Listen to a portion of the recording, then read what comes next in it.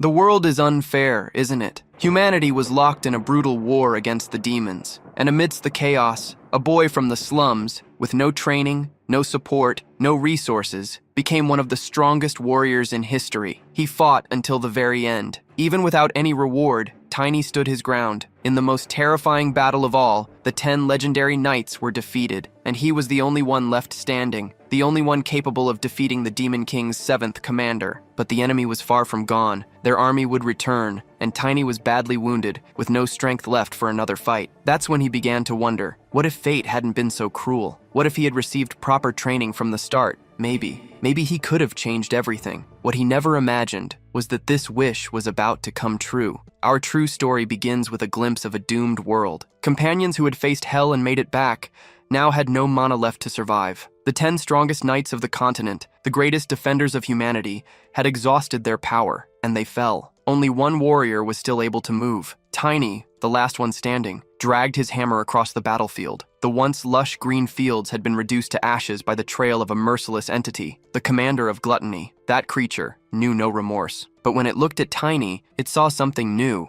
and admitted he was the strongest warrior it had ever faced. To Tiny, that wasn't a compliment. It was an insult. The creature was on the verge of defeat, and still, it remained arrogant. With fury burning in his eyes, Tiny activated his hammer and charged forward for one final strike. With every last ounce of strength, he struck the demon's arm and unleashed his thunder blow. The demon laughed, calling it useless, but that was its biggest mistake. Tiny's rage exploded past its limits. The impact of his blow turned everything around him into ashes, including the demon. Because you should never underestimate a man who has lost everything. He has nothing left to lose. Even in victory, Tiny knew he wouldn't make it out alive. He was gravely wounded, his mana depleted, and the enemy would surely return. That's when he thought, what if everything had been different from the beginning? Mana training was a privilege reserved for nobles, a secret guarded by the elite. Tiny had started from nothing. No resources, no teachers. Advancing slowly, always at a disadvantage. But he made it to the top, and now, at the edge of death, he wondered, was it all foolishness? If he'd received proper training from the start, could he have saved the continent? The commander of gluttony was only the 7th. There were more, and above them all, the Demon King. As these thoughts raced through his mind,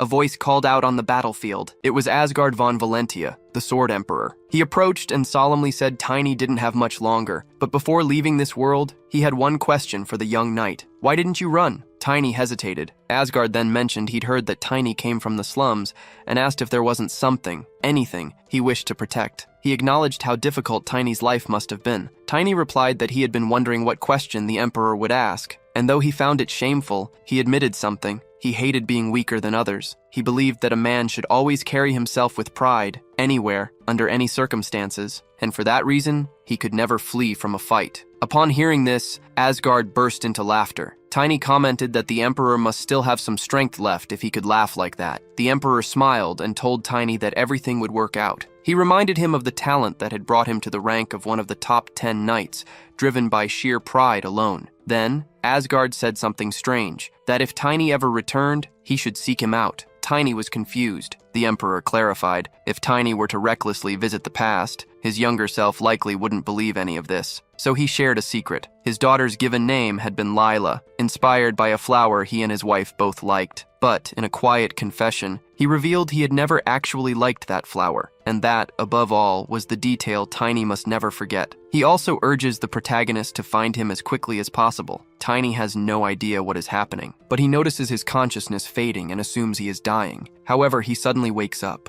and sees that the room around him looks familiar, making him wonder if he is dead or dreaming. However, he cannot believe he is going through all this again. This is because this is a past where his sister's body was taken right after she passed away. After his sister was gone, they came in. Tiny gets irritated whenever he thinks about Irina, who hid the gold ring, but he quickly remembers that it was actually him who hid it, and his sister was beaten while trying to protect him. He recalls some guys showing up saying they almost messed up Wolf because of her, and they wanted to teach her a lesson so she would never do it again. At that time, the guys showed up and beat her up. The protagonist thinks he barely survived with his fragile body, and his sister died while taking care of him, even though she was injured. However, what he thought was a distant memory resurfaces in his mind. The men show up, and with just one kick, knocked Tiny's sister down, boasting about it. Even knowing she was dead, they didn't stop. And as if that weren't enough, they even tried to take her body. One of them hesitates to do it, but the other says there are some sick guys who like dead bodies, and fresh organs can fetch some money. Still a child, Tiny tried to stop them, but he thinks he cannot protect her, even in his dreams. Lying in his bed, he tries with all his strength to move. Suddenly, his arm starts to move, along with an energy that arose in his body. With that, he got what he wanted and advanced toward the bad guys. Shortly after, the protagonist managed to strike one of them, in such a way that the man felt the impact, and he couldn't believe what he was witnessing. Then, he gets up with his companion, saying that this boy must have a death wish. The two gang up to beat the protagonist, saying he wasn't allowed to leave his bed. Young Tiny resisted because he only wanted to protect his sister. After beating him up severely, the men give up on taking the body due to the boy's persistence. And, ironically, they tell him to have fun with his dead sister. But now the protagonist realizes this is different from his past, because the ending of the nightmares he has had until now has changed. He is unsure why the sudden change, still believing he is in a dream. He also remembers that he couldn't manipulate mana at this age. Then, he recalls the Emperor's last words, and starts to believe that he really was sent back to the past. Tiny begins to realize he is not in a dream, because now he imagines he can change his future. Tiny doesn't believe he can manipulate mana at this age, but he starts to believe it when he sees his powers in action. Soon, he concludes that the Emperor indeed sent him to the past, and he realizes this is truly not a dream. Then, he says the old man made a mistake in sending him now because he wished to be a bit further ahead, precisely because at this time in his life, his body is still fragile. The protagonist is aware that he is just venting uselessly, and the Sword Emperor was not confident in his own power, but he thinks he can see this as a chance to let his sister rest in peace, since he couldn't even do that in his past life. Tiny then remembers that the Emperor told him to meet him as soon as possible. However, he thinks that will have to wait a bit. After finishing what he must do, he will soon make his way. Now the protagonist desires revenge against the one who killed his sister, known as Wolf, because in his past life, he almost killed him by breaking his spine. But this time, he wants a more fitting revenge. However, before that, he wishes to take his sister to a place of rest. Sometime later, he manages to take her to a cemetery, and he thinks that he wasn't connected to Irina by blood. All they had in common were their black eyes and hair, a rare sight on the continent. Many people among the invaders avoided or harmed him because of this, but his sister used to say he reminded her of her lost brother, so she named him Tiny and treated him with genuine love and care. Sending his sister to rest without being able to repay all she did for him leaves the protagonist somewhat frustrated. Regardless, a priest performs the normal funeral rites. Among the people present, a girl looks at the protagonist and wonders if Irina died because of him. Her name is Emma, Irina's friend, and she thinks Tiny seems to have changed a little. Even some time ago, she found them at their house and saw the child eating, right in front of his sister's body. But upon looking closely, he notices that the boy's wounds healed instantly. After that, the protagonist picked up Irina's body. Emma asked where he thought he was going with those injuries. Even though the protagonist insisted he was fine,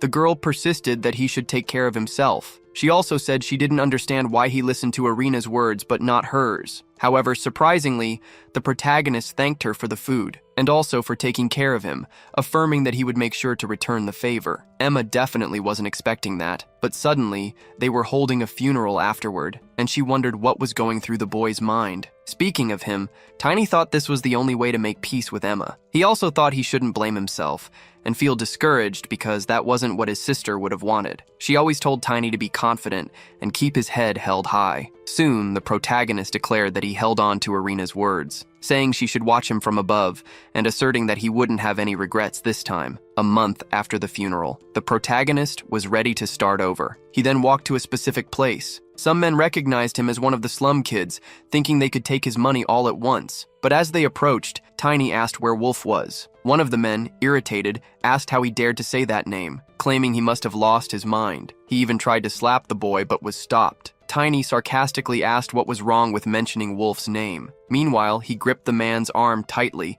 making him scream in pain. Seeing his partner fall to the ground, another man asked what was wrong with this kid, thinking Tiny must have found a potion or something to have gotten so strong, but he believed Tiny was just another brat and went for an attack. Grabbing the boy by the shirt, the man tried to lift him but struggled greatly, wondering why the boy was so heavy. Tiny said the man must be wondering what was going on since he was heavier than he looked, and told the man to just give up, but then added that the man wouldn't be able to do that anyway and kicked him hard. His mana body had replaced his previous weakness. He hadn't been able to do this in his past life, but now it was different, because he had perfectly fused a copy of his mana body with his physical body, one that could become more powerful as a result of the interactions between the two bodies. This was the core of the secret technique Tiny had developed. This technique was powerful, but it required him to eat much more than normal to be effective, which was why he had consumed 10 days' worth of food from Emma's house. In any case, it gave him the strength he needed. The protagonist said that in addition to realizing something after remaking his mana body,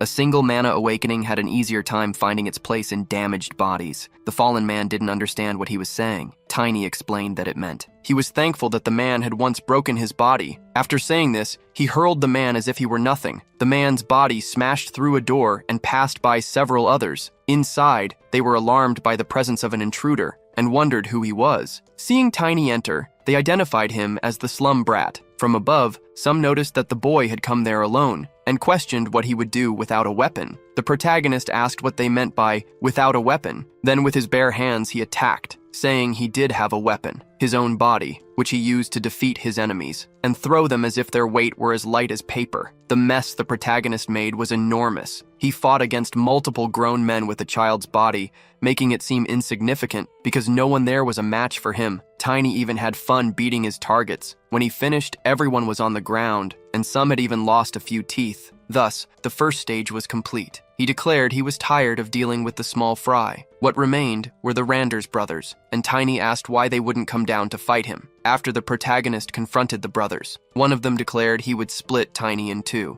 but as they faced the boy, another brother noted that Tiny was a mana user. Soon they conclude that the body of a mana user can be sold for a good price. While Tiny was playing with one of the fallen bodies, the two brothers tried to catch him off guard, and then he tossed the body aside, saying it was already all broken. A flashback from his past life shows a moment when he was using a person as a weapon. One of his superiors called him crazy and asked him to show some class, but Tiny asked how he could possibly do that. Then the superior said that instead of using a cheap trick like that, he could learn hand-to-hand combat. Back in the present moment, the protagonist thinks that with this, he should be able to maintain his dignity. So he waits for the brothers to approach, and immediately after, he dodges their sword strikes. After that, he steps back a little, making one of the enemies realize that Tiny was able to predict their movements. In turn, Tiny takes the opportunity to land a solid punch on the enemy's face. This amazes his brother, but soon after, he was the next one to fall. Their fight didn't last long, as the protagonist easily defeated them both and went straight to Wolf's room. The leader of the invaders asks who the boy is. In his past life, the protagonist did something similar. At the time, he was older, and when he encountered Wolf, who was a pimp in a remote area, he belonged to the Beastman tribe,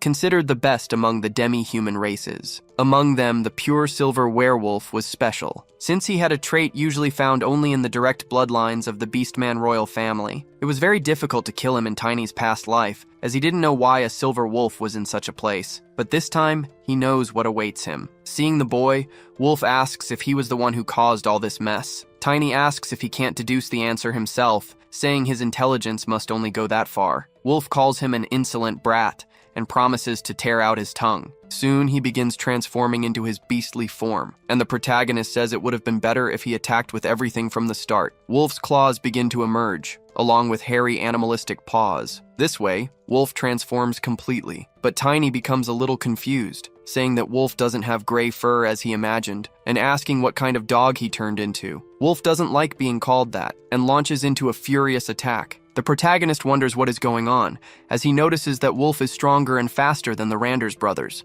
Still, he dodges the attacks, and thinks that Wolf cannot be compared to how he was in his past life. Then, he decides to end this and clamps the wolf's mouth shut, asking if the enemy thinks he came back just to see these weak attacks. With that, Wolf is left in shock. Not only that, but he starts bleeding due to the strength the protagonist applied. Tiny has an advantage, as he once heard from a Beastman companion how to handle their kin in berserker mode. Then Wolf becomes even more furious. However, the protagonist manages to dodge all his strikes. He thinks this is why the Beastman companion said that beating is the best treatment for a rabid dog, which is exactly what Tiny does, but he tells Wolf not to die yet, as he wants to beat him to death. The Beastmen companion used to say it's fine to hit them a little since they have excellent regenerative abilities. Knowing this, the protagonist doesn't hold back his strength and takes the opportunity to beat the enemy severely. But as he comes across a wall, a crack reveals a magical seal. Immediately, Wolf returns to his normal state. Tiny then asks if he has come to his senses. Scared, Wolf asks why the boy is doing this to him, but the protagonist simply tells him to shut up. Saying this won't end with just his spine this time. He also tells him to beg for forgiveness for what he did to his sister. After feeling satisfied, Tiny says to his sister that he hopes he gave her some comfort for her pain. He tells Wolf that if it were up to him, he'd cut his head off. Wolf begs for forgiveness, just as the boy told him to do, saying he deeply regrets what he did. But the protagonist's rage is so intense that he wants to decapitate him and take his head as an offering to his sister's grave. Hearing this makes Wolf even more desperate. Then, Tiny says that his sister probably wouldn't want to see Wolf's face after everything she went through. Then he decides to clear up some doubts and asks Wolf what a beast man like him is doing in this place. But before that, he picks up a stone from the ground that had fallen from the enemy and says he's never seen one like it in his past life. Upon touching it, the protagonist is overwhelmed by a strange energy. He wonders if this might be demonic chi. Inside the stone, he sees a silver wolf trying to escape. The wolf lunges at the protagonist, leaving Tiny quite surprised by the sight. Back in the past, a friend of the protagonist wanted to show him something about spirit creatures. These creatures are beings that are reborn after accumulating mana for at least a century. Tiny didn't know such beings lived outside Elbapheim, but he had heard that these spirit creatures were rare. His friend asked if he knew that the soul of a spirit creature was a spirit. He answered yes, even though he wasn't a spirit tamer. She then asked if he knew what the quintessence of a spirit was. As she spoke, she held a stone in her hand, similar to the one the protagonist now held. Back in the present, he wondered why a werewolf possessed such a precious item. Tiny also thought it was in a strange state since this object was emanating demonic chi, which was typically found in demon spirit stones. Regardless, he knew he needed to deal with this strange thing in the form of chains. So, he punched the spirit creature. With that, the chains broke. In the protagonist's mind, some scenes appeared, scenes he identified as the spirit's memories. He wondered why, in the memory, the spirit was surrounded by strange individuals. He also noticed that all of them had demonic chi, and they were using it to fight the creature, even as it tried to resist its enemies. The spirit wolf couldn't defeat them. With knives infused with demonic chi, they attacked the wolf and managed to bring it down. After that, the protagonist saw that they were after the spirit stone. He also saw that a boy held the stone and handed it to another member of the group. The one who received it transformed into a werewolf. This way, the protagonist realized they were creating beastmen by making them absorb spirit stones. It became clear that Wolf had been a child transformed in this way, but since the protagonist arrived too early this time, Wolf hadn't fully absorbed the power. That's why Wolf appeared different from how Tiny remembered him. Then, the spirit wolf tried to attack Wolf, but the protagonist stopped it, saying that this guy deserved a more miserable death. He realized the spirit understood him and thought it was incredible since he was sure he had no talent for taming spirits or animals, but he remembered his friend saying that it was possible for a human to become a spirit tamer as long as they had a pure soul and enough mana. However, she had also said that only young children were pure enough to do so. Now he realized he had returned to his childhood state. However, he didn't think he was pure in the way his friend Estina had described. The wolf stared at him and approached the boy. Tiny realized the wolf believed that when he broke the stone. His mana entered the spirit stone, filling the broken part of the spirit stone. This was why they could communicate. As a result, Tiny asked if he could make a contract with the spirit wolf. The spirit answered yes, so the protagonist agreed to form the contract. Unlike magic, this didn't require him to focus on the spirit, and as long as the protagonist supplied the wolf with enough mana to survive, it would be a valuable ally, and most spirits grew stronger as the spirit tamer's strength increased. This was one of the reasons why Estina was one of the best among the 10 knights. But now, the protagonist realized the wolf wanted a favor, as it sought to use him to fulfill its revenge. Tiny said it wasn't a big deal. He explained that he was already planning to kill everyone connected with demonic chi. He knew the final step in contracting a spirit was deciding its name, so he wondered what he should call the wolf. Noticing that the animal had fur as silver as the moon, he decided to name it Lunar Wolf from now on. By the way, he wondered who was behind this man transforming others into beasts with spirit stones. Seeing that he had demonic chi, they might be what the protagonist described as them, the demon worshippers, fanatics who rejected God and worked for demons. They had caused chaos in the world even before the Demon King's army appeared. Tiny had been stuck in a labyrinth during that time, so he didn't know much about it. Wolf is still begging for mercy, but the protagonist tells him to shut up and asks if the boy who gave him the spirit stone was a demon worshipper. But Wolf can't even respond, as he is out of his mind. The protagonist then asks the lunar wolf to wake him up. With a roar, Wolf snaps back to reality, and the protagonist repeats the question. Wolf mentions an organization, and the protagonist demands more details. However, the deranged man is not thinking straight. He says the organization won't let Tiny get away with this thing so easily. He also claims that he himself was just a test subject for them. Finally, he starts to mention the great power they possess. But before he can finish, his head explodes. Even the protagonist is surprised. He hadn't expected they would place a spell to prevent Wolf from revealing secrets, though, upon reflection,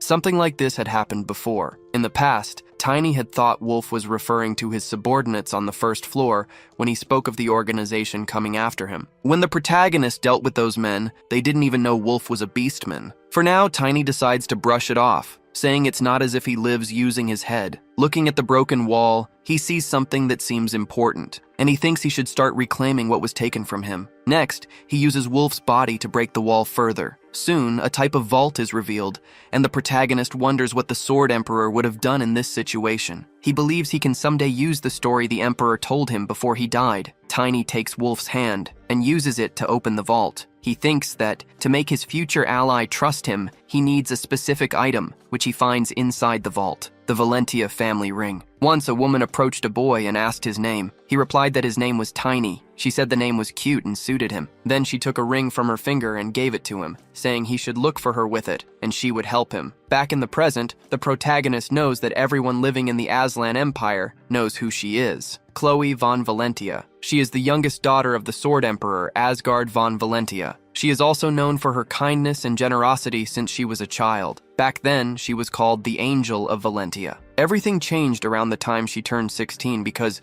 there is a tradition in the Valentia family where children who reach adulthood must place flowers in every temple in the empire and make their names known. This must be the reason they met an invader, the red light district of the Phillies fiefdom, located on the borders of the duchy. In his past life, Tiny was unable to retrieve the ring, because it took too long to seek vengeance, and getting help was difficult. But this time, the ring will be of great help. Now that it's in his possession, it should be much easier to meet the Sword Emperor. Suddenly, someone appears, asking about the protagonist, and Tiny already knew this person would show up. A man in shining armor enters the scene, and is met with the chaos everywhere. Some people mention how the protagonist grabbed one of their legs and swung it as a weapon, convinced he must be a mana user. The man is surprised to hear that a child caused all this commotion, but others confirm it and beg the knight to intervene, as this guarantees the problem will be resolved. However, irritated, the knight says this is why he told them to stop that nonsense, though they insist it's not related. The man then asks how Wolf has been managing his subordinates. This man is Ian, the commander of the guards of the outer castle of Files. He quickly thinks he can use his title as an excuse to increase his protection fee, but then the protagonist descends the stairs, and the knight asks if he was the one who caused all this mess. Tiny responds that he was. The commander then asks if he has any idea what he has just done. Tiny replies that he was just taking care of some rotten scum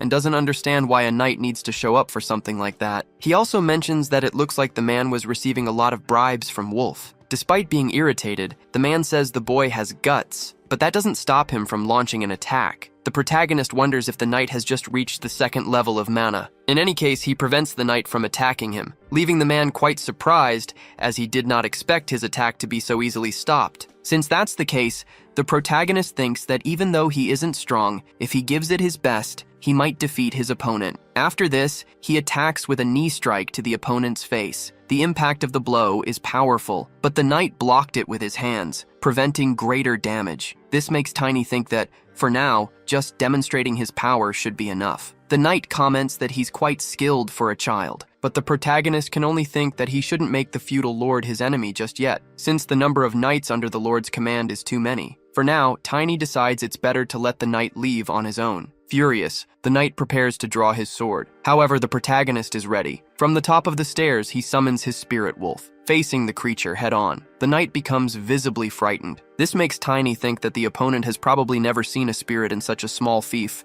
and since the knight has calmed down, he decides to say something. The protagonist then states that this matter doesn't concern the opponent as long as he gets paid. The knight asks what he's getting at. The protagonist then asks what the knight thinks about being paid by him instead of wolf. The knight remarks that such words don't sound like they're coming from a child, asking how old the protagonist is and whether he transforms through magic. Tiny replies that it's not magic. He says he's just a native of this place and is somewhat famous in Invader because of his black hair. The knight then asks if he thinks he can pay him the 5 white gold coins that Wolf would give. However, Tiny says he must be joking and asks how far the knight wants to take this. Because he's certain the knight was only receiving 1 coin from Wolf, Tiny agrees to raise the payment to 1.5 coins. This enrages the knight, but Tiny says that if he doesn't want the deal, they can settle the matter right now. Seeing that the boy has the protection of a spirit wolf, the knight realizes he has no chance against him. He remarks that the world must truly be ending, as only then would a child speak such things. Tiny then asks the knight for his answer. The knight says his payment date is the last day of the month,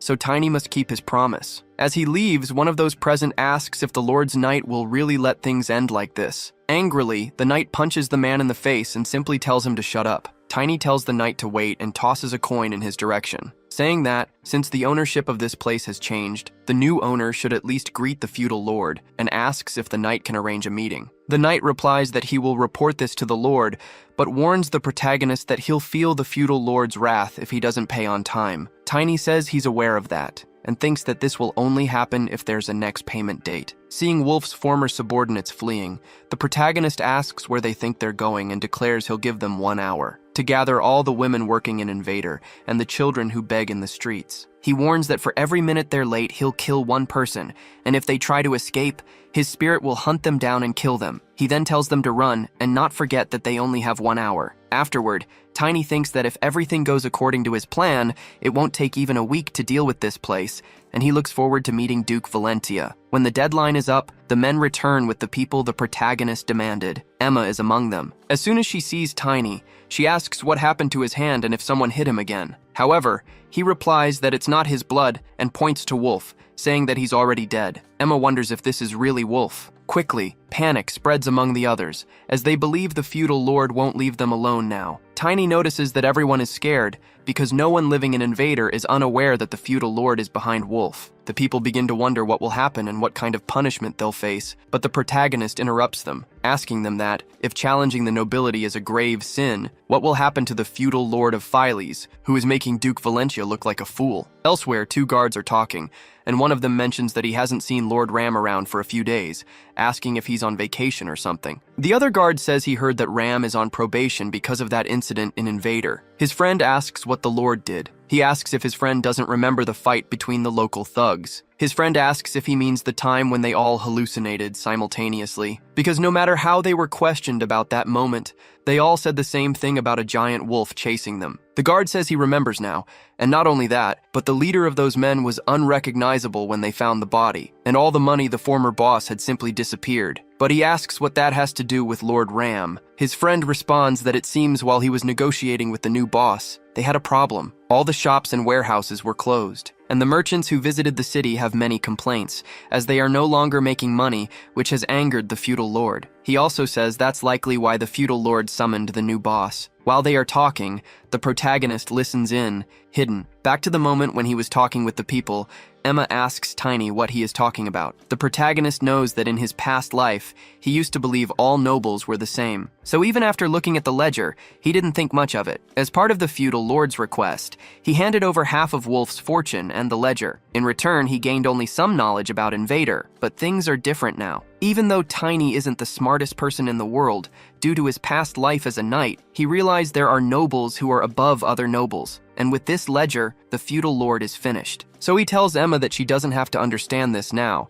as it's not very important. Tiny says the most important thing now is that no one in Invader has to worry about Wolf anymore, and everyone there is free. Emma asks if this is true. The protagonist confirms it and says that if they want revenge or need to vent, now is their last chance. Then he points to Wolf's body. Soon, Emma remembers all the terrible things he did, and anger overtakes her. With that, she takes the opportunity to vent her rage on the corpse. Emma says she was the daughter of a prosperous merchant, and after Wolf ruined their lives, her father couldn't survive. Seeing Emma act this way encourages the others, who also want revenge, especially for those who died after being beaten by Wolf. The furious women vent their anger on the dead body. Meanwhile, Tiny thinks he has no talent for comforting people. Moreover, it doesn't suit his style of repaying a debt, because he believes this won't be enough to heal all the wounds. Even so, he opens Wolf's vault and tells them they can take as much as they want, figuring there's nothing better than money to help a bit with the process. Tiny says that this money belonged to Wolf, and any woman or child who was forced to stay an invader should take the money and leave. They don't understand why he is offering this. Emma asks what will happen to the protagonist,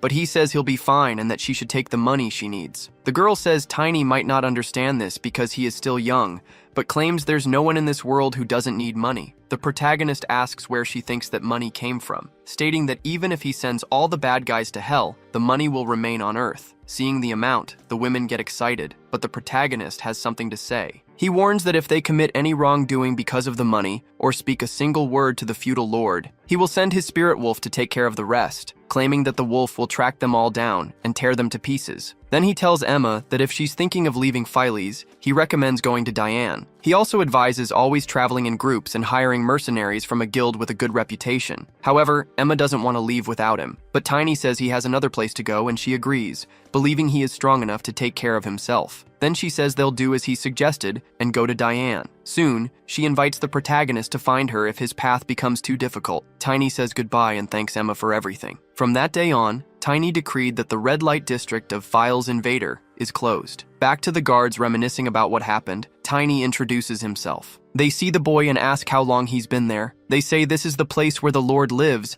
and an ordinary civilian shouldn't be sneaking around, but one of them asks how the boy knows the name of the new boss. Tiny responds that he is the new boss. To prove it, he shows his wolf to the guards. They immediately run inside. After that, he manages to stand before a noble, but since he has the body of a child, he has to deal with others looking down on him all the time. The Grand Master of the Philes Order of Knights, Kron, says he heard from Ram about Tiny, but thinks the boy is quite young. Tiny simply asks if it is the local etiquette to keep their guests waiting while they observe them. The Grand Master soon becomes irritated and says the boy needs to know where he is. The protagonist says the same to him, telling the man not to mess around pretending to be superior to the feudal lord. He also says that he is a guest of the feudal lord, and despite knowing this clearly, the Grand Master is trying to point his sword at him. The man replies that, as expected of someone who lives in filth, his tongue clearly stinks. Tiny says he didn't know about that, but to be honest, the stench is coming from the man, specifically from the foulest mouth in the Order of Knights. This infuriates the Grand Master,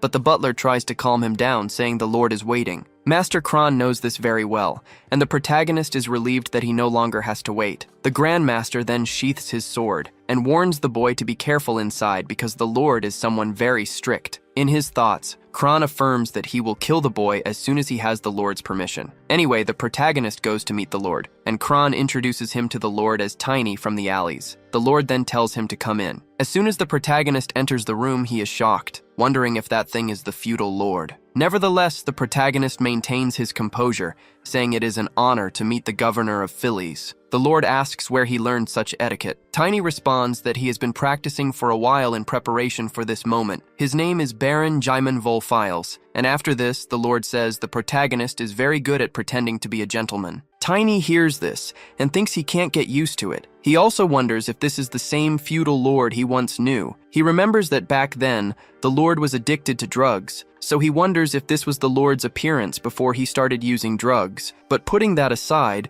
the lord was a noble in his past life and still is one. In any case, the account book going to the Duke of Valentia will be his undoing, thanks to the protagonist. Regardless, Tiny wants his proper revenge this time, and the Lord says it seems the protagonist does not show the same courtesy to Master Kron. Tiny asks how the attitude of someone toward his master and toward one of the master's servants could be the same. He also says he wishes to be one of the Lord's servants. The Grandmaster can't believe what he's hearing. But in other words, the Lord says the protagonist considers the Grandmaster his rival, and to him, it seems the protagonist has great ambitions. However, he asks if the protagonist is sure he is young, suggesting he might be a half-blood elf or dwarf. Tiny, in turn, responds no, and claims to be only 13 years old, which surprises them. The Lord, however, says it doesn't matter, as the protagonist is now before his eyes. But for someone who wishes to be his servant, he states that the protagonist stole his money, and asks if the boy would mind explaining this. Tiny responds that he did it for the Lord's own good. The Lord says he thought the boy was clever for his age,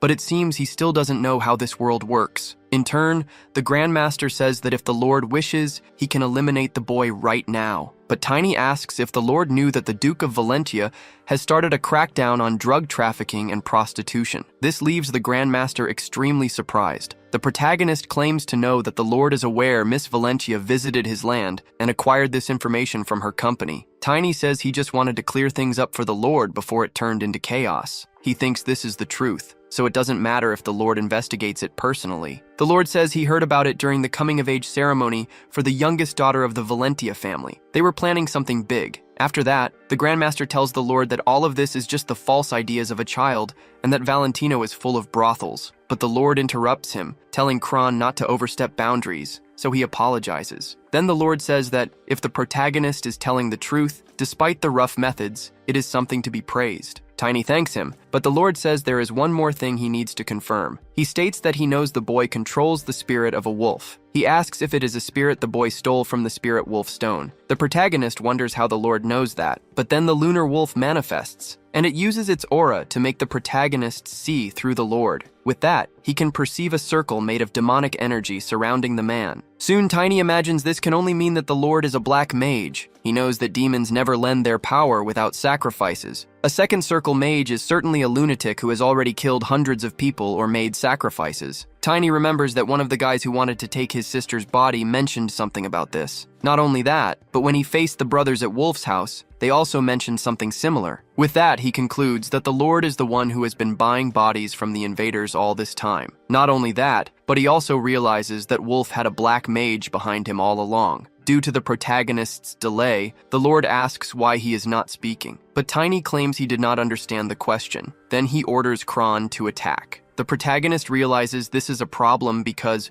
with his current power, he won't be able to defeat these two. So he tells the lunar wolf to attack. Seeing the wolf, the Lord says it truly is the master of the forest, and he cannot accept that such a spirit is in the protagonist's possession. Now that things have come to this, the Lord says they have no choice but to find a new test subject. Tiny then realizes that the Lord wants to use him in place of Wolf. The Lord asks how powerful this boy is. The Grandmaster responds that he will soon reach level 2, so the Lord understands that he is already a match for a knight. Kron agrees, unless he comes from a notable family that trained him to manipulate mana from an early age, making the boy a genius. However, he states it is impossible for him to have learned all this on his own, because there isn't a single drop of mana leaking from him, and the circulation is also stable. The protagonist says he learned this due to a secret legacy from his family. Soon, the Lord asks if the boy can answer him correctly now. Tiny thinks he should simply say that someone taught him this, as he knows they wouldn't believe him if he said he developed it on his own. So, he tells the Lord that he learned it from his distant relatives before coming to Philes. He also says it is a breathing technique he learned in childhood, and as his strength grew, he realized it was a special method. In his thoughts, he wishes the Lord good luck trying to guess whether what he just said is true or not, because he knows the Lord accepted refugees from everywhere to increase the income source of the invaders, and it will be impossible to track his records. After that, Tiny says that the fact he is standing in front of the Lord would be proof of his words. Then the Lord says he will trust what the boy says, making the protagonist think it was easier than he imagined. But then, the Lord says the only certainty is that he will judge. The protagonist doesn't know who he is. Even so, the Lord tells him to stay around for a few days. Since he killed Wolf, some things are causing problems. Then the Lord states he will have to pin the blame on someone. This makes the protagonist think he must be referring to the members of that organization Wolf mentioned. And he considers that if the feudal lord is as cautious as he is, he might be an incredible black mage, making this very dangerous. The Lord interrupts his thoughts, demanding an answer from the boy. He also says he wants the protagonist to be his sword, adding that this shouldn't be a bad offer. Tiny simply says that if the Lord orders it, he will accept. believing himself to be a special guest. The Lord confirms this, saying the boy should be very careful with his actions in his presence. In his thoughts, Tiny notes that he still has a card to play. It will take about 3 days for the Duke's men to identify whether the account book is genuine or fake, another 3 days for the punitive army to be assembled, and about 10 more days for the army to arrive in Phillies,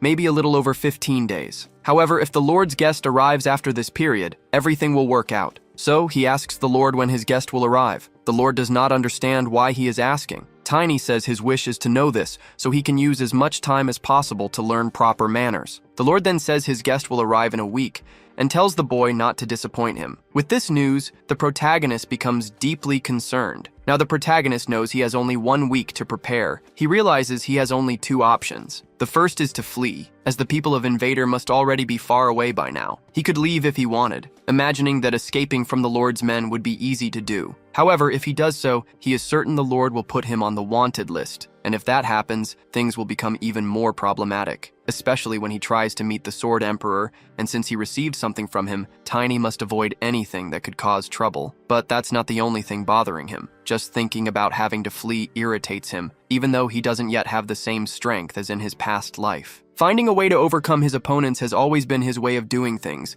As for the second option, this guest arriving in a week, the protagonist wonders if it is really the Lord's official visitor. He remembers that the feudal lord referred to this person as if they were some kind of high nobility, but he questions why the house is so empty considering a guest is about to arrive. Tiny concludes this must be some kind of obscure private visit, and definitely, the person supporting the feudal lord is not someone who can show themselves in public. If that's really the case, he wonders what would happen if some kind of major unforeseen event occurred in Phillies before this guest's arrival. He imagines that a lot of attention would be focused on one place, and there's a great chance this visit could be postponed or canceled. Even though there's a high risk of failure, Tiny always approaches things this way. But for this specific task, the protagonist knows he needs to become stronger, and with that, he will be able to defeat the Grandmaster and the Lord. After some time, he stops his training, because he feels hungry and wants to find something to eat. In the dining hall, the cook is startled by what he sees and ends up spilling hot soup. The person he was serving asks where he's looking, but when that person also sees the scene, they are equally surprised, because they see the protagonist eating an absurd amount of food and wonder how he can eat so much, speculating that he might have dwarf blood, as they've heard dwarves eat as much as orcs. For his part, Tiny thinks his mana body, which has surpassed dissonance, improves whenever he eats. In other words, the more he eats, the stronger he becomes. And since that's the case, Tiny doesn't need any medicinal herbs or anything of the sort. But upon seeing him eating this way, a knight approaches and asks if the boy learned good manners from a dog. The protagonist simply responds that he did. The man becomes irritated and tells the boy to act respectfully when in front of an adult. Tiny asks how he can respect someone who is picking a fight with a little boy, further irritating the man. He continues, saying he's not sure if the knight is trying to make him laugh or looking for a fight, and tells him to decide quickly. His provocations leave the man extremely furious. Then he lets his anger get the best of him, saying he's going to beat the protagonist. Seeing his colleague about to explode, another knight tries to calm him down, stating the protagonist is just a child. However, the one who tried to calm him down is reprimanded, because the Grandmaster approaches, telling him to stay seated and not interfere. Tiny seems to have already figured everything out. With further provocations, he tells the knight that he can attack him with full force, claiming he thought the man wanted to know how strong he is. Hearing this, the knight tells the boy not to regret it later. With that, the protagonist simply thinks that the Grandmaster should stay still and just watch. Not only that, but he also knows that the feudal lord is behind all of this. Outside the dining hall, everyone gathers to watch the fight between the two, including the Grandmaster, who is the most eager. Next, the knight named Grant claims he will put the boy in his place. Tiny asks if he is really sure about that. Grant simply tells the boy to grab his sword, stating he will finish this quickly and asking if he's not scared now. However, Tiny scoffs at his opponent and doesn't even grab a weapon. Then, he lands a kick on the knight's shin, which causes him immense pain, but he tries to hold back so as not to show weakness. Next, he attempts to strike the boy. However, the protagonist is more agile than he expected. After that, Tiny prepares to deliver another kick and ends up hitting his opponent's other leg. Grant can't believe he's been hit twice, wondering if this is really the power of a mere level 1. Looking at his leg, he notices it is already swollen. He thinks he cannot lose to a child. Meanwhile, the protagonist thinks his opponent is quite resilient, but driven by pure rage, the knight tries to attack him. Tiny once again manages to evade. and prepares to attack again, which leaves Grant even more astonished. Then, Tiny leaps toward his opponent and grabs him with his legs. He tells Grant not to worry because he won't kill him. The protagonist merely knocks his opponent out, and loudly and ironically asks if knights are really this weak, leaving everyone else utterly surprised, because they can't believe that Sir Grant lost to a child. Tiny stares directly at the Grandmaster, who, in turn, is furious about what happened, but he simply turns and leaves. The protagonist concludes that he intentionally defeated a knight in front of numerous people without the help of the Lunar Wolf. He knows there aren't many people capable of doing that. Now he thinks the feudal lord will become increasingly hesitant to get rid of him. With that, he says in his thoughts, that the probability of success has increased. The protagonist loses his balance for a moment and wonders if he overexerted himself, but he thinks he had no choice in such a situation since he had to use mana for this. If it were in his past life, he would have faced many problems, because while his body recovered quickly, he was still at a disadvantage due to the slow recovery of mana. However, in this life, his body is in harmony with his mana, so that disadvantage is a thing of the past. Now he can train as much as he wants, and he can become even stronger than in his previous life. The next day, the movements in the duchy turned out to be true, and the Lord says he made a mistake with the protagonist. Tiny thanks him for his consideration and trust. The Lord then tells him to enjoy the veal steak and feel free to eat the other dishes as well. With that, Tiny comments that it seems like a bit much for breakfast. However, the Lord asks if his strength doesn't come from large quantities of food. The protagonist replies that what happened with that knight yesterday was a fluke. Hearing this, the Lord tells him not to be modest, claiming that his future is very promising and lamenting that there isn't a good master to teach a genius like him. From what he has heard, the Lord says the greatest knights in history grew up alone without masters. But Tiny says what made them grow was having a great lord to follow. The Lord is surprised that the boy knows about history and etiquette, making it clear to him that the protagonist is no ordinary commoner. In his thoughts, Tiny says he had an entire previous life to learn these things. Returning to the Lord, he says that both in the Empire and in neighboring kingdoms, this type of ears, black hair, and black eyes are very rare. However, if you include that, it becomes difficult to guess. The protagonist doesn't understand what he means by that. In any case, the Lord says he never thought a foreigner could be worth so much. Once again, Tiny doesn't understand what he means, but the Lord says he will be able to explain in more detail. He talked about the protagonist to him, and it seems it pleased him a lot. Tiny doesn't understand any of it and thinks that he is definitely a crazy drug addict. He also thinks that the Lord is only in such good condition because of the power of the circle, but one can never know when the demon will strike. In his past life, Tiny imagines that he must have abandoned the Lord and removed the circle. For his part, the Lord says that he is eager to meet the boy. He also says the protagonist cannot imagine how good he is and will definitely make great use of him. Tiny thanks him for this precious opportunity. After the meal, he returns to his training. The protagonist is worried about him and the organization, but he thinks now is not the time to dwell on that, as he needs to prepare. He knows that the Lord is in the second circle, and Mutuka Kran of the second stage is slightly stronger, but still comparable, because the level of a mage and a mana user are similar, and the protagonist passed the second stage a long time ago in his past life. But now he has to reach that level again, and imagines that 6 days will be enough. 3 days after this realization,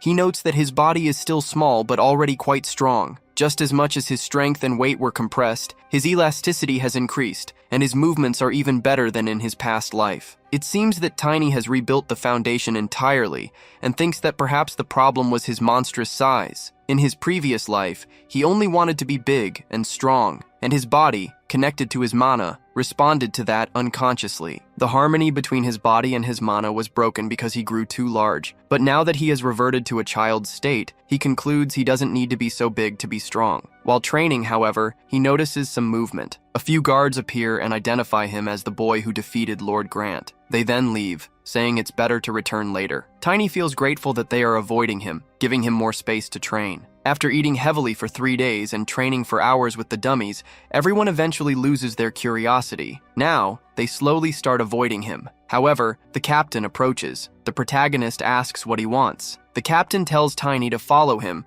because the Lord has instructed them to give the boy a weapon. Upon seeing the enemy's sword, Tiny thinks the timing couldn't be more perfect. The captain says the boy doesn't realize how much the Lord thinks of and cares for him. He tells him to be grateful. Meanwhile, the protagonist looks around. He he sees an armor set, which he thinks is very expensive but fits him perfectly. However, when looking at the weapons, he doesn't see any axes or war hammers, and he thinks he will need to spend his savings. After this, he asks the captain if he can take something like his sword. The captain asks if his sword looks like something mass-produced. He says the sword's name is Grills, crafted by Rogers, a renowned swordsmith, and it is a luxury artifact. He also says that a little bird doesn't eat stones. Yet the protagonist can only think about how much blood must have been spilled by that sword. Even so, he says that the sword suits him more than the captain, claiming that this sword should be in the hands of someone more talented for the Lord's sake. Hearing this, the captain bites back his anger, calling the boy insolent, and asks if he's trying to get himself killed. But the protagonist asks if he wants to test his skills right now. He then holds the sword as if it weighs nothing, saying that if he loses, he will hand his head to the opponent on a platter. As if the captain wasn't furious enough,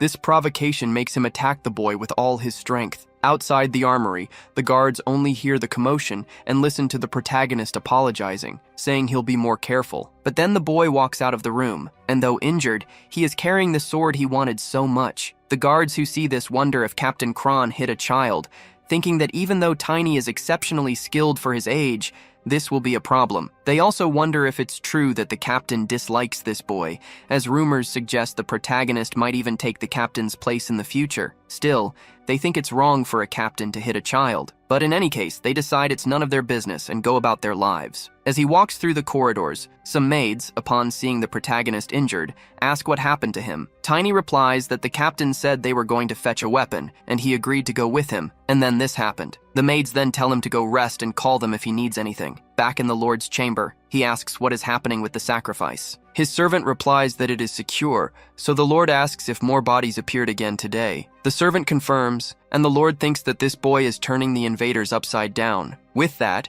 he dismisses the servant, and says he doesn't know what the boy is plotting, but he thinks he has to put an end to it, because he imagines that in a few days the boy's lineage will be confirmed, and then they will be able to proceed. There's just one problem, as the Lord thinks that if the protagonist belongs to that family, then of course he, as the owner of that wolf, will have to pay a terrible price. However, he hopes that won't happen because, seeing how knowledgeable and well-mannered he is, it's clear the protagonist came from a family of great prestige. Moreover, even though he is very talented, someone his age could never defeat a knight, probably because he must have mastered the vision of that family. And above all, the protagonist has those black eyes and hair. For the Lord, there's no clearer evidence than this, and he can't wait to see him. However, as he lies down to sleep, he hears a sound called an alarm spell. He wonders if it's a servant. If so, he wants to know who would dare disturb him unnecessarily, claiming that he will take this person and use them as a sacrifice. Then he tries to rise from his bed, but soon after he sees someone approaching with a sword. And unable to defend himself, he is struck directly. The Lord can only scream in pain and spit blood. Tiny, who attacked him, says this is divine punishment. Even injured, the Lord asks why he was attacked, but the protagonist doesn't care and stabs his heart, until the Lord bleeds to death. Afterward, he leaves the Lord's chamber and leaves the sword embedded in the body. The next morning, at dawn, one of the maids finds the Lord's body and screams. Thus, the other servants also gather, and some notice that the Lord was a black mage. One of the knights says that the priest was already there and mentioned he could detect demonic energy,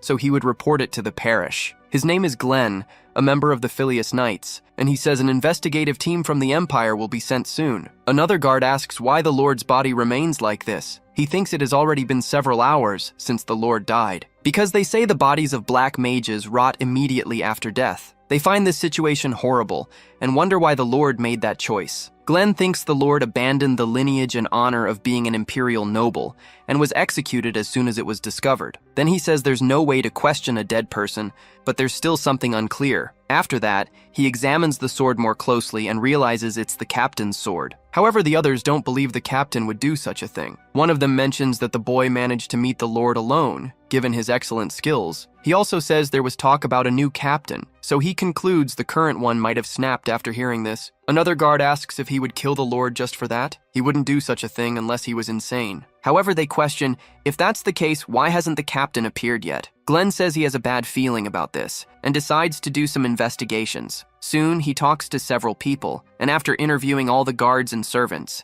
He discovers that the captain beat Tiny a day ago. Finally, they gather all the testimonies, and Glenn tells them to summon the boy. Facing Glenn, the protagonist says the captain mentioned that the Lord ordered him to fetch a weapon, so he accompanied him to the armory. But he didn't imagine that all along, the captain just wanted to beat him, and furthermore, he didn't receive any weapon. Glenn becomes irritated, stating that the warehouse has already been inspected, claiming that there were some traces, but the captain wasn't there, and no one has seen him anywhere, alleging that the captain vanished like a ghost after meeting the boy. Then he asks if the protagonist truly didn't meet the captain after that. Glenn insists on his question, but the protagonist states that he did not meet the captain. Then, Glenn asks if he doesn't find that strange. Tiny says he's somewhat worried that Glenn isn't taking him seriously. He also says he's not happy to hear that, but insists he's telling the truth. Glenn thinks this matches the testimony of the staff. Showing concern, the protagonist asks what will happen to him, claiming that the master had said his future was secured. Glenn simply tells the boy to come back there earlier, and then lets him go. Tiny thinks that this knight is one of the bastards living there, but wonders why he doesn't remember him, and asks himself if he just forgot. But after thinking about it carefully, he remembers perfectly killing all of them in his past life. He then thinks it would be suspicious if he returned to the room after being interrogated, concluding he cannot be careless. After some time,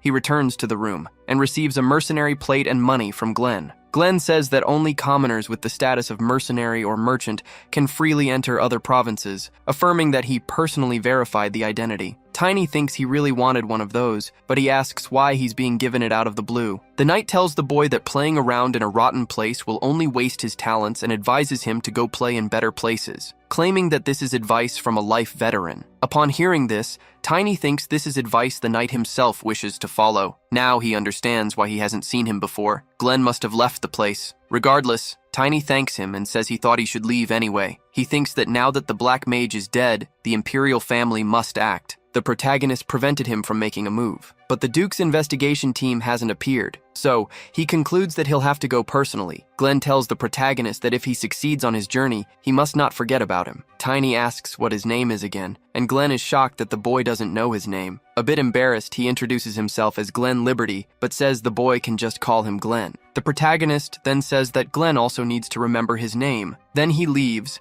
saying that Phileas is without a lord as its leader. At the moment, everything is in the hands of that knight. In a way, Tiny feels guilty, as the knight said he would need a mage specialized in tracking to find the captain. Thus, Tiny has left an unsolvable problem behind, and now that he has a mercenary plate, he plans to borrow a horse from the guild for transportation. But immediately, the lunar wolf appears. The protagonist understands that the wolf is offering itself as a mount, but says riding it gives too many jolts over long distances. Not only that, but he claims that a human riding a wolf's back will vomit everything in their stomach within 10 minutes, arguing that he is too slender to have the same balance as an orc. But the wolf doesn't care and forces the protagonist onto its back. Tiny, in turn, comments that the animal is still a bit small, because spirits usually materialize at the size they had when alive, but they can also materialize in proportion to the mage's size. While using the wolf as a mount, Tiny realizes that their souls and senses must first become one, and so he decides to try. Soon, he uses a level 2 spiritualist ability, Condemnation of Sensory Soul Link. Immediately, the wolf's body begins to transform. It becomes stronger than before, surprising the protagonist with this. He remembers his old friend asking what could be done by becoming a spiritualist, claiming that each domain is different, but the mage's traits manifest in the spirit, strength and endurance. Those are the mage's traits. But shortly afterward, the wolf takes off. It runs at an astonishing speed. The protagonist notices that all his senses are heightened as they are connected to the wolf's senses, his vision, and his sense of smell. He imagines he will save a lot of time reaching Valentia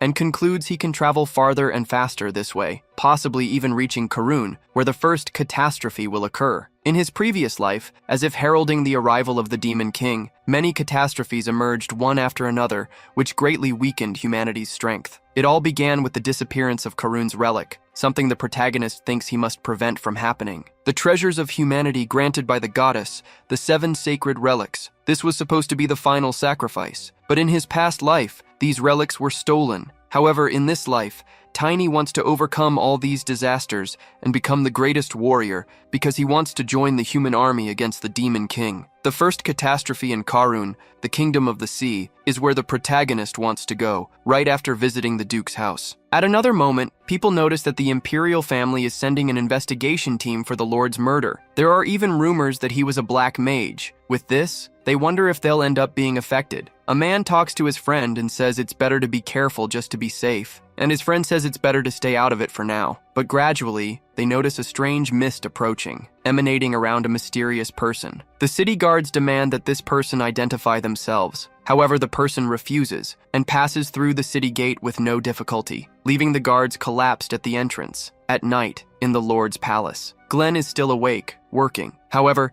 he notices a strange presence and asks the person who they are. But the hooded figure, instead of answering, says they have some questions, demanding that the knight tell them everything he knows about the Lord's death. Using magic, they enchant the knight. Enchanted, Glenn has no choice but to obey, and begins to reveal what he knows. The person asks where the Lord's body is. Glenn says that, at the request of the Empire's investigation team, it was placed in a coffin in his room. The hooded figure says that's excellent, and tells the knight to go to sleep and wake up in an hour. After the set time, Glenn wakes up disoriented and remembers nothing. He assumes he has been overworked, which is why he blacked out. But then, one of the guards approaches, saying they have a problem because the Lord's body has disappeared. This leaves Glenn desperate, as the body was definitive evidence of black magic. Far from the palace, in the forest outside Phileas, the hooded figure has the sword that killed the Lord, and finds the body of the sword's owner, already abandoned and dead. They quickly conclude that the culprit must be the dark-haired boy, who defeated the wolf and disappeared shortly after the incident, vowing that he will pay for ruining the organization's work. The next day, at the west gate of Lucentia, Tiny is about to enter and thinks that many people really come to this city. He also thinks that everything is still going well, but believes that if he moves first, everything could fall apart. He wants to get his equipment soon, feeling even grateful for Glenn's kindness, but he says this is already too much. Tiny pulls 2 gold coins from his pouch, and this quickly draws attention, as he is approached by 2 armed bandits asking if he has money. They demand that the protagonist hand over everything he has, but the tables are about to turn when the protagonist asks if they have money. In his previous life, there was an unspoken rule on the continent's dark side. If a large shadow appeared in an alley, people should hide and not even breathe. But Tiny faced them, until one day when he was approached by a man saying that killing so many people like that could taint his soul. Soon, the day would come when he would be haunted by remorse, so he should show a little mercy. But at the time, the protagonist claimed he would be fine, stating he had never killed anyone. He had only dealt with leftovers of abortions multiple times. Back in the present, he faced several local bandits and collected their money. One of them curses the protagonist, saying they are from the Rufus family, the Knights. But Tiny claims they are so weak he has never heard of that name. Angry, they try to attack him again. In response, Tiny throws the bag of gold at one of their faces, and as the bandit is thrown back, his companion trembles, knowing he's next. Immediately, the protagonist lands a kick right in his face, and with the impact, he is also thrown back, with all the bandits lying on the ground. Tiny approaches the gold bag and picks it up. Seeing this, one of the bandits says his brother won't let this slide, but the protagonist is only interested in the amount of gold he got and even laughs in their faces. Now that he has the money he needed, he decides to visit a weapons shop. The shopkeeper then presents a leather and iron armor made in the southern mountains, claiming to be resistant to most arrows, which Tiny says seems quite useful. On the other side, some men are talking, and one of them says that anyway they can't get close, but the other says they can watch from afar. Hearing this piques the protagonist's curiosity, and he asks the vendor if there's an event happening. Since the boy didn't seem to know, the vendor tells him that the Princess of Valentia is on patrol. Immediately, Tiny thinks that if Irina was the person who taught him about affection, then the princess is the first person who gave him any hope. Although it didn't end very well, thanks to that hope, he was able to leave Invader. Tiny wonders why these people changed his life, believing that if she can recognize his life, then she will know he is living according to her sister's liking. The last time they met in his past life, the princess laughed when Tiny introduced himself, claiming that his name had nothing to do with him. She even apologized and tried to keep her composure, but she couldn't hold back. Back in the present, Tiny thinks she must have already forgotten about him. However, he states that in this life, he will find her sooner, make her remember, and also secure a meeting with the Emperor. Elsewhere, a man says that the city of Lucentia is one of the largest in the central region. He is the eldest son of Count Lucent, named Edmund von Lucent, As he walks with the princess, he talks about the city's specialties, but she doesn't seem interested. Accompanied by an entire garrison, they continue walking. Edmund keeps talking about things the princess doesn't care about, but she has to fulfill her duties. So she says she isn't interested in trade and asks if they could take a look at the poorer parts of the city. This question leaves Edmund very surprised, but the princess says they are also residents of this place. Feeling awkward at her response, he agrees to take her where she requested. The princess remembers her father saying that if she is receiving the education of an heir, she should learn about real things. He told her to take a look at the poor because they should have a better life, and only then will the country become a better place. The princess wonders if it's unusual for her to put into practice what her father taught her, believing that in her heart, she wants to change everyone's perception with reality. But when her fiancé is announced at her coming-of-age ceremony, she will no longer be free for the rest of her life. This makes her question whether she should seek refuge in the temple, as she has felt drawn to it for some time. However, she knows her father would be sad about it, and he wouldn't want her to live alone for the rest of her life. Amid her thoughts, she hears that a child is trying to approach. It was the protagonist confronting the guards. Edmund steps forward and asks who this boy is and where he came from,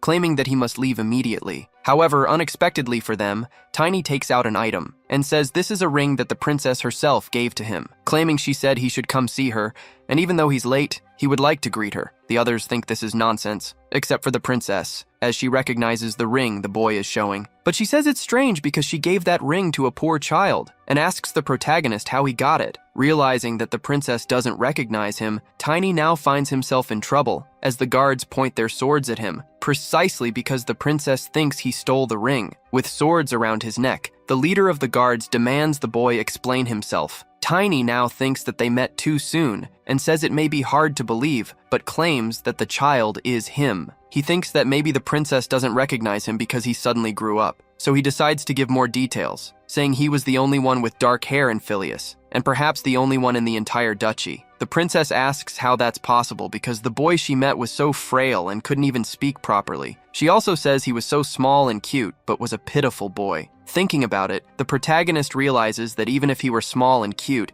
he couldn't have done much. So, he decides to use his powers, and summons a small, cute animal for the princess, which she seems to like a lot, as she hugs the animal tightly, even though she's warned it's still a strange spirit. She, however, says that only very pure children can obtain a spirit like that. The protagonist knows this is true, but there's a catch. The leader of the guards analyzes him from head to toe and notices that the boy has weapons and a spirit, becoming suspicious. On the other hand, the princess asks what the name of this cute animal is. Tiny replies that it's called Lunar Wolf, referring to the moon in the Eastern dialect. Such knowledge about the dialect also catches the leader of the guard's attention, unlike the princess, who is solely focused on the animal. She says she never imagined the protagonist could change so much in just 1 or 2 months, when he didn't even look like he was 10 years old back then. The princess also remembers that his name means tiny. Tiny says he's 13 years old now, and his growth sped up a bit after his mana awakened. Vivian, the head of the guard, says this is very suspicious, and asks the protagonist about his true age and whether he's some kind of half-blood. She apologizes to the princess for her rudeness, but claims it's her duty to keep the princess safe. Edmund speaks up, saying he also finds this suspicious and suggests it would be better to interrogate the boy after a quarantine. In turn, Tiny says he won't ask them to trust him, but reminds them that the princess said she could help him when she gave him the ring before. Edmund becomes irritated at being ignored by the boy, but the princess agrees that the protagonist needs her help. Soon, Tiny asks if she thinks he can meet Lord Esgard von Valentia. Vivian, already annoyed, asks how the boy dares and claims he must be out of his mind. Tiny simply asks if they think a boy could do any harm to the Lord of Valentia. He says there are only 7 superhumans on the continent, and one of them is the Sword Emperor, who can wield the power of destruction. Therefore, someone like that could not be harmed by a mere boy. The princess says that the title Sword Emperor would greatly embarrass her father, and notes that it hasn't been long since he was listed as one of the 7 greatest knights on the continent. With that, the protagonist concludes that this has yet to happen. Vivian says that this is definitely a title that suits His Excellency. She also states that His Excellency's prestige has spread even to the most distant fields, and she feels relieved that they accepted it well. Next, Tiny says he would like to personally explain to the Duke what happened in Phileas, as someone who was involved in the incident. Elsewhere, the princess asks if this really happened, and Vivian responds that it did. She then asks if the head of the guards is hiding anything else besides what Tiny said. Vivian replies no, claiming that the Empire's lord was a black mage and that it seems someone else is behind it. The princess says Tiny experienced the situation personally and believes his testimony could be a very important clue. Moreover, she knows that Tiny asked to see her father and needs to return home. Vivian asks the princess how long she intends to hold on to that animal, as she is worried the wolf might hurt her. But the princess says it's just a cute thing, which doesn't seem to please the wolf. The head of the guards observes the wolf more closely and is also charmed by it, but she quickly tries to regain her composure. Meanwhile, the princess asks about Tiny. She says she doesn't know and only mentions that young Master Edmund took him, saying he wanted to talk to the boy alone. The princess grows curious about the conversation, but suddenly the spirit wolf vanishes from her hands. Elsewhere, Edmund says that he and the protagonist can finally talk alone, and asks what the boy's name is again. He replies that it's Tiny. Edmund doesn't like how informal the boy is, but Tiny says there's something more important than that, and asks what Edmund knows about the Black Mage. The young master says he doesn't know anything about that, and claims to only understand why the boy is so arrogant. Soon, Tiny realizes Edmund lied, but the young master says the boy is very disrespectful and seems to lack any manners. Then, Edmund raises his hand to slap the protagonist, claiming he must learn proper manners. However, the protagonist grabs his hand, stopping Edmund from continuing. Edmund becomes very frustrated that he can't free his arm. He states that he will tell the princess about the boy's lack of manners, as he dared to use violence against a noble. However, the protagonist asks what kind of bizarre social status this is, and says he'll handle it his way. But he wants to see what Edmund has prepared for him since he called him because he trusts him. Edmund doesn't like this attitude at all, but he tells the protagonist to follow him. Far away, Vivian mounts her horse because the princess ordered her to go to Tiny immediately. She thought the princess might be exaggerating when she said this, since the spirit might disappear if it's far from its master. But she knows Edmund took the boy to the outskirts of the castle. She rides off at full speed toward him,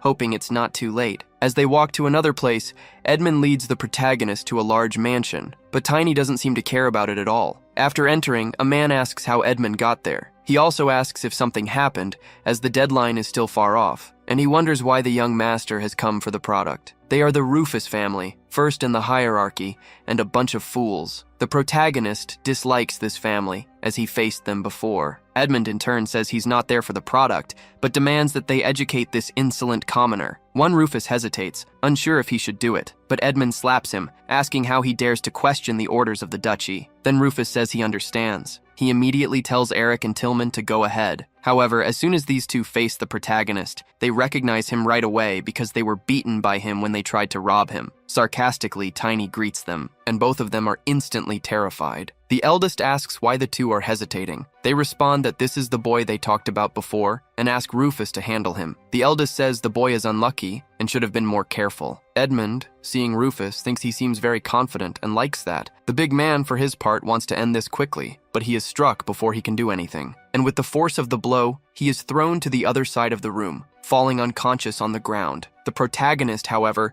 is ready to face the next opponent, but none of the others dare to confront him. Tiny asks if that's all they've got. Desperate, Edmund goes to Rufus, telling him to get up right now and protect them. Tiny says he can try if he's capable, but he won't let this situation slide. Soon, the two collapse in fear, staying on the ground. Seeing this, the protagonist calls them a pair of cowards. He turns to the others, asking if they want to fight too. The terrified expressions on their faces answer the question. Shortly after, Vivian arrives, worried about Tiny. But upon entering the house, she is faced with something surprising, because the boy had already dealt with all the bullies. Not only that, but she also sees Edmund lying in an embarrassing position, and Tiny wasn't in danger at all. On the contrary, he, in his calm demeanor, asks why she's there. Vivian replies that she's under the princess's orders because she's worried. Then, Tiny hands her a book of bribes, claiming these guys were involved in human trafficking. And with that, he believes that idiot won't be able to deceive anyone else. This makes Vivian wonder what kind of life this boy has had until now. The next day, because of this incident, Edmund was expelled from the duchy. The princess says it seems he had worked with these human trafficking organizations for a long time, and because of this, the Duke's reputation was also severely damaged. She also says that, from now on, relationships will probably become a bit more difficult. Vivian apologizes, but the princess asks if she thinks she did something wrong. But the one who answers is the protagonist, saying that nothing wrong was done. This makes the princess sigh in relief, claiming afterward that she already knew. She states that merits and demerits must be assigned fairly. without regard for one's status. That's what her father always says. Vivian then asks why she's looking at her like that. The princess says she should have at least broken one of Edmund's arms before he passed out. He ended up escaping everything without any punishment. Hearing this makes Tiny think that these two have a very good relationship. The youngest daughter of the famous Sword Emperor and the Genius Knight, a unique combination where at times they seem like sisters, and at other times they seem like mother and daughter. After the situation with Chloe changed, they are always together. Tiny thinks it's interesting that someone younger than Chloe acts like an older sister, or even a mother. Then the princess asks what the boy thinks. The protagonist replies that Edmund had more pride in his aristocratic status than anyone else,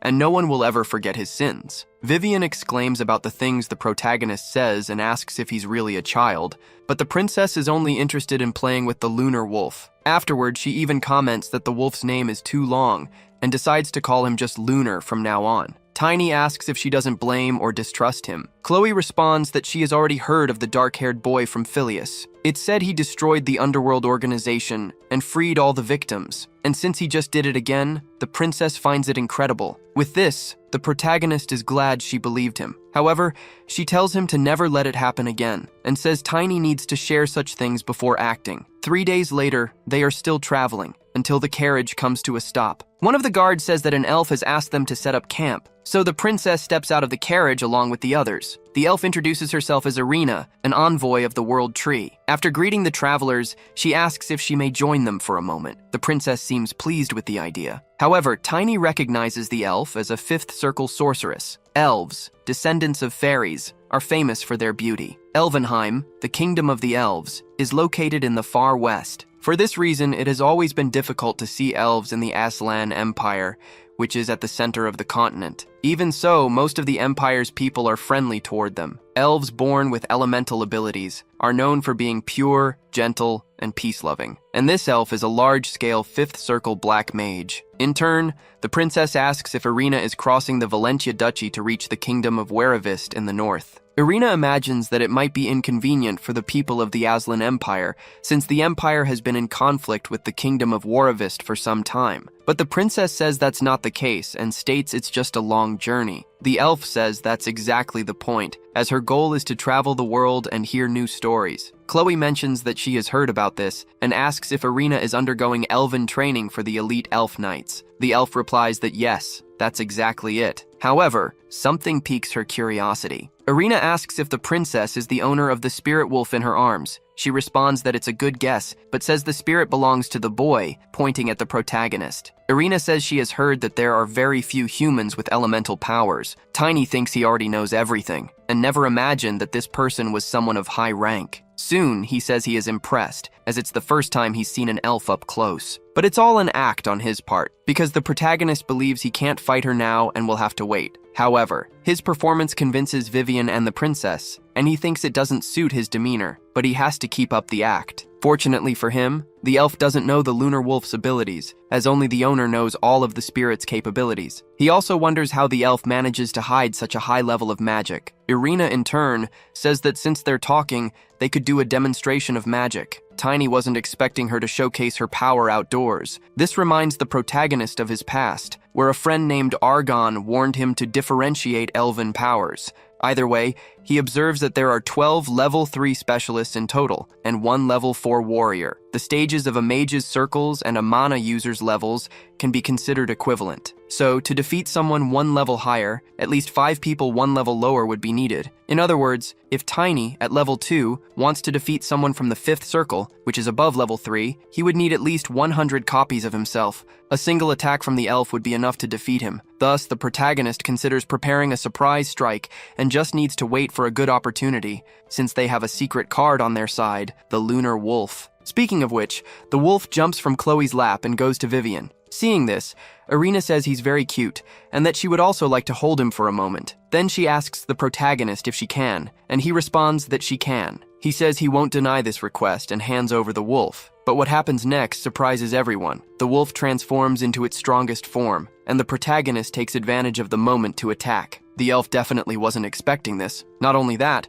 but Vivian also attacked her with her sword. Irina ended up using her magic, revealing to everyone that she is a dark mage. After being exposed in front of everyone, the princess thinks it was good to have Tiny's company. Since the protagonist can synchronize with the wolf, he was able to warn the princess that the elf was a dark mage. He also said that Vivian could help. At that moment, Chloe was a bit shocked, but she knew she had to maintain her composure. The protagonist knew this could become an international issue, but he said he hoped the princess would understand. He also explained that, at the rear of Phileas, if they didn't launch a surprise attack at that moment, they would be in danger, and he would risk his life to deal with it. After making the princess aware of his plan, the wolf leaped into Vivian's arms. This allowed the protagonist to alert her as well. With that, the two managed to coordinate their attacks, catching the ill-intentioned elf off guard. However, this didn't last long, as the elf managed to escape soon after. From above, she summoned a magical shield. Vivian shouted for her soldiers to attack together, and they did so in unison. The protagonist wasn't left out, as he attacked along with the others. But as expected, the elf was very strong, and he couldn't penetrate the force field. After that, one of the guards also attacked. However, this only made the elf angrier. She used her magic to push them away. Irina, furious at being discovered,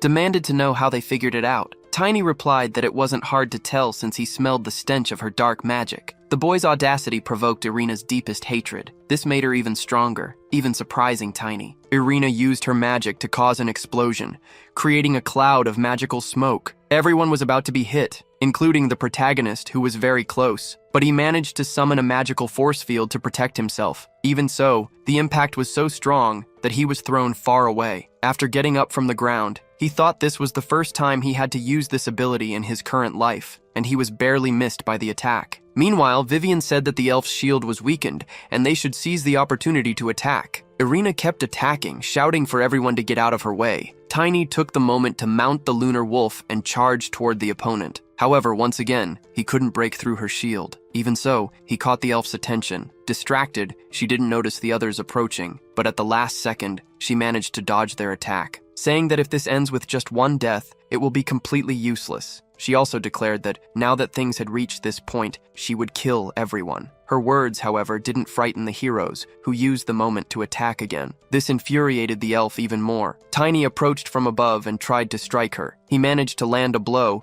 but it only hit her shield. However, the force of his attack was so strong that it knocked the elf to the ground. This caused her force field to start cracking. Irina didn't like this at all, but Tiny said there's more where that came from. In turn, the elf declared she would take all of them with her. She then used an area of effect spell, affecting everyone around her, including the princess who, seeing the approaching danger, was startled. But Vivian stepped in, stopping Chloe from being hit. Then she told her men to hold on a little longer. However, looking up, she saw something surprising. It was the protagonist moving like a meteor. Tiny, for his part, thought it was perfect that the flames were completely blocked. And thanks to his improved vision, the iron armor is much better and more useful than in his past life. Now he thinks he must attack with full force to finally defeat the enemy. After striking the elf's force field again, he managed, through the impact, to cause another magical explosion. The impact threw Vivian far away, and Tiny too, though he was saved by the wolf. Even so, he got hurt, but it could have been much worse. His effort, however, wasn't in vain,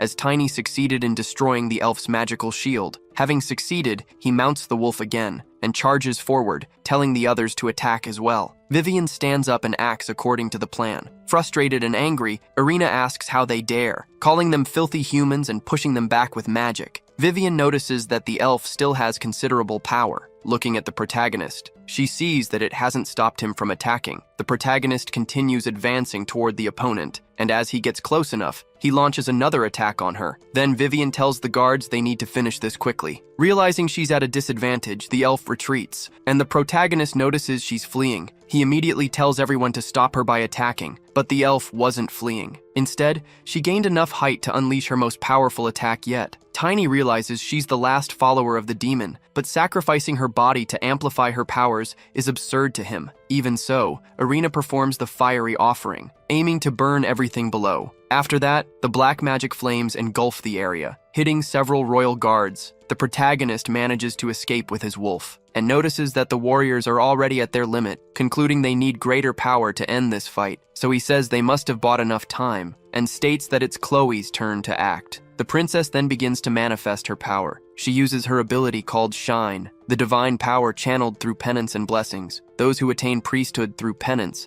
only after being baptized and learning about divine power, receive the anti-demon power. However, there have been people born with this power, a saint and a warrior said to be sent by God in difficult times, or a being rarely born, someone not born into priesthood, a person called a cleric. Chloe is one of these people, and by using her power to combat black magic, she surprises even her bodyguards. The protagonist knows she kept this ability hidden from everyone around her out of fear of being summoned by the priests. Chloe is the most powerful cleric Tiny has ever seen. He even thought the princess was still weak, but this is already enough. Not even the elf expected this. She hadn't prepared a defense for it, and was soon pulverized by the princess's light magic, because Chloe poured all her strength into this attack. Lying on the ground, Irina can't believe this happened, especially because she can't believe she would need help from beings she considers inferior. However, tired of hearing her talk, the protagonist strikes the elf on the head. Then he says everyone is still in shock, so he'll finish the job. But the princess stops him, saying the elf cannot die yet. Tiny asks why not, and Chloe says the elf must be interrogated, because even as a cleric, the princess didn't sense the elf's dark magic and needs to understand why. Chloe wants to heal the elf with her magic, and Tiny says if she wants to test it, he recommends she go ahead. Seeing the elf's body, Tiny says she had a death befitting a black mage. On the other hand,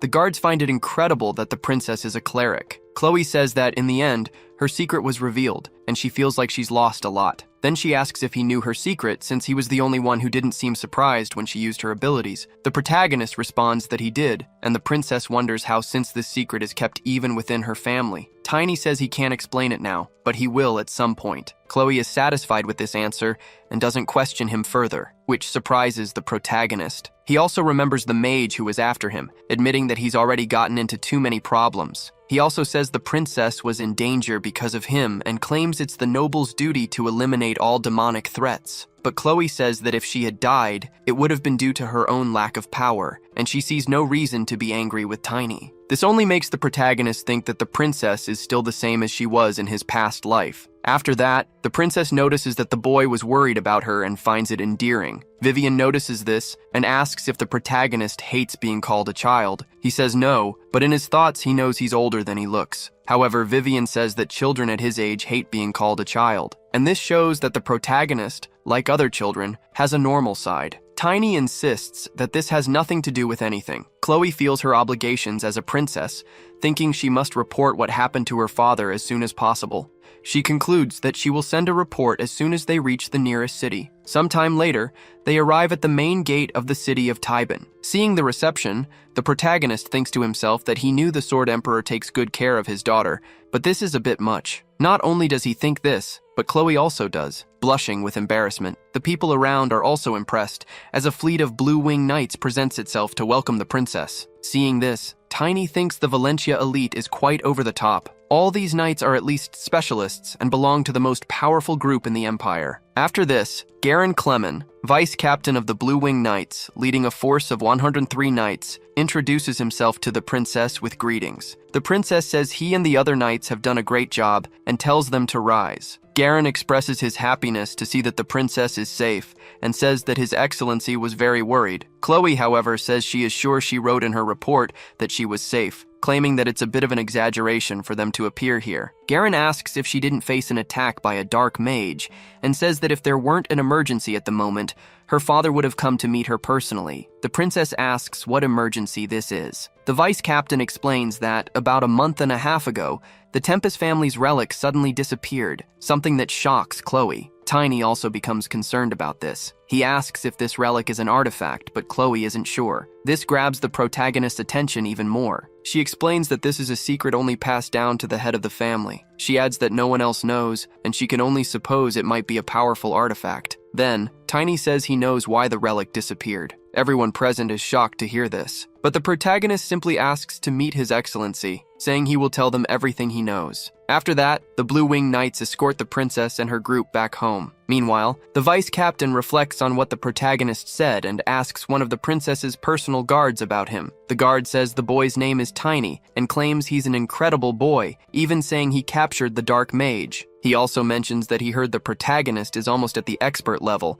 which doesn't match his age, surprising the captain. Because he knows that even the 7 knights didn't reach that level at such a young age, making the boy seem like a genius or a monster. Garen Clement even thinks it would have been amazing if this boy had been born into his family, but then he remembers something and says he recalls who brought the letter from Phileas. He states that the name is uncommon, and it must be him. In the carriage, the princess is mesmerized by the scenery, seeing a field of flowers outside. Seeing this, Tiny asks if she likes lilacs. Chloe responds that she does, adding that her father and her late mother also loved them, and they even named her after the flower, to which the protagonist says it suits her. Vivian comments that the love between the Duke and the lady was very famous, and she's heard that she was the only woman the Duke ever loved. However, Tiny remembers that before he died, Chloe's father said he actually didn't like that flower very much, and asked Tiny not to forget it. Now, the protagonist knows that, without a doubt, the Sword Emperor would want to keep this a secret. He also knows that the Emperor likely won't remember his past life, but the Emperor told the protagonist to find him immediately, so there must be a way. Tiny thinks he must meet the Sword Emperor to define his path and find a way to become a great knight. For the protagonist, his level is the priority right now. If he doesn't reach at least commander level, it won't help him at all, because in this life, he wants to destroy those who stood in his way in the past. At the mansion of the Duke of Valentia, one of the largest in the Aslan Empire, the guards celebrate their return home. The princess asks the protagonist if he has been to Valentia before. Tiny responds that this is his first time. Chloe doesn't quite understand what he means, but then both are startled, because the princess's father shouts with joy upon seeing her again. Right away, the protagonist recognizes him. However, he didn't expect to see such a formidable warrior acting like a doting father. The old man doesn't care about that, as he's just happy to see his daughter. On the other hand, Chloe is dying of embarrassment. When she sees her father running toward her for a hug, she dodges. Her father asks why she's doing that, and she says everyone is watching, and he should have a little pride. Crying, he asks what's wrong with a father worrying about his daughter, but Chloe says it's no use making that face, and he should apologize to the knights who had to suffer so much for nothing. So he does, saying they did an excellent job, and that, thanks to them, his daughter is safe. Then he expresses his gratitude as a father, above being the Duke of Valentia. After that, he says a banquet has been prepared for them, and tells everyone to enjoy it. The Duke then asks who the boy accompanying his daughter is. Tiny realizes the old man didn't recognize him. Chloe says she already told him about the boy, mentioning that the protagonist will testify about the Black Mage. Her father says he's been very stressed lately and didn't remember that. But straight away, Tiny tells the Duke that he can say where Tempest is. His direct statement surprises everyone, including the princess, who definitely didn't expect this. Even the Duke is startled, calling him a cheeky boy. Quickly, the protagonist feels something strange, as he's under the effect of soul pressure. But he thinks the Sword Emperor still has much to learn before finally reaching the level of previous proficiency. Among the 7 knights, Estina has the highest proficiency, and Jarek is another who could have achieved that level. In his thoughts, the protagonist concludes he can suppress all of this with the power he accumulated in his previous life. After that, he asks the Duke if they can talk about this right there, outside. Such boldness shocks the Duke. But the princess tells her father that the protagonist is still just a child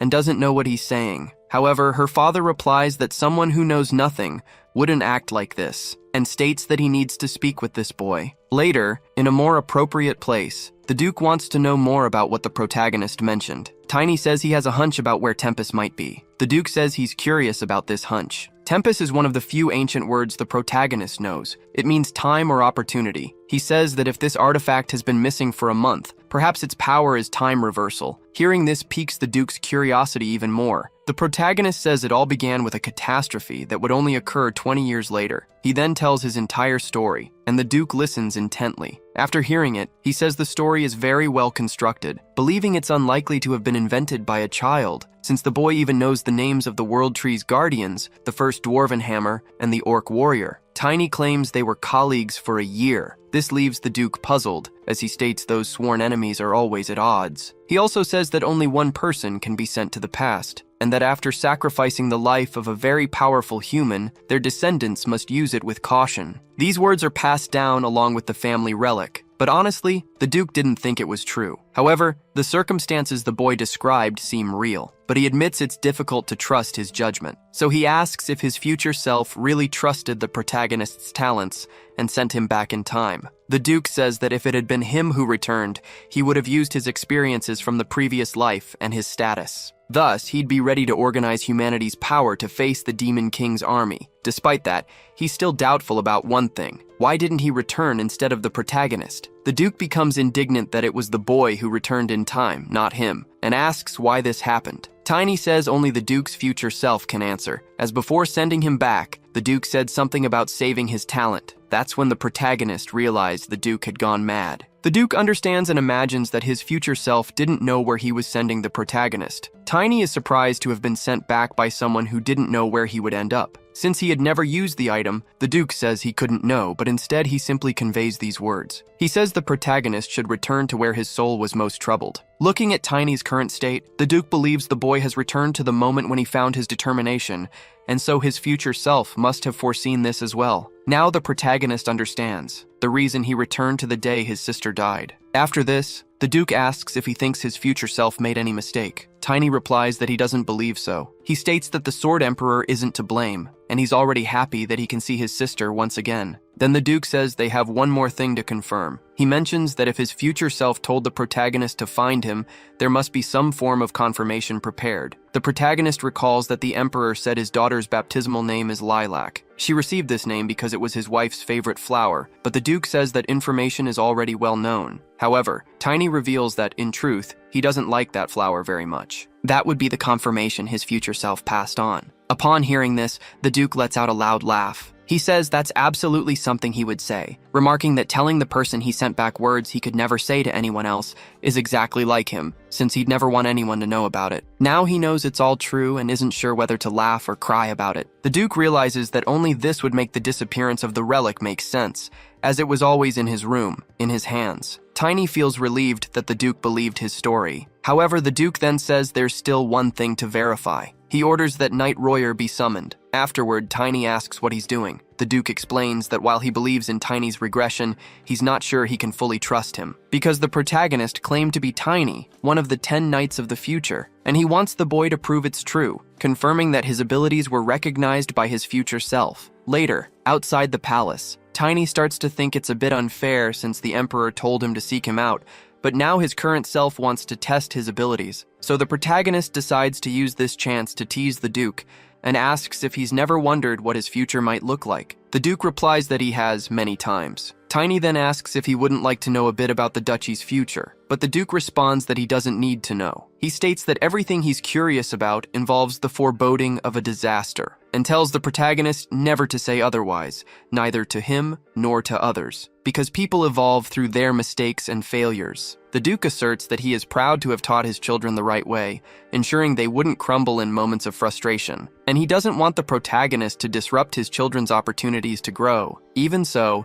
Tiny insists that he knows a little about the princess's situation, but he asks how someone like him, who struggled so much because of his body, could get close to the Duke's family. The Duke is taken aback by this and asks if the protagonist truly has no idea what might happen in the future. Tiny replies that he only knows the aristocracy turned into chaos. With this, the Duke asks if that's all he knows. Tiny responds by asking what else he wants to know. Referring to Tiny, the Duke says he is the only allied force from the future and asks if he doesn't think the Duke needs to know what happened in the meantime. But the boy's lack of information drives him mad. So the Duke tugs on Tiny's ear, telling him he'd better remember quickly or he'll be beaten to death. He also says the pain in his ear will serve as motivation. Later that night, in another location, the Duke, reading a document, wonders why it remains so empty. He also discovers that there are more than 10 disasters and wonders what they are, and why the protagonist is so careless. Except for a few, Tiny learned about most disasters through rumors or from some of his comrades. In a serious tone,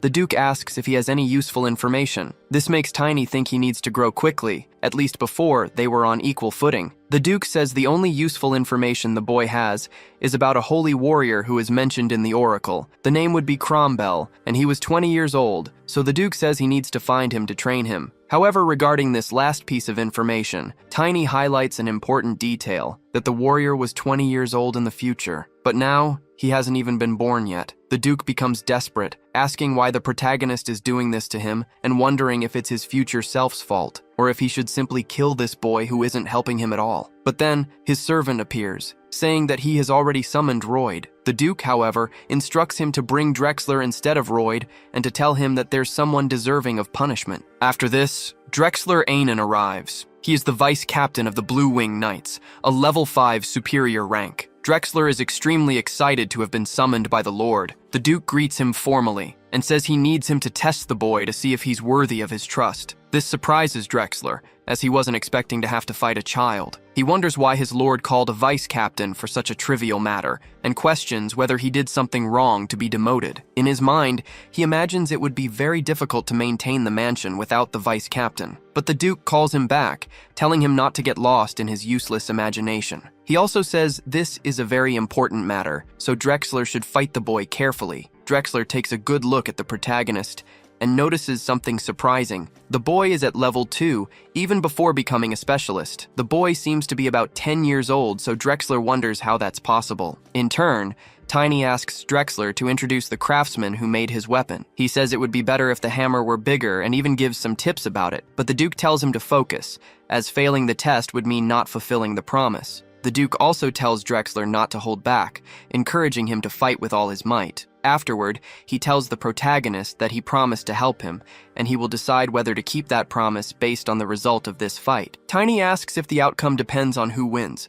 However, the Duke responds that he doesn't think it will go that far. He also says that if Tiny manages to land a single hit on the vice captain, he will pretend the boy won the duel. That's enough to get Tiny excited. Drexler then prepares his weapon, and the protagonist does the same. The two face each other, making the Duke realize that the boy has a unique way of handling mana, because he created a very clear vision, undoubtedly marking him as a genius. But he suspects that's not all, because if he had the experiences of the future, he himself could become a specialist far beyond common limits. Even so, it was this child who returned in time, and the Duke imagines there must be some reason beyond his talents to warrant such attention in the future. Then, he orders the two to fight with all their strength. In turn, Tiny summons his spirit wolf, saying that if his opponent doesn't attack, he will. Mounted on the wolf, the protagonist charges forward. Drexler is impressed that the boy has a spirit, but claims it doesn't matter, because he shows no fear in this situation. However, as he attacks, the protagonist dodges, something Drexler wasn't expecting.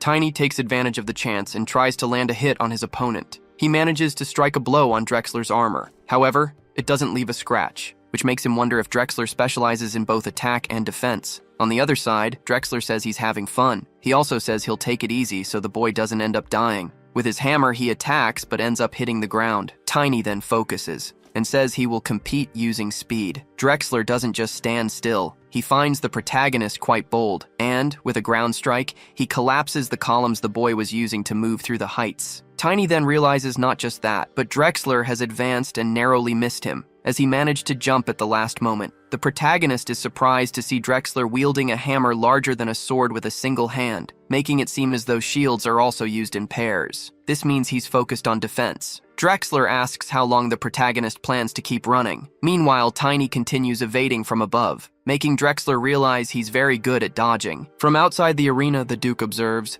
thinking he can read all of Drexler's movements. The vice captain thought he would only face a 10-year-old boy, but it seems that Tiny's past life's experiences still remain with him. To the Duke, Tiny is certainly impressive, but he believes it's not enough and wants to see everything the boy has to offer. So he asks Drexler how long he plans to drag this out. This angers the vice captain even more, and it gives him the motivation he needed. Soon, with all his strength, he attacks the protagonist with his strongest skill. The skill, which the Duke himself recognizes as a soul weapon, surprises him. He thinks it was unnecessary and knows he must stop him. Tiny, in turn, doesn't seem worried, because he faces the opponent head-on, making the Duke think the boy must be crazy. The clash between the two ends in a huge explosion in the air. With the impact of the explosion, the protagonist falls at great speed. The Duke then calls him an idiot, and Drexler apologizes for the excessive force. The Duke says he wanted to see the protagonist's talent, not his courage. But, with a smile on his face, Tiny says he won. The Duke doesn't quite understand what he's saying. However, when he looks at Drexler, he notices a wound on his face. When the protagonist advanced in the fight, before being hit by his opponent, he threw his weapon toward him because he managed to get close enough. So, at that moment, Drexler was struck. That's why Tiny jumped. And now that he understands this, the Duke says the boy could have died and shouldn't do something so reckless just to win. Tiny insists that he didn't die and that he won, but the Duke asks if he was this reckless in his past life. The protagonist confirms that he was, because according to him, if he didn't act that way, life would become a dark alley with nothing to offer. After all, he asks if this isn't just a game where they have to win no matter what, stating that's how he's lived until now. Then he asks what the Duke thought, and if he managed to prove anything. The Duke says he would never do something like that, and imagines that, perhaps in his past life, he must have thought it was worth attempting something so reckless. Then he says he will keep his promise and give the protagonist what he needs most now. Tiny tries to thank him for his kindness, but then he loses his strength and collapses on the arena floor. After some time, he wakes up, and upon seeing the Duke, he asks where he is. The Duke says he recovered faster than expected and mentions they have much to discuss. Tiny asks how much time has passed, and the Duke replies that it's been about half a day. The protagonist then asks if he called any priest, but just then, the princess appears, saying she just finished recovering and asks where he wants her to take the boy who just woke up. She also asks if he didn't intend to hurt him again. However, she hears from her father that the boy hurt himself, and he wouldn't hurt his daughter's benefactor. The protagonist is surprised to be called that, since he thought it was the opposite until now. Chloe says he was between life and death, but Tiny simply smiles and says that, as the Duke mentioned, he was too greedy. He apologizes for the trouble. The princess tells him he should act more like a child. However, the Duke approaches him closely, saying that it seems that, even as a child, Tiny recognizes beauty and warns him not to dare touch his daughter. Tiny deflects, saying he's just embarrassed to be called the princess's benefactor, stating that this never happened originally, and becoming a benefactor right after capturing a dark mage was something he didn't expect. The Duke then understands this didn't happen in his past life. The princess then asks what they're talking about, and her father evades, saying that if it were important, he would certainly tell her. He also says she should focus on her coming-of-age ceremony, as the preparations are almost complete, and he's sure she'll enjoy it. The princess, however, seems a little upset, and walks away with a sad look. Tiny seems to have noticed this but lets her go. Afterward, alone, the Duke says he forgot to give an important piece of advice, and tells Tiny that the fact he returned to this moment must remain a secret between them. The protagonist says he doesn't intend to tell anyone, and the Duke says this must not reach other ears, especially priests in particular, because the flow of space-time is the axis of destiny organized by the Creator, a power even the goddess who governs all things cannot touch. A mere human going against this is akin to blasphemy. That's why your family has kept the existence of Tempest a secret. Tiny asks if the goddess isn't the same as the Creator. The Duke replies that he shouldn't know because this information was erased from the temple's scriptures. However, something that the true scriptures say has been passed down among the oldest families. For now, the Duke wants to leave things as they are. He says that the 10 knights the protagonist mentioned must be the only ones aware of this information. Tiny agrees, saying he has no intention of leaving the 10 knights alone. He adds that this will make him stronger than before, and that he knows all the strategies of the future. The Duke says that's perfect, and asks what abilities he used in the future. Before answering, Tiny asks if the Duke will turn him in. This catches the Duke by surprise. The protagonist says he should be more aware of what he promised to give, claiming that he's becoming old and senile. This leaves the Duke super irritated, and he smacks the boy on the head. Tiny then asks why he did that. The Duke takes him back to the arena, saying he must start educating him. Tiny asks if he knows his real age, to which the Duke responds that it only makes the problem worse. But since he promised,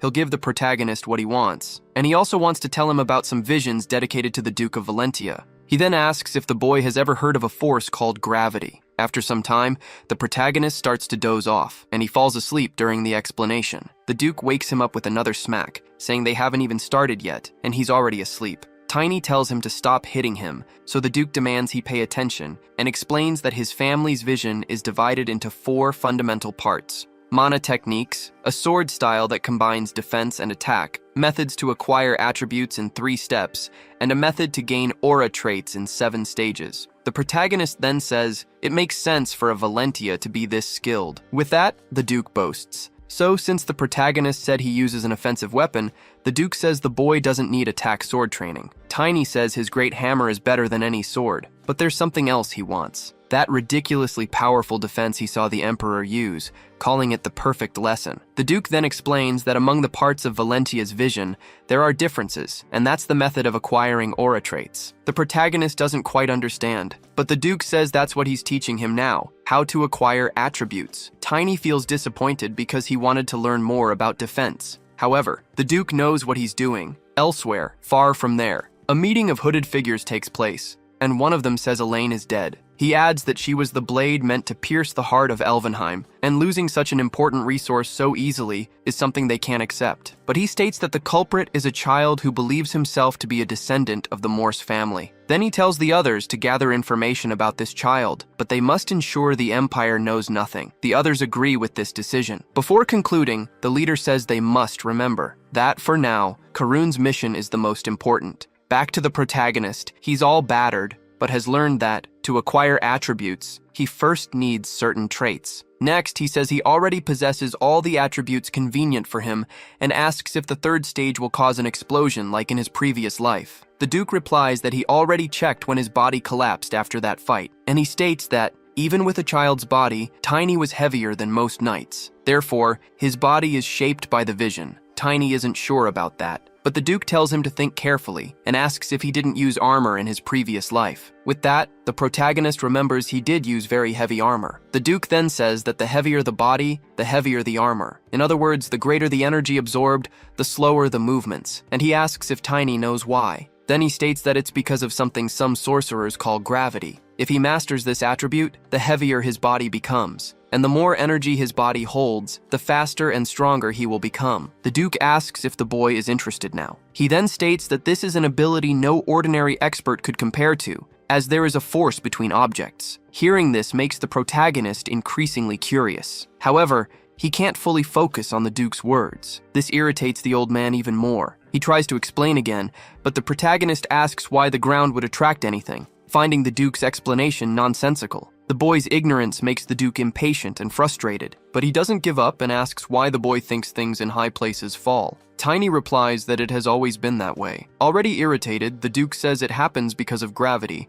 but the protagonist shows no interest in learning about it. This makes the Duke ask why he doesn't try a little harder to understand. Tiny asks why it has to be so complicated, claiming that if he doesn't understand, then it's fine as it is. This lack of respect ignites the old man's full fury, calling the protagonist a damn brat and preparing to crush him. He then takes the boy to the top of a tower and holds him by the edge, by his shirt alone, causing the protagonist to panic. The Duke says he will learn through practice. Not only that, but he also uses ice mana to increase the boy's weight. Then, he asks again why someone who climbed so high would have no choice but to fall. Desperate, the protagonist answers, gravity, but he says it without understanding what it truly means. For this reason, the Duke lets him go, allowing him to fall, telling the boy to feel gravity firsthand. As he falls, the protagonist thinks the Duke is insane, but he realizes nothing will stop him from hitting the ground, because if he continues falling like this, he will certainly die. So he decides to try something, and calls his lunar wolf. The wolf appears on the ground slightly disoriented, and sees that Tiny is about to fall straight onto him. The protagonist, somewhat embarrassed,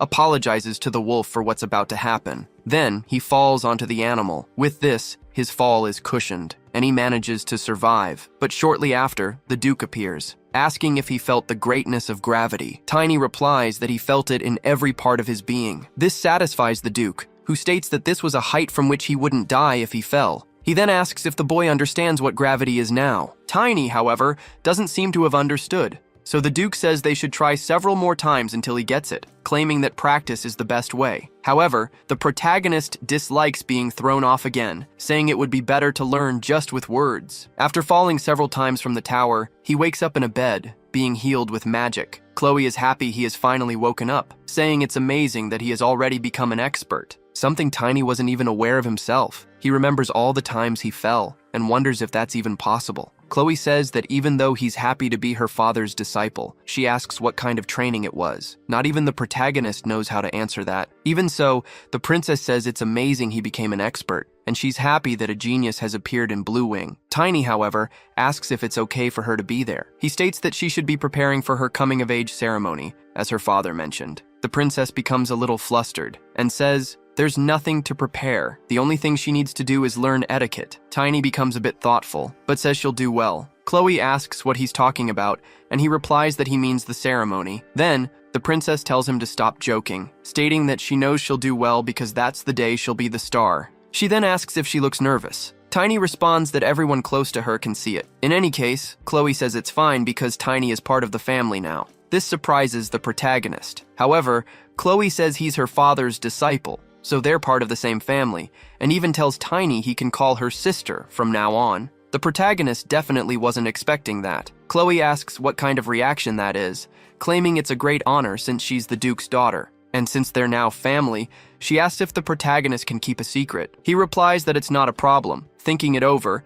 the princess mentions that Lord Drexler is looking for Tiny, something he didn't know. After that, he heads back to the arena. This time, many people are watching him, because Drexler says he heard the protagonist has become a specialist. Tiny says yes, but doesn't understand why he was summoned. He realizes this doesn't seem like something ordinary, due to some people watching him closely. Drexler says he doesn't need to worry, and asks the boy what he thinks about a rematch. Seeing that Drexler dropped his weapon, the protagonist wonders if it's because of what happened in their last fight. Drexler says it's not typical for knights to lose their patience with children. Then he says they'll fight now to help him get used to his new level. Tiny says that if that's the case, he won't refuse the invitation, and immediately goes on the attack, striking his opponent's shield. Even with the shield, Drexler feels the blow, and wonders if this is really the same boy he fought a week ago. Again, the protagonist prepares to attack. Then he puts some distance between himself and his opponent, and charges again. But this time, he's not unarmed like his opponent. With his weapon charged with energy, Tiny prepares to strike him. Drexler doesn't stay idle and charges his punch, thinking that even a light touch could cause significant injury. However, both end up colliding their attacks, causing an explosion and throwing them far from each other. Drexler wonders why the boy's attacks feel heavier. Either way, he regains his composure and withstands the protagonist's consecutive attacks. Meanwhile, he observes the boy, noticing that he's even faster than last time. With his club, Tiny attacks, and doesn't hold back on the energy in his strikes. Even those watching from a distance notice how heavy his club is. Not only that, but they see that the protagonist can handle it with remarkable speed. Drexler gives up fighting unarmed and says the protagonist doesn't need to hold back on him. Tiny then says he'll do just that. The opponent charges toward him, but Tiny, having been hit by those attacks a few times, knows how they work. His weapon is lighter than usual, even when swung, and when it hits the target. It's much heavier than it seems. Drexler feels the pressure of the strike, then pushes the protagonist away from him. Tiny thinks that after manipulating the senses of the mana body, it's just a matter of applying it in the fight. While his opponent realizes what's coming, the protagonist executes the level 1 combat method, nicknamed by him as Lightning Hammer. When it strikes Drexler's shield, the impact causes a massive explosion. From the outside, some wonder if this is the strength of a specialist. After that, Drexler says they don't need to fight anymore. Tiny thanks him for the help. Drexler claims he held back on him. However, Tiny also says he didn't show everything he knows. This surprises the vice captain. The protagonist reminds him that he's an elementalist, and by summoning his wolf, he makes Drexler realize he didn't even use it. Then the vice captain says the protagonist passed the test and welcomes him to the Blue Wing. However, Tiny says his wish isn't to join the Knights, and asks if the Duke didn't inform him of the situation. Drexler didn't expect to hear that, and is surprised the boy doesn't want to be a knight. Later, in the Duke's office, he tells the protagonist that he forgot to inform the Blue Wing, and says that if the protagonist plans to travel the continent, it's better not to belong to any family. Either way, he says he did an excellent job, and exceeded his expectations, but Tiny knows what he had to go through and doesn't like it at all. In any case, the Duke says they're almost ready to face the first catastrophe. Tiny asks what's missing. The Duke replies that they still need to create a Warhammer artifact for the protagonist to use, an artifact infused with nearly permanent magical power. Its value can vary greatly, but it would take at least a few years' salary of a knight to buy something like that. Then the protagonist asks if it wouldn't take too long to produce one. The Duke replies that one has been in progress for a few months. It was a secret because it was originally meant to be a gift for Drexler's loyalty and service. After that, the protagonist goes to Valentia's best forge, called Rendal's Hammer. He then requests an adjustment, but Rendal, the dwarf craftsman,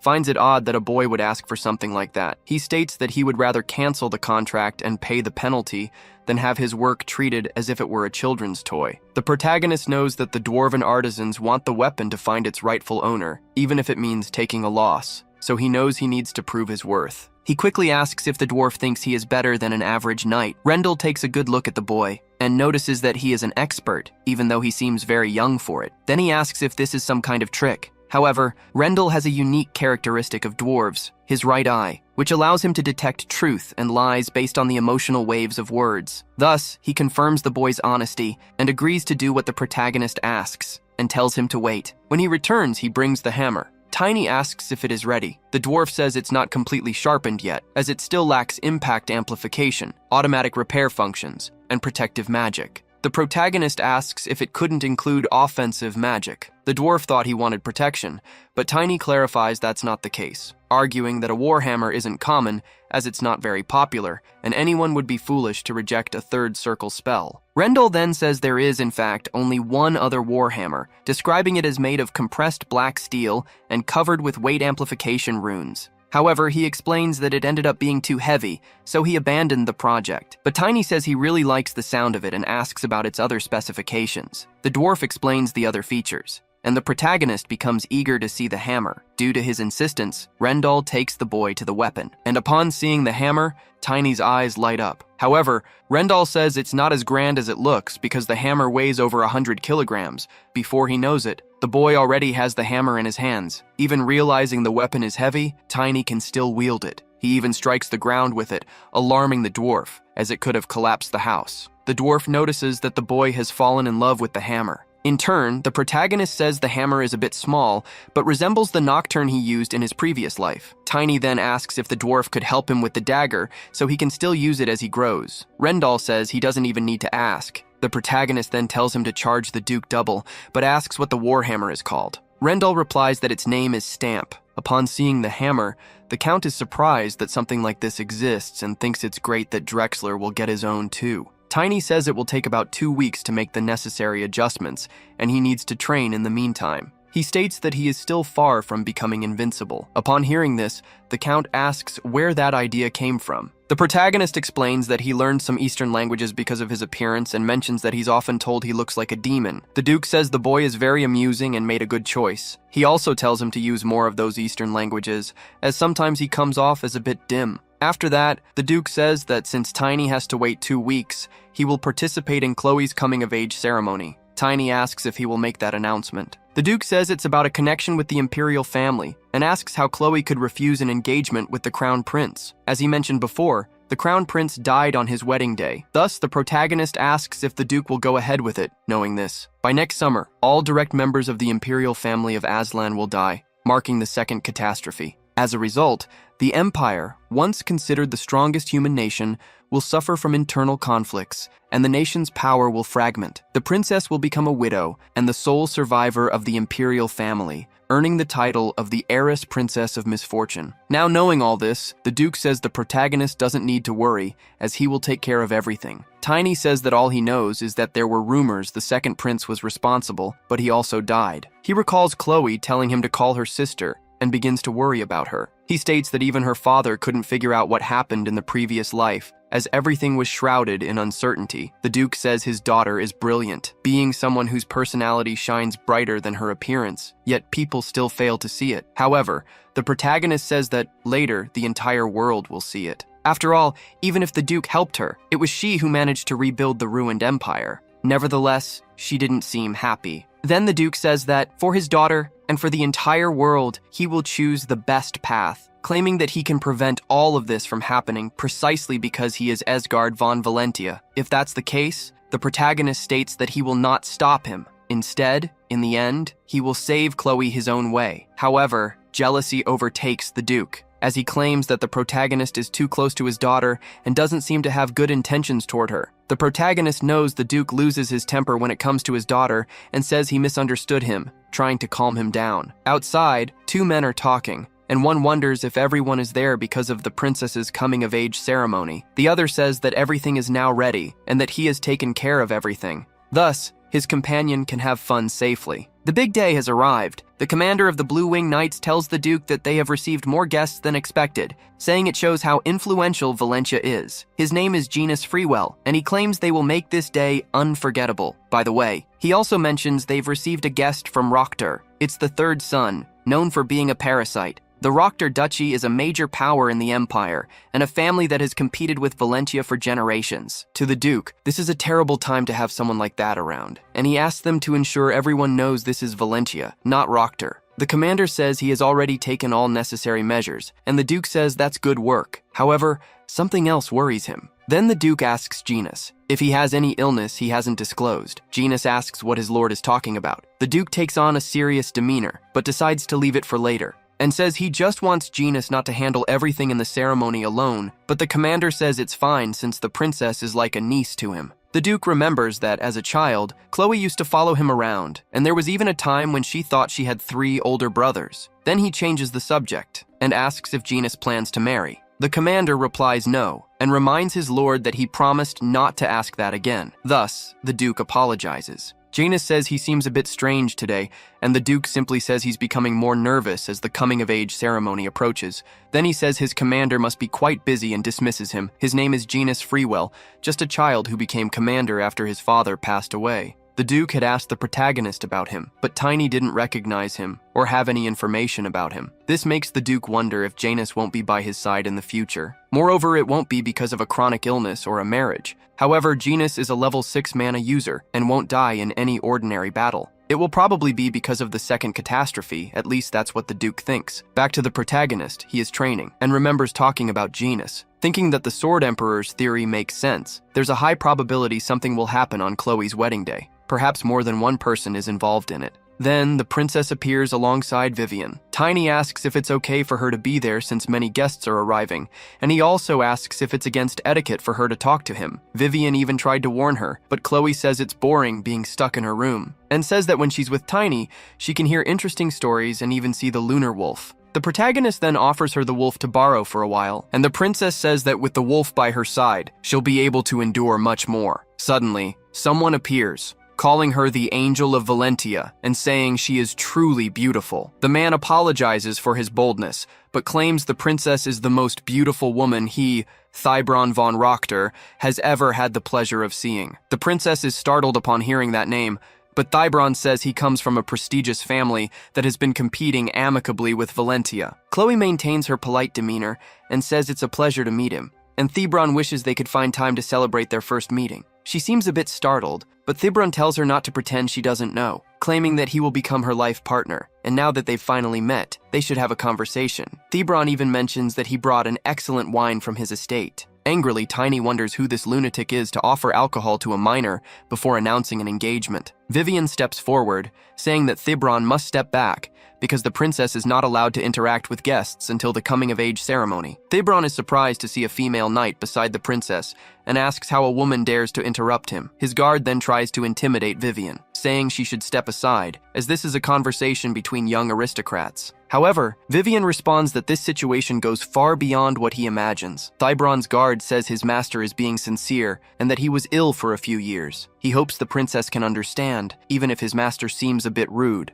Thybron agrees and asks for at least a chance. From afar, the protagonist observes everything, and he thinks that this guy is even stranger than the last idiot. Determined to make him pay for this, Tiny calls Chloe his sister, and, adopting a completely childish demeanor, asks who these strange people are. Thybron immediately asks who this insolent boy is, and orders Griam, his guard, to get rid of him at once. Without warning, Tiny advances and delivers a solid slap to Thybron, calling him trash and throwing him far away, claiming that he is an expert. Seeing his master attacked, Griam prepares to act. However, he too is struck and even loses a few teeth. From a distance, the fight between them can be seen. An aristocrat notices that a boy just knocked down a knight with a mere slap and is incredulous at the sight. Seeing the boy leave his opponents on the ground, the man wonders who this boy is. After being struck like that, Griam wonders how it ended up this way. He remembers receiving the order to bring Thybron to the princess because his master said it would cause a scandal in Valentia. However, at the time, Griam pointed out that it would also tarnish the Rockter name, but his master said Thybron would soon be expelled from the family. This information left Griam deeply surprised. His master explained that if everything went well,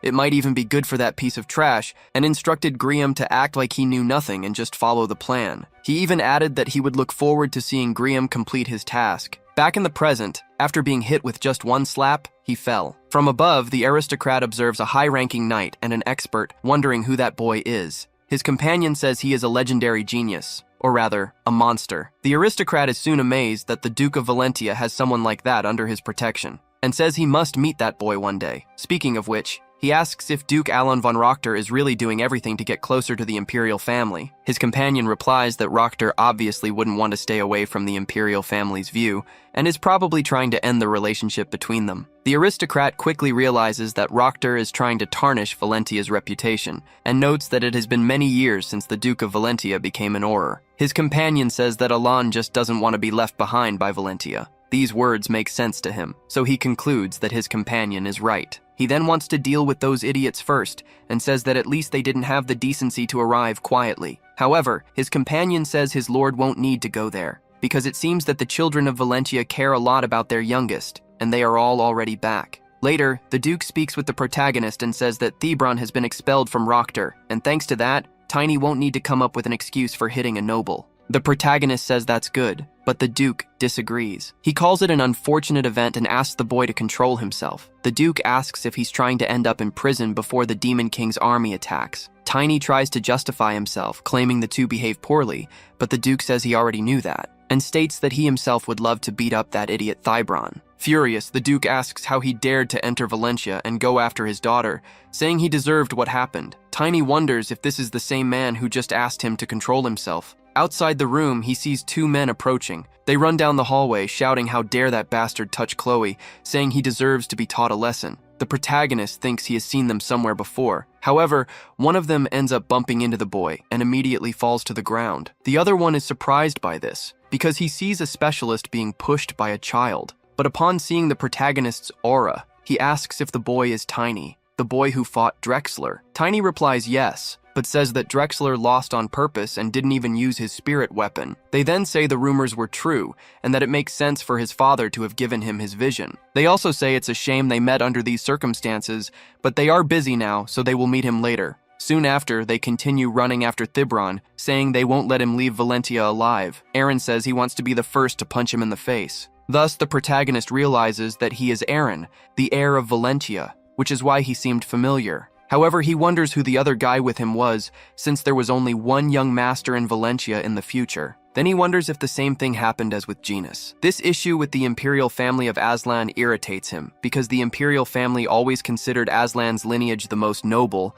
Only those from Aslan's lineage were allowed to attend the banquet. Even Valentia's guests had a very limited and small number, without even imagining the consequences. The protagonist knows that the blood of the noble golden dragon froze to death, but then his thoughts are interrupted, because the aristocrat from earlier appears and says it's always good to check the surroundings for the slightest noise. Tiny asks who he is, and sees that his face is fake, created by magic. The noble says he hasn't introduced himself yet, and says he is Baron Redley von Narsa, a guest at the princess's coming-of-age ceremony. He also says he heard rumors that Tiny defeated a knight and wanted to meet him, so he asks if the boy is from Valentia. In turn, Tiny replies no and says the Duke is just looking after him for a while. Redley says the Duke of Valentia really has a good eye. Seriously, Tiny says this is Valentia, and the Baron should be careful about what he says regarding the Duke. Baron Redley says he deserved that and asks if they are even now, making the protagonist question his age. Redley says that if they are even giving each other advice, he thinks they can already be considered friends, and he asks if he can treat Tiny to dinner to celebrate their friendship. He tells the boy not to refuse, claiming that if he agrees, the two will have fun and build a loyal friendship. Tiny thinks he should just beat him up and uncover his true identity, but he remembers that the Duke told him to control himself and stay calm. However, the Baron then mentions that he heard the protagonist is close to the princess, and asks if he thinks the two of them could meet. Before he could say anything more inappropriate, Tiny wastes no time and lands a solid slap on the arrogant man's face. Like the others, he goes flying out of there, and lands straight onto his servant. This leaves the protagonist satisfied, not caring at all about the consequences. After the Baron is sent flying, the protagonist realizes he might have overdone it. This angers the servant, who immediately charges to attack, calling the boy insolent. While he fights with a sword, the protagonist defends himself using only mana. Furious, the servant says he will break him into pieces. Tiny notices that the opponent is stronger than he expected, but looking closer at him, he realizes the man is controlling space with mana. This makes him a challenger. The opponent only wants to rip off the boy's hand for his insolence. Tiny, however, defends himself with his mana armor and seizes the opportunity to summon his lunar wolf. But the opponent is determined not to let that happen. Upon seeing the wolf, he realizes the boy is an elementalist. However, the opening left by the opponent allows Tiny to attack, and he manages to land a punch on him. However, he is surprised after that, because the opponent stopped the punch with just his forehead and didn't even budge. Then the man grabs the boy and throws him far away. As he falls, Tiny manages to land without injuring himself. But soon he realizes the opponent is approaching, ready to attack again. Then he turns to his wolf for help while shielding himself with mana. Even so, he is struck. However, he manages to soften the blow. His opponent comments on his resilience and declares he won't hold back anymore. With his sword, he moves to attack, but receives the order to stop. The Baron rises from the ground, claiming that the fault was his and not the boy's. After that, Tiny encounters Genus, who says he thought it would be good to meet him, but didn't expect it to happen like this. Tiny apologizes, and Genus comments that he did seem a bit suspicious. The Baron, who is also present, asks for forgiveness. Genus says he'll let it slide this time. However, he warns him to keep one thing in mind, stating that Valentia is not such a forgiving place. He also tells Tiny that the person with the magical disguise has permission for it, leaving the protagonist feeling oppressed. Genus expresses high expectations for him and claims that if he's a bit more cautious, he believes Tiny could become very promising. He then says he's a little busy, but Tiny wants to ask him something before he leaves. He questions him about the Baron. Genus replies that it's still confidential, unfortunately. The protagonist asks if he's someone connected to the Imperial family. This makes Genus think he said something he shouldn't have. Tiny concludes that it makes sense since Challenger class knights are so rare. Genus, however, tells him he must never repeat this. Tiny thinks to himself that he already knew about the arranged marriage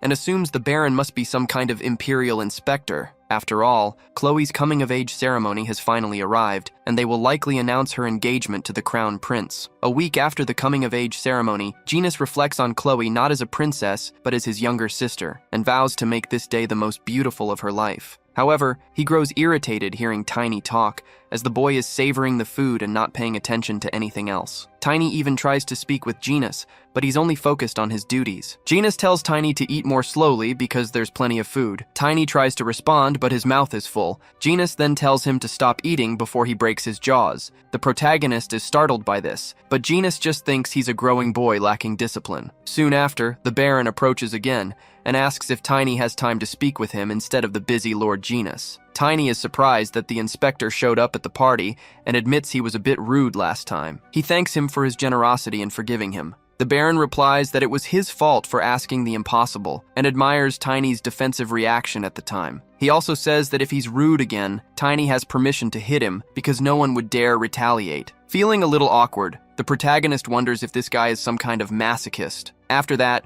the Master of Ceremonies announces the star of the event, Princess Chloe von Valentia, who enters alongside her family. Her father accompanies her along with her siblings, and the princess's charming smile lights up the room. Upon seeing this, the Baron is awestruck, remarking on how beautiful she is. Tiny doesn't like this at all, and doesn't want to let it slide unnoticed. As the princess approaches, the guests call her the Angel of Valentia, due to her captivating beauty. Chloe, however, feels uneasy and wonders if everything will change after today. Among the crowd is the protagonist, who is concerned about the princess, remembering her saying she considers him her brother. He then summons his lunar wolf, wishing her happiness in her new life. The wolf approaches the princess, brightening her day. The Duke and others are surprised by its appearance, except for the princess, who is enjoying herself and trying to keep the wolf calm in her lap. Her father feels relieved that it isn't a threat, but suddenly the wolf begins to transform and shifts from its small form, growing larger and assuming its adult persona. Even so, it remains by her side. Seeing a spirit next to the princess, some guests think she's no different from a goddess. Even the Baron is impressed upon seeing the spirit's true form and thanks the protagonist for the beautiful distraction. Tiny wonders why this guy is thanking him, finding it all too strange. Back at the ceremony, the Duke once again thanks Chloe for growing up healthy. He also says that if her mother were there to see her today, she would be very happy. The father's words to his daughter move many of the guests. However, not everyone seems to know the Duke's story, as one of them appears confused about it. In any case, the ceremony continues. The Duke places a necklace on his daughter, and all the guests are dazzled. The Master of Ceremonies announces that now comes the highlight of the evening and says it's time to present the princess's fiancé. The Duke then declares that his daughter's fiancé is this person, pointing to the hall, but not to someone physically present. Instead, it's a magical projection displaying the fiancé for everyone to see. His name is Bradley Van Asran, and he says he's very happy to receive the Angel of Valentia as his companion, but he regrets not being able to attend this wonderful day in person. Vivian, who was present, is impressed because this young man is the heir to the throne. Meanwhile, the protagonist remembers that in his past life, Bradley died for nothing. The Baron says it's his turn, but the protagonist grabs him and asks where he's going, stating that it's not time to leave yet. The Baron says he knows about his concern for the princess. However, he insists the protagonist need not worry about him and tells him to read his name, Narsa, backward. The protagonist quickly realizes that he is Asran. Then Bradley reveals his true identity and bids farewell to the boy. Tiny now understands who he was all along. Not only that, but he realizes he once hit the heir to the throne. Thus, he concludes that he's in deep trouble, and even considers letting him die at the wedding next year. Janus approaches and asks what Tiny is thinking about. He deflects, saying he's just feeling warm, but Janus reassures him, saying that His Highness has already forgiven him, and even if there's some resentment, he assures that as long as Tiny is within Valentia's territory, he will be safe. It was the Crown Prince who sought this engagement to go against the wishes of His Majesty, the Emperor, who preferred the Rockter family. Tiny then understands that the prince favors Valentia. Janus has more to share and reveals he has a message from his master. He says everything is ready and instructs the boy to meet with the Duke after the ceremony ends. That's what happens, and the protagonist goes to the Duke's office. The old man thanks him for revealing the spirit, as it seems to have relaxed Chloe. Tiny says he didn't do anything significant and asks if everything is ready. The Duke replies yes, but honestly, it's still a bit hard to believe. He explains that Humanitas, the sacred relic of Karun, has disappeared, and Orthus, the capital, was destroyed by the great demon Kraken's attack. Then he asks how it could possibly be Kraken, of all demons. Tiny says he needs to find out. The Duke says the agreement is over, and he can stop by the blacksmith to pick up his weapon. The next day, the blacksmith explains that he enhanced the weight and impact, added self-repair, and optimized the mana waves for him. Thinking about it, he says these specifications are quite unusual and asks what the protagonist intends to do. Tiny simply takes the hammer and asks if he can test it. The dwarf tells him to try hitting something with it, so the protagonist gets excited and says the weight is perfect. The story then cuts to a battle where, with just one strike, he manages to defeat his enemy. He then says the hammer turned out better than expected and thinks he needs to thank Master Rendell for the excellent work. After that, the lunar wolf signals something and rushes into the forest. Tiny asks if it wants a moonlit race. He even remarks that the lunar wolf is in its best condition. For Tiny, this is perfect because they can reach their destination in a week since they are heading to the port of Anaxen, elsewhere, far from there. One of the cultists reports that the Morse child has left the duchy, mounted on a superior class spirit beast, and is moving 4 times faster than usual. Another asks what the route is. The first replies that the nearest port is Karun's in Anaxen, which shocks the others. Their leader says this is more than irritating, and this time he wants to handle it personally, and orders the others to call the trainer. On the road, the protagonist encounters an ambush and asks who these idiots are. The men don't like being called that and ask if the boy still hasn't fully grasped the situation. They know the boy is at an expert level but claim he's just an elementalist against 5 of their best men. They also say that this boy needs a wake-up call because they, the Black Knights, will teach him a lesson. At that moment, an archer shoots an arrow at the protagonist. Meanwhile, Tiny mocks the entire group. He deflects the enemy's arrow with just his hand, surprising everyone else, as they believe such a defense is impossible. But one of them shouts to the others not to be afraid, claiming it was just a cheap trick and that they have the numbers advantage. Hearing this, Tiny says the best remedy for foolishness is a good beating, and with his hammer, he strikes one of them. The others are terrified of the boy's strength and wonder if this is truly the power of an expert. The one who was struck is sent flying. Meanwhile, the protagonist remarks that real knights are amazing, but they are just followers of the demon. The leader of the group is in shock and starts running, claiming they weren't paid for this. Tiny, however, doesn't want to let them escape, so he dismounts his wolf and, with a single strike to the ground, intends to kill them all. Immediately, he hits the ground with his hammer, causing a massive impact and cracking the earth. In this way, the enemies are swallowed by the ground. Tiny, still standing, watches his enemies defeated and fallen. Ironically, he says his hammer turned out amazing and plans to use it even as he grows up. However, he still doesn't know how these idiots knew where he was heading and thinks he should have spared one to interrogate. Just then, he hears the sound of a tree falling beside him that nearly hit him. His wolf managed to dodge the attack. After that, Tiny notices something gigantic approaching and realizes it's a 2-headed troll that is furious about an intruder in its territory. It quickly starts chasing the boy, And, while preparing to flee, Tiny wonders why a high-class monster is there. Monster classification is determined based on their partnerships. This means a Class 5 monster is cooperating with a 5th Circle mage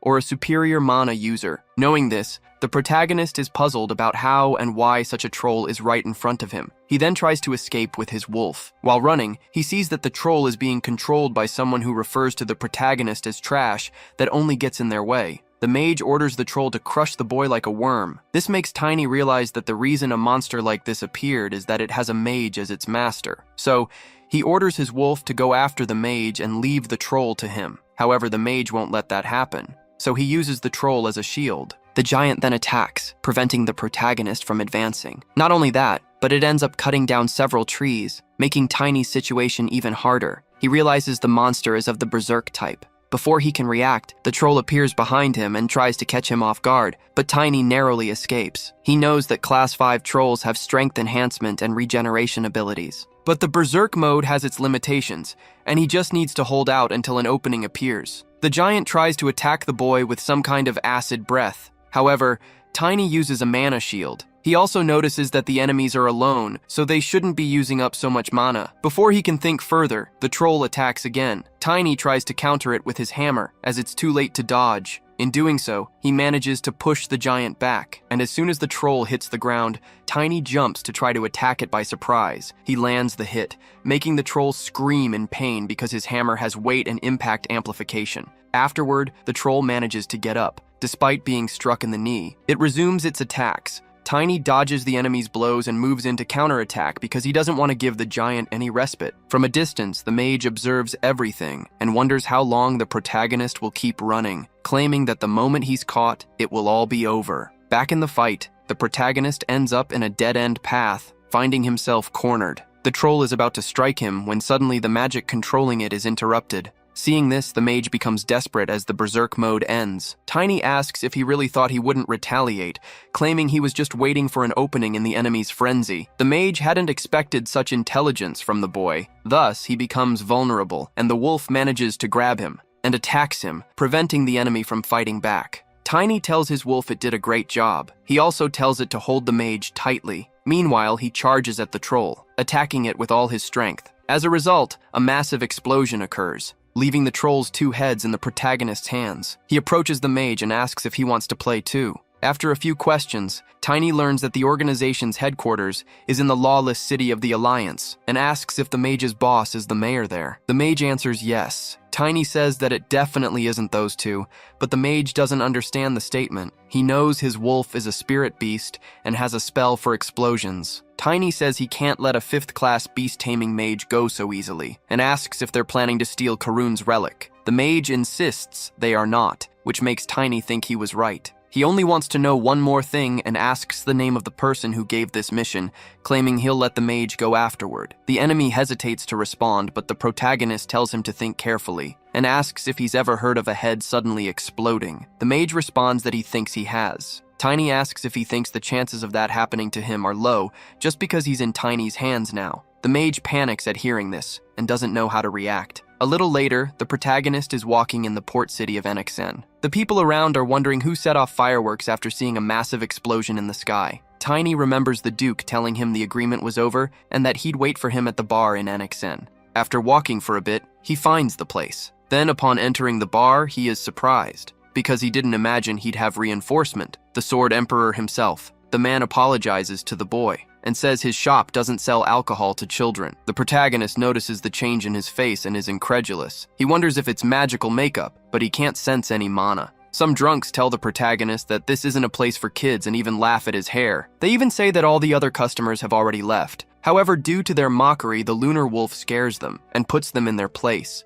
It then returns to the protagonist. With this, Tiny says they can't ignore him. The shopkeeper sees a black-haired spiritualist and concludes that the boy wants the house's special menu. He apologizes for not recognizing him sooner, and then takes him to another room. Alone, the protagonist shows his badge. The man recognizes it as the Duke's certification, with the symbol of Valentia's secret organization, Black Wing. Not only are they the best warriors, but they are also the best at handling information and personal connections. The man introduces himself as Jay and says he is the commander of the Black Wings. Tiny understands this means Jay is literally the chief and has a question. He says that if Jay is the leader, he should at least be a Blader class, but he didn't sense any mana from him, and asks how the leader manages to hide it. Jay replies that he hasn't awakened the use of mana. He also says that sometimes the tricks for hiding mana become the hardest disguises to detect. Then he uses the Duke's face again, leaving the protagonist thoroughly impressed. Jay explains that it's just a simple disguise. Tiny then thinks he wasn't wrong and asks Jay if this isn't very dangerous. Jay replies that's what makes it all so exciting, making the protagonist think he has strange tastes. Then Jay says they should focus on their work, not on his personal preferences. Jay reveals that Gale Anderson, the Tsunami Mage, who was supposed to receive a recommendation letter, is missing. This information leaves Tiny quite surprised, because Tsunami Mage is a title given to a 7th Circle Mage.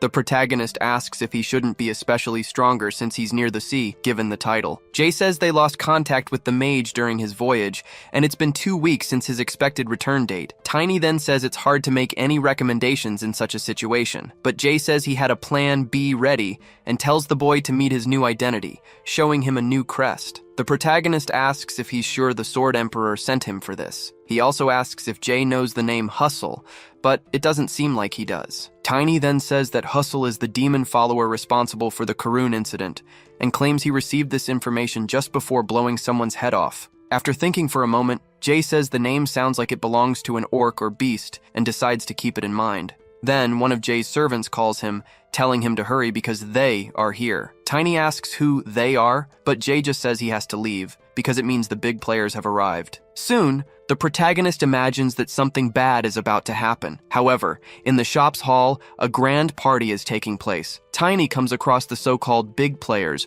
who turn out to be a large group of hungry customers. The waiters are unhappy with the overwhelming crowd. This makes the protagonist wonder why a front restaurant is doing so well. 2 days later, aboard the ship Flaxen, the boatman says they'll depart soon, until a hooded figure asks if this is the ship to Karin. Afterward, a sailor identifies the figure as a child and asks where their identification is. Tiny, who had been keeping a low profile until then, shows the identification given to him by Jay. Immediately, the sailor realizes he's a noble and wonders why a noble is there without an escort. He quickly apologizes for his oversight. The protagonist says it's fine, as he's just a fallen noble now. Even though he doesn't fully understand, the boatman wishes him a safe journey. Meanwhile, Tiny recalls Jay mentioning a noble family called Moors that was accused of being demon followers and disappeared 40 years ago. Black hair and dark eyes were marks of their descendants, but with so few heirs, they couldn't recover over time. From now on, Tiny must assume the identity of one of the Moors who fled and had a child with an elf. Tiny has to take on this disguise now, but thinks that even as an elementalist, it's still a bit strange. Then, he starts to feel a bit different, and quickly realizes there is magic within the ship. The protagonist senses a presence, but doesn't see anything unusual around him. He knows, however, that there's more than 1 or 2 presences and wonders what their purpose is. He even considers that they might be planning to sacrifice everyone aboard. In a moment of distraction, a man tries to catch Tiny off guard, but his instincts won't let that happen. The protagonist quickly grabs the man's hand and breaks it, stopping the attack. The man's scream immediately draws everyone's attention, and the ship's crew becomes terrified, especially when they see blood gushing out. One of the sailors asks the boy what he's doing. Meanwhile, the man demands to be released. His knife falls to the ground, but Tiny uses his foot to lift it and then kicks it mid-air, hitting the man squarely with his own weapon. The others are left speechless at the sight as they watch the man writhing in pain and bleeding profusely. However, knowing the man's evil nature, the protagonist feels no pity. As soon as it's over, a dark aura of magic begins to emanate from the corpse. This confuses the others even more. Not just the smoke, but a foul smell also starts to spread among them. They quickly realize the man was a demon follower. A sailor thanks the protagonist for getting rid of him, but says his methods were a bit extreme. Tiny, in turn, grabs the sailor's hand as well, and ironically asks if he was talking about this. Then, he repeats the same move as before, taking this man down onto the ship's floor. Not just him, but another one was also struck. The protagonist doesn't stop attacking them, as he suspects there are more demon followers around. He even uses human bodies as weapons. People start fleeing, thinking he's a serial killer. However, one of the crew members finally realizes that everyone the boy attacked was also a demon follower. Tiny, with a serious expression, looks at his last target, the one who seemed to be the ship's captain. The captain comes up to the deck and asks what's happening. Seeing the bodies, He asks how this could have happened. Then, he spots the protagonist and immediately apologizes for the inconvenience. It seems this chaos was caused by demonic followers, and he would like the boy's cooperation in a future investigation. Tiny laughs and says he is a great captain, and also an excellent actor. Without wasting any time, he attacks the captain with his hammer, hurling him away and crushing him with the impact. The people, already shocked, become even more terrified. They look toward where the captain's body landed and see that he, too, was a demonic follower. In the city, someone reports what happened, saying these demonic followers were responsible for the Flaxen operation 5 years ago. 5 low-level sailors, 2 specialist-level navigators, along with the captain, who was a Blader-class knight. King Emid Van Karen is impressed by this information. Tiny hears the reporter speculate that hundreds or even thousands of people may have been sacrificed to the demon, and wonders which demon the demonic followers serve, as some demons can even cross dimensional walls and spread their power. The sacrifices are used in rituals that both strengthen the demonic followers and grant significant power to the demon they serve. To Tiny, people who submit to this are the vermin of humanity. The king says they have been in hiding for 30 years, and even he let his guard down. But he says that, thanks to the elemental spirit user with elven blood, a great disaster was avoided. He also mentions knowing that the boy's spirit can track demonic followers, and asks if he can see this spirit. His servant says that, even if he is an elf descendant, it's still very dangerous. However, this is not a problem for the protagonist, as he summons his spiritual wolf and reveals it before the king. Upon seeing the spiritual wolf, the king is astonished, saying the creature is incredible and magnificent. Now that he sees the spirit with his own eyes, he can believe it. He also says he would like to speak with the boy in private and asks his servants to leave, surprising them. Even the protagonist didn't expect this, as it's not common for a king to meet alone with a stranger, leaving him very intrigued about what will happen next. The king's servants ask his majesty to reconsider, as they don't want to leave him alone with someone unknown. However, the king insists and says it won't take long. Thus, they comply with the order and leave. Now Tiny is face to face with the king alone. The king tells the young hero they don't need to worry about others overhearing, and asks if it's a lie that he is descended from elves. Already suspecting the answer, the king says he would like to know the protagonist's true purpose for being there. Hearing this, Tiny wonders where he went wrong. The king says that, after living for so long, one hears plenty of information. For example, that elves don't actually have black hair. The king tells the protagonist not to worry, claiming only members of his family know this information. Embarrassed, Tiny apologizes for the lie, and says he was hunting demonic followers, because he's trying to stop them from stealing relics, and causing further damage in Karun. The king says that apparently, the protagonist truly is worthy of the empire. He also mentions that Karun is a neutral country, but still part of the Union of Kingdoms. The king states that it's very difficult to trust an empire that goes against the Union. He then asks if that's why the boy hid his identity, even though his intentions were good. In any case, the king decides to trust the boy's words, making Tiny remember why he is known as a wise king. The king says the boy is a spirit user with a pure soul, which makes Tiny think even a wise man cannot avoid prejudice. Because elemental spirit users deal with the essence of mana and spirits,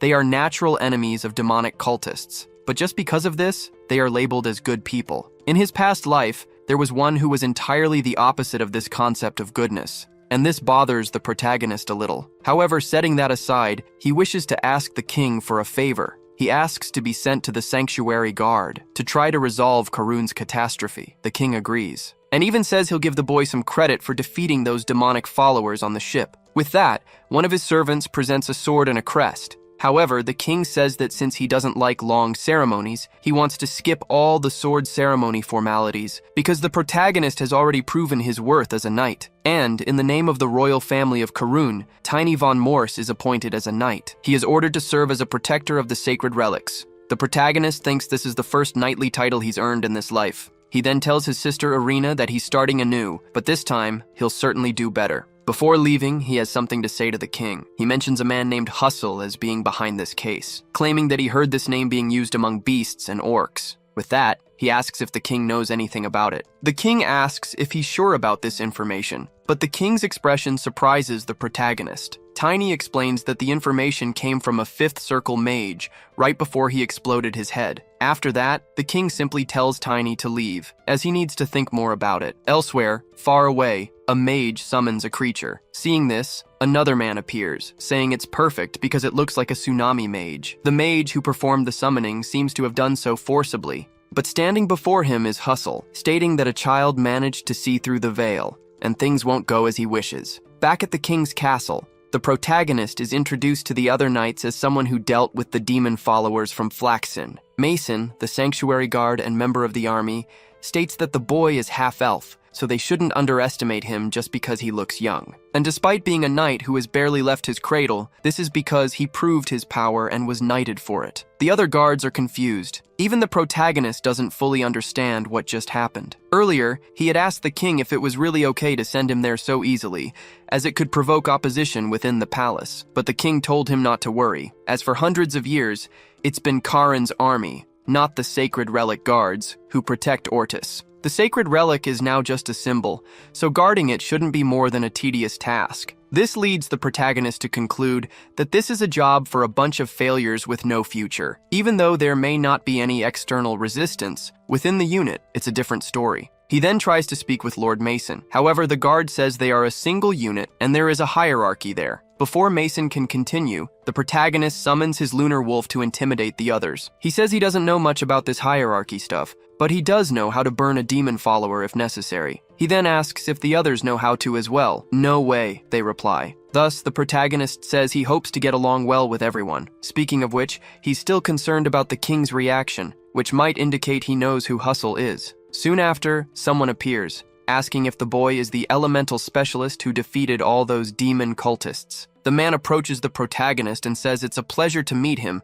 introducing himself as Truman, the sanctuary guard captain. Tiny also says it's an honor to meet him, but upon analyzing Truman, he realizes the man is just an expert, weak for a captain. Regardless, Truman heard that the boy volunteered to join the guard and asks if it's because of an interest in divine artifacts. The protagonist decides to confront him to figure out the old man's intentions and wonders if he's connected to the Karun calamity. However, Truman reacts entirely differently, becoming excited and saying the protagonist came to the right place, leaving Tiny completely taken aback. Truman explains that the artifacts are merely symbols, and their sole purpose is to repel evil creatures, but they only work within a 1-kilometer radius and rarely block demonic energy above level 1. Yet the more one studies them, the more one realizes they go beyond that. He recommends some books for the protagonist to read and asks if he's ever heard about the promise of mythological times. Claiming that the divine artifacts are treasures safeguarded by humanity since ancient times, Tiny realizes that's why he didn't sense any demonic energy in the old man, and almost accused the wrong person. Truman continues his lecture, explaining that even the most evil creatures are subjected to the power of the artifacts created by the gods. But seeing the boy nearly falling asleep, he says he understands it's much better to see the artifacts than to read about them. The old man then stands up and tells the boy to follow him, as he's going to show him a divine artifact in person. Thus, they walk toward the location. In the interior of the castle, in the central section, as they approach the door, the old man asks Tiny if he knows why the sanctuary guards are considered obsolete. The protagonist asks if it's because they claim artifacts are just worthless symbols. Truman says the real reason is much simpler. Then he opens the door, and Tiny is awestruck. Both head toward the divine artifact called Humanitas, and the old man explains that the reason is that the artifacts don't need protection. Tiny is deeply impressed by the artifact as he sees it up close. The old man says the artifact floats, but they don't know why. There's also a legend that says, "The unworthy shall not touch it," and that alone is enough for the artifact to require no protection. Then he tells Tiny to try touching the artifact to see if he's worthy. But to the old man's surprise, the boy succeeds. Not only that, but Tiny realizes that it's a 7th-degree artifact, a mass of light that harms absolutely nothing in the world, and its power rejects everything not of this world. Tiny notices the barrier is speaking, and that only he can hear it, so he asks if it's due to his sensitivity to mana. The glow makes the protagonist realize that the barrier itself is also an artifact. It even moves. Truman is very impressed by all of this, because he realizes the boy is communicating with the artifact. Back in the training grounds, the old man says the protagonist has a talent for surprising people. He also says he's been there for many years and has never seen anything like it. Tiny thinks the old man may not be strong, but he loves his work and performs it diligently, making him very different from the other members. Soon after, they encounter a knight from the Imperial Order, Greg Simbo. Truman asks what he's doing there. Greg replies that he didn't come because of the captain. He then approaches the protagonist and asks if he's the much-acclaimed half-elf saint. The protagonist says he's just a quarter-elf and not truly a saint. Greg refuses to believe in a hero who punished the dark mages. and asks how the boy dares to spout such nonsense. Then he declares he'll expose the boy's mask and charges to attack. Tiny had been expecting some resistance anyway, so he dodges the attack and grabs the knight's hand to throw him down, just as he did to the others on the ship. And so he does, slamming a knight twice his size and weight to the ground, causing a loud noise with his fall. Still, Greg refuses to give in. Tiny, in turn, thinks that if the knight can still talk, it means he went too easy on him, so he grabs the knight's arm again, swinging him side to side and slamming him into the ground. From a distance, the old man observes everything, making Tiny wonder if he should maintain decorum or not. He tries to keep his composure, thanking Greg for teaching him so much, leaving the old man even more confused. But he wasn't the only one observing the protagonist. Further away, another knight saw everything and found it interesting. Other knights attempt to challenge the protagonist. One of them, named Robert Dumbbell of the Imperial Knights, heard that Tiny defeated Greg and wanted to verify it, but the way he found out wasn't ideal, as Tiny landed a solid punch on his face. Tannen Royer and Edgar Albert, also from the Imperial Knights, present themselves to challenge the boy. However, they stood no chance, as the protagonist didn't spare them from public humiliation, until another challenger appears. His name is Randolph Granches, commander of the Imperial Knights Order, and he proposes a duel against Tiny. But on the first hammer strike he receives, he's already sent flying. The protagonist says that, at least, he's a little less useless than the others. He also says he did him a favor by not finishing him off, and now wants a favor in return. Tiny then asks if he knows someone named Hussel. Randolph replies that he doesn't know anyone by that name. This leaves the protagonist slightly puzzled, because no one he interrogated knows Hussel. Afterward, another knight appears, saying he's impressed that the boy defeated Randolph. Tiny asks who he is, thinking this might be someone of a higher class or a beginner-level challenger. Either way, the man introduces himself as Liam von Peterson, Grandmaster of the Imperial Knights. Maintaining his composure, Tiny apologizes for his rudeness, addressing the Grandmaster as Your Excellency. Liam says he doesn't need to be so formal, claiming that an old man like him is just happy to see such a talented young man in action. And he asks if the protagonist would duel him as well, to relieve his boredom and provide information about Hussel. The Grandmaster says that a duel is sufficient compensation, surprising Tiny with this proposal, because he didn't expect a martial artist with challenger-level mana to challenge him to a duel, let alone offer the reward he's been seeking all this time. Liam says he'll go easy on the boy, but tells him to do his best. Tiny smiles, as this is exactly what he wanted, and says he'd be an idiot to refuse. He immediately leaps toward his opponent, ready to strike him with his hammer, thanking him for the duel. However, Liam manages to defend himself, and the impact of the blow even shakes the ground. Tiny warns him that if he underestimates him, he might get seriously hurt. The Grandmaster notices that the boy has become lighter. When Tiny tries to sweep him off his feet, he can't, facing greater resistance, and realizes his opponent has a stone attribute. Liam looks at the boy and says he's quite entertaining. Tiny doesn't falter and creates some distance between himself and his opponent. He had anticipated that this is a defensive ability of an entry-level challenger class. The heavy, resilient knight, clad in shining armor, declares that he's taking back his promise to go easy on the boy. Now that he's seen what Tiny can do, he won't hold back his strength when attacking, saying that it'll be more fun this way. The protagonist doesn't feel differently from his opponent and doesn't intend to hold back either. He swings his hammer and thinks there's no advice he could offer about Liam's skill, only that what might be lacking is experience and accomplishments. The way Liam shifts his center of gravity to gain momentum, and the way he channels strength into his weapon, makes the protagonist think that he should be taking tips from his opponent instead. Liam says that the title of genius isn't enough for the boy, claiming that he's actually a monster. To Tiny, that's a genuine compliment, as he already sees himself that way. Liam then states that he thinks this is enough. He strikes the ground, causing the protagonist to lose his sense of balance, making him more vulnerable to attacks. However, even with difficulty, Tiny manages to defend himself, but he ends up being thrown by his opponent. Liam then says they should stop, as things have gone far enough. Tiny thanks him for the duel, but the Grandmaster says this was a new experience for him, even at his age, and that he should be the one expressing gratitude. To show his appreciation, he agrees to provide the promised information, leaving Tiny excited to finally get the answers he's been looking for. Liam explains that there's a man named Litman who belongs to the Imperial Knight Order, but only takes orders from His Majesty. The protagonist is surprised because he wanted information on Husel, not Littman. The Grandmaster says that's all he knows about Littman's duties, but it seems he's been wandering through various places, so perhaps he knows this hustle that the boy is seeking. He asks if Tiny would like him to arrange a meeting, but before he can answer, one of the guards calls for Tiny, saying that His Majesty is urgently looking for him. This catches the protagonist off guard. Regardless, he goes to the king, who says that the man beside him has found the person Tiny has been searching for. The king introduces him as a specialist from the Eastern Continental route, Lord Littman. Tiny is confused because they've already found him, and he hasn't even asked about him yet. Moreover, if this is Littman, the protagonist wonders if he's the same man Lord Liam just mentioned. Littman greets Tiny, saying it's a pleasure to meet him and calling him the hero who massacred the demon followers, asking if the boy has been looking for him. Tiny says yes, and replies that it's a pleasure to meet him as well. The king notices that something is off with the boy. Meanwhile, Tiny thinks that if His Majesty was going to stage this spectacle, he could have at least warned him beforehand. Littman tries to speak with the protagonist, but Tiny quickly says that, given his appearance, he thinks his roots might be from the Eastern continent. So when the king asked what he wanted, he answered that he wanted to go there at least once. Soon,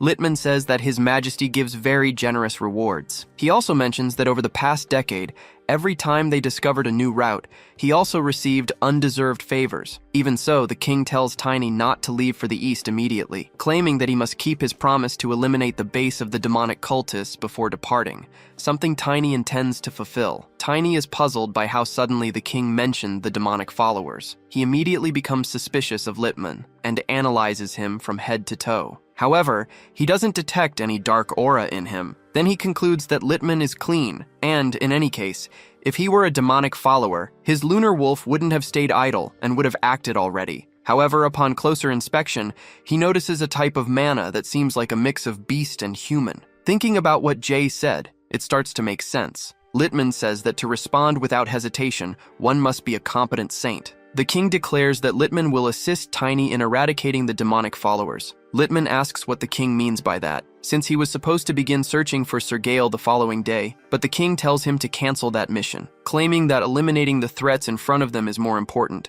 and that the best person he can mobilize right now is Littman himself. This leaves Littman slightly frustrated, but even though he's concerned about Gale, he understands that he must obey the king's orders. Tiny observes him and detects no demonic energy, but he believes Littman is Husel. Later, he meets with the king and says that Littman is not a demonic follower. The king understands, but still says it's good to be sure, and asks Tiny to confirm it himself while working alongside Littman. The protagonist asks why the king didn't say so earlier, and the king replies that he had no choice. Tiny then asks if it's due to a mana oath. The king confirms it. This type of oath is bound with mana, creating a lightning discharge equivalent to the circle level of those who break their promises. A promise made in the third circle causes a small shock, but it can become a burden if one doesn't have much time left to live. Tiny then asks why the king is doing all this, considering that Lord Littman has been loyal to the king for decades, while the protagonist is only meeting His Majesty for the second time. The king says that they of Karun's blood, upon living to such an age, begin to experience strange premonitions. A dream where the sacred relic vanishes, and demons destroy the entire capital.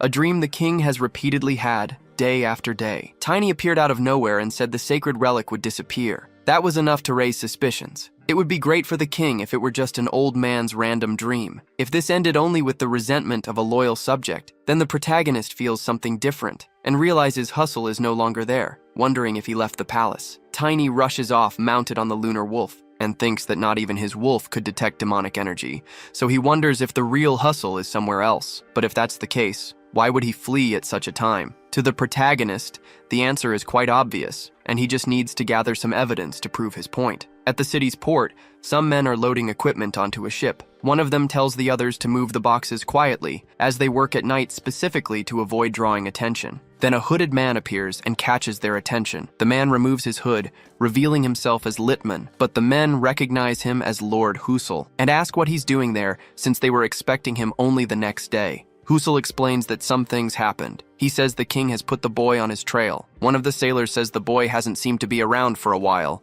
but Husel admits he doesn't know what's on his mind. He orders the men to hurry because he wants to leave immediately. The sailors comply and rush with the preparations. However, what they didn't expect was for their ship to explode out of nowhere. Not only that, but it's rendered incapable of departing, as it's split in half. And standing on the ship's bow is the protagonist, asking what they're up to in the middle of the night and calling them demon worshippers. The others immediately recognize it as an ambush. But before they can do anything, the protagonist strikes the ground with his hammer. Hustle sees that the boy has already taken down 4 of his men. Ironically, Tiny asks if anyone else wants to enjoy eternal sleep. Those still alive call him a monster. In turn, Hustle remarks that the boy may be a follower of God, but he's only at the expert class level and must already be exhausted from all the fighting. He also tells his men not to fall for it, claiming this must be the protagonist's plan to recover mana. Tiny admits he's been found out, but says he doesn't care. Hustle comments that he didn't expect the boy to face him alone, and declares he will end him right now, but the protagonist tells him to try all he wants. Thus, the two begin their clash. Hustle attacks with his sword. Tiny counters with his warhammer. He manages to block an enemy attack, leaving his opponent very surprised. While Tiny holds the enemy's sword, he orders his wolf to attack. The lunar wolf strikes the opponent, drawing blood with its blow. Hustle, enraged, asks how they dare to leave a scar on his body. He also declares he'll tear the wolf apart right before the boy's eyes, claiming that when a spirit is forcefully summoned, even tamers like him are shocked. Tiny refuses to let this happen, but Hustle rushes toward the wolf, claiming he'll deal with it first and then finish off its master. The lunar wolf stands its ground while taking the hits. Tiny grows deeply worried for his companion. Yet, the wolf walks toward him, still able to fight despite its injuries. Hustle notices this and is incredulous, believing his blow should have been devastating, but the wolf survived. He wonders how it resisted a reverse summoning. Not only that, but looking at the protagonist, Hustle realizes the boy is conserving mana by healing only the injured parts. Hustle calls it a terrifying talent and resolves to kill him today. Hustle's men refuse to let him fight alone and charge at the protagonist, but with just one swing of his hammer, Tiny takes them all down. This allows him to refocus on the main enemy. As he advances, he calls Hustle a lunatic beast man. Tiny tells his wolf they're running low on mana and advises it to focus only on moving. Hustle realizes the king must have told Tiny about him, claiming that old man doesn't know how to be grateful. Tiny takes offense at how the enemy speaks. A flashback shows that when Tiny discovered Hustle had left the castle, the king warned him that Hustle was a man with many stories. Lobists usually inherit the powers of terrestrial animals, but sometimes mutants are born among them. However, wolfmen kill these children immediately because they remind them of the ancestral sirens who defied their god. Tiny asks why the king is suddenly telling him this. The king explains that he once encountered a mutant who somehow survived and concealed his true identity to live outside his native village. Since the king needed his abilities, he swore on his mana to keep the mutant's identity a secret, but while sharing this, the king suffered severe damage due to the oath. Back in the present battle, Hustle asks if the king didn't mention anything else about him. After that, he uses magic to manipulate the seawater. At this moment, Tiny recalls the king's warning that if Hustle ever became his enemy, he should never fight him near the ocean, a crucial detail the protagonist forgot to consider. Now he realizes Hustle is a mutation of a killer whale. By the sea, Hustle prepares to attack. He fights by launching water blasts toward the protagonist. Tiny, struggling, manages to dodge, but Hustle continues his relentless magical assault. With each strike, the water blast grows stronger, heading straight for Tiny. Amid the fight, Tiny notices that Hustle's aura weapon grows more powerful with water. Eventually, Tiny gets hit, and Hustle declares that it's over. But what seemed unlikely happens. Tiny, along with his wolf, emerges from the wave, ready to fight again. As he attacks, the protagonist tells Hustle that he's the only one who will die today. Still shocked, Hustle tries to defend himself from the boy's relentless strikes. He also notices that Tiny's regeneration is abnormal. Hustle grows frustrated, realizing reinforcements should be arriving soon, but he knows he can't let this drag on any longer and tries to hold his ground as best he can. Hustle moves away, and the protagonist assumes he's fleeing, especially upon seeing the enemy diving into the water. This leaves Tiny quite frustrated. However, he soon realizes it's not exactly the case, as Hustle reappears, stating that he's not just any ordinary specialist, and claiming he will delay his death a bit longer. Then he dives once more. In his whale form, Hustle moves through the water. Tiny realizes he cannot pursue him into the ocean, but then he has a vision. His wolf shows him something. The protagonist sees the wolf walking through the air and had no idea it was capable of doing that. He asks the lunar wolf if this is one of its abilities. Receiving confirmation, Tiny asks if the wolf can use it now if he assists, but upon further thought, he realizes he doesn't know how to do that and thinks there might be another opportunity. He then remembers Hustle saying he would delay his death and wonders what the enemy is trying to achieve. In a nearby cave, Hustle walks deeper into the location, saying that, as always, it was perfect. Then he encounters the Wave Mage, whom he keeps imprisoned. Furious, the mage hurls insults at him non-stop. Hustle asks if that's how he treats the person helping him, claiming that despite appearances, he still cares for him. He also says that if the mage doesn't eat and faints, the monster he's controlling might escape. At the back of the cave, they see a massive sea monster, which the mage keeps under constant watch. This monster doesn't seem at all happy to be confined. It even tries to escape, slamming against the prison holding it. Hustle says it's incredible, calling it a precious miracle his organization acquired. He adds that if the monster escapes, it will send a telepathic message to its mother, and if it's killed, the mother will know immediately. To him, it's only a matter of time before Karun is destroyed. He then tells the mage that if he wants to save his hometown, he must put more effort into keeping the monster trapped. Angrily, the mage says Hustle will face divine punishment. Hustle merely laughs at this provocation, claiming he already received such punishment at birth and stating that what's about to happen is just settling old scores. As soon as he leaves the cave, the mage feels a bit relieved. Still, he remains focused on the monster, keeping it trapped within his magical cage, because he says he won't let Hustle's desires become reality. Sometime later, the protagonist returns to the royal palace. Liam accompanies him and, before the king, confirms the report that all the sailors were demonic followers. The king asks about the cargo. Liam replies that it consisted of items used for magical rituals and that the combined value was equivalent to half the kingdom's annual provisions. This makes the king think he should have suspected Hustle sooner. Hustle had told the king he would show how mutants could contribute to the world. He was a man of great ambition. He also proved to be competent, so the king wonders why he switched sides. Tiny apologizes to His Majesty, but says he heard from Liam that almost no one knew about Littman or his duties. The king says that's exactly what Hustle wanted, since he was trying to avoid the killings of beastmen. The protagonist states that they should have suspected it, asserting that those with ambition don't hide. Liam doesn't appreciate Tiny's tone, but the king says he's right, and that they of the royal family should have noticed Littman's malicious intent. However, he affirms that crying over spilled milk won't change anything. Then he calls Tiny a little hero, and now that they've lost Hustle, he asks if Tiny has a way to track down the demonic followers. The protagonist replies that he does, and asks for the king's help with something specific to carry out his plan. After that, Tiny heads to another location. He knocks on the door of an establishment. Jay answers, saying they're still closed. However, the protagonist introduces himself. Jay doesn't recognize him due to his hood, but nonetheless, he asks what's accompanying him. After some conversation, Jay understands what happened and realizes Tiny encountered a demonic follower who was difficult even for him to identify. Now he understands why things became so complicated, but Tiny says the man didn't have any apparent demonic energy. Hustle is simply working with the demon worshippers. Jay concludes that there really are people who make such choices, and he is truly speechless, as he didn't expect Tiny to approach him so directly. He says he has long wanted to show him the potential of the Black Wings. Tiny asks what would happen if he still had a chance. Jay asks what he's talking about. The protagonist then picks up one of the boxes he brought and says that His Majesty has ordered him to collect all the remaining artifacts. He adds that if Jay truly belongs to the Black Wings, they must at least have a specialist in tracking magic. He also says that now is the time for the Black Wings to shine. Tiny tells Jay to find a tracking magic specialist to examine all the artifacts so they can get rid of them. Tiny then asks where the tracker mage is and tells Jay to bring them immediately, but Jay says that will be very difficult. Desperate, the protagonist asks why. Jay explains that they've tried before, but the enemies must be very cautious, as they get rid of all evidence. The protagonist thinks he's doomed now and wonders if he went through all those trials for nothing. However, Jay says that's not entirely true. He explains that the shipment of demon worshippers' goods Tiny brought to his establishment is massive.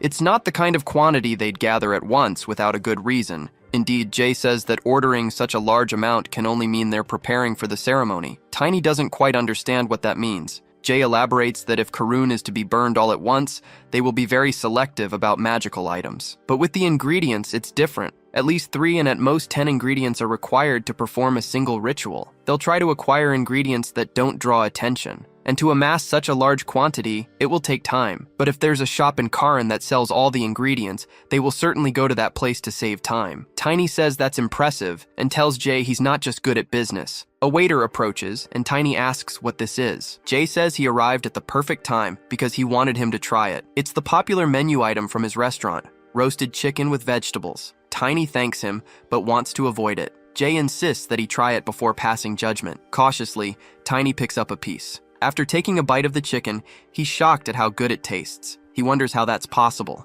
as he didn't expect the dish to be this delicious. After finishing everything, Jay asks how it was. Tiny asks Jay why he doesn't work as a real chef. Jay feels proud of the compliment, as it shows his dish was truly excellent. Now, he says he can move on to the next mission without regrets. He's eager to start hunting those demon worshippers, as he's certain an opportunity will arise. 2 months later, some cultists walk through a dark alley. One of them asks if this place is really safe. The other responds that the store owner's background check has already arrived. He did his part in the business and probably did it for money. The first cultist asks if his colleague disobeyed the elder's instructions, but the colleague replies that the investigation has already been concluded. They need to use their time wisely in circumstances like this. As soon as they enter, the store owner greets them and asks if they are looking for something. One of the cultists says that this place deals with all kinds of items and asks the seller to bring everything on this list. The seller takes a look and thinks that these men have no idea he works with Tiny. Earlier, they carried the boxes that the protagonist brought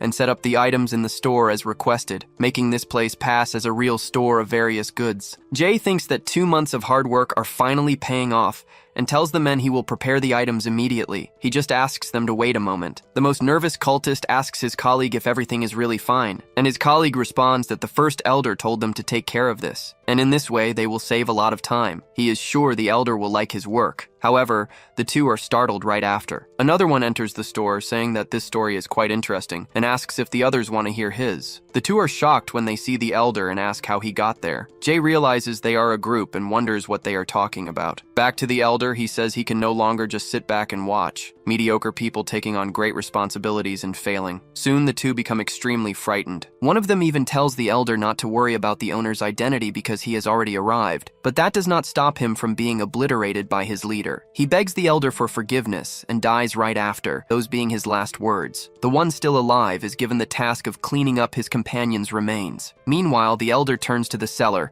apologizing for the inconvenience, but says he is a little intrigued because the chronological order is just a big coincidence. After that, in the same way he did with one of his own, he attacks the seller with his magic and observes him sadistically. Sometime later, Jay regains consciousness and sees the protagonist trying to revive him. Tiny finds Jay in that state and asks him what happened. Jay responds that he was just lucky. The protagonist still doesn't quite understand. Earlier, as soon as the elder attacked, the seller realized that he couldn't use even a bit of mana and concluded that he shouldn't have done that. He looks around and says the seller seems to have a very nice store. Then he withdraws his magic from Jay.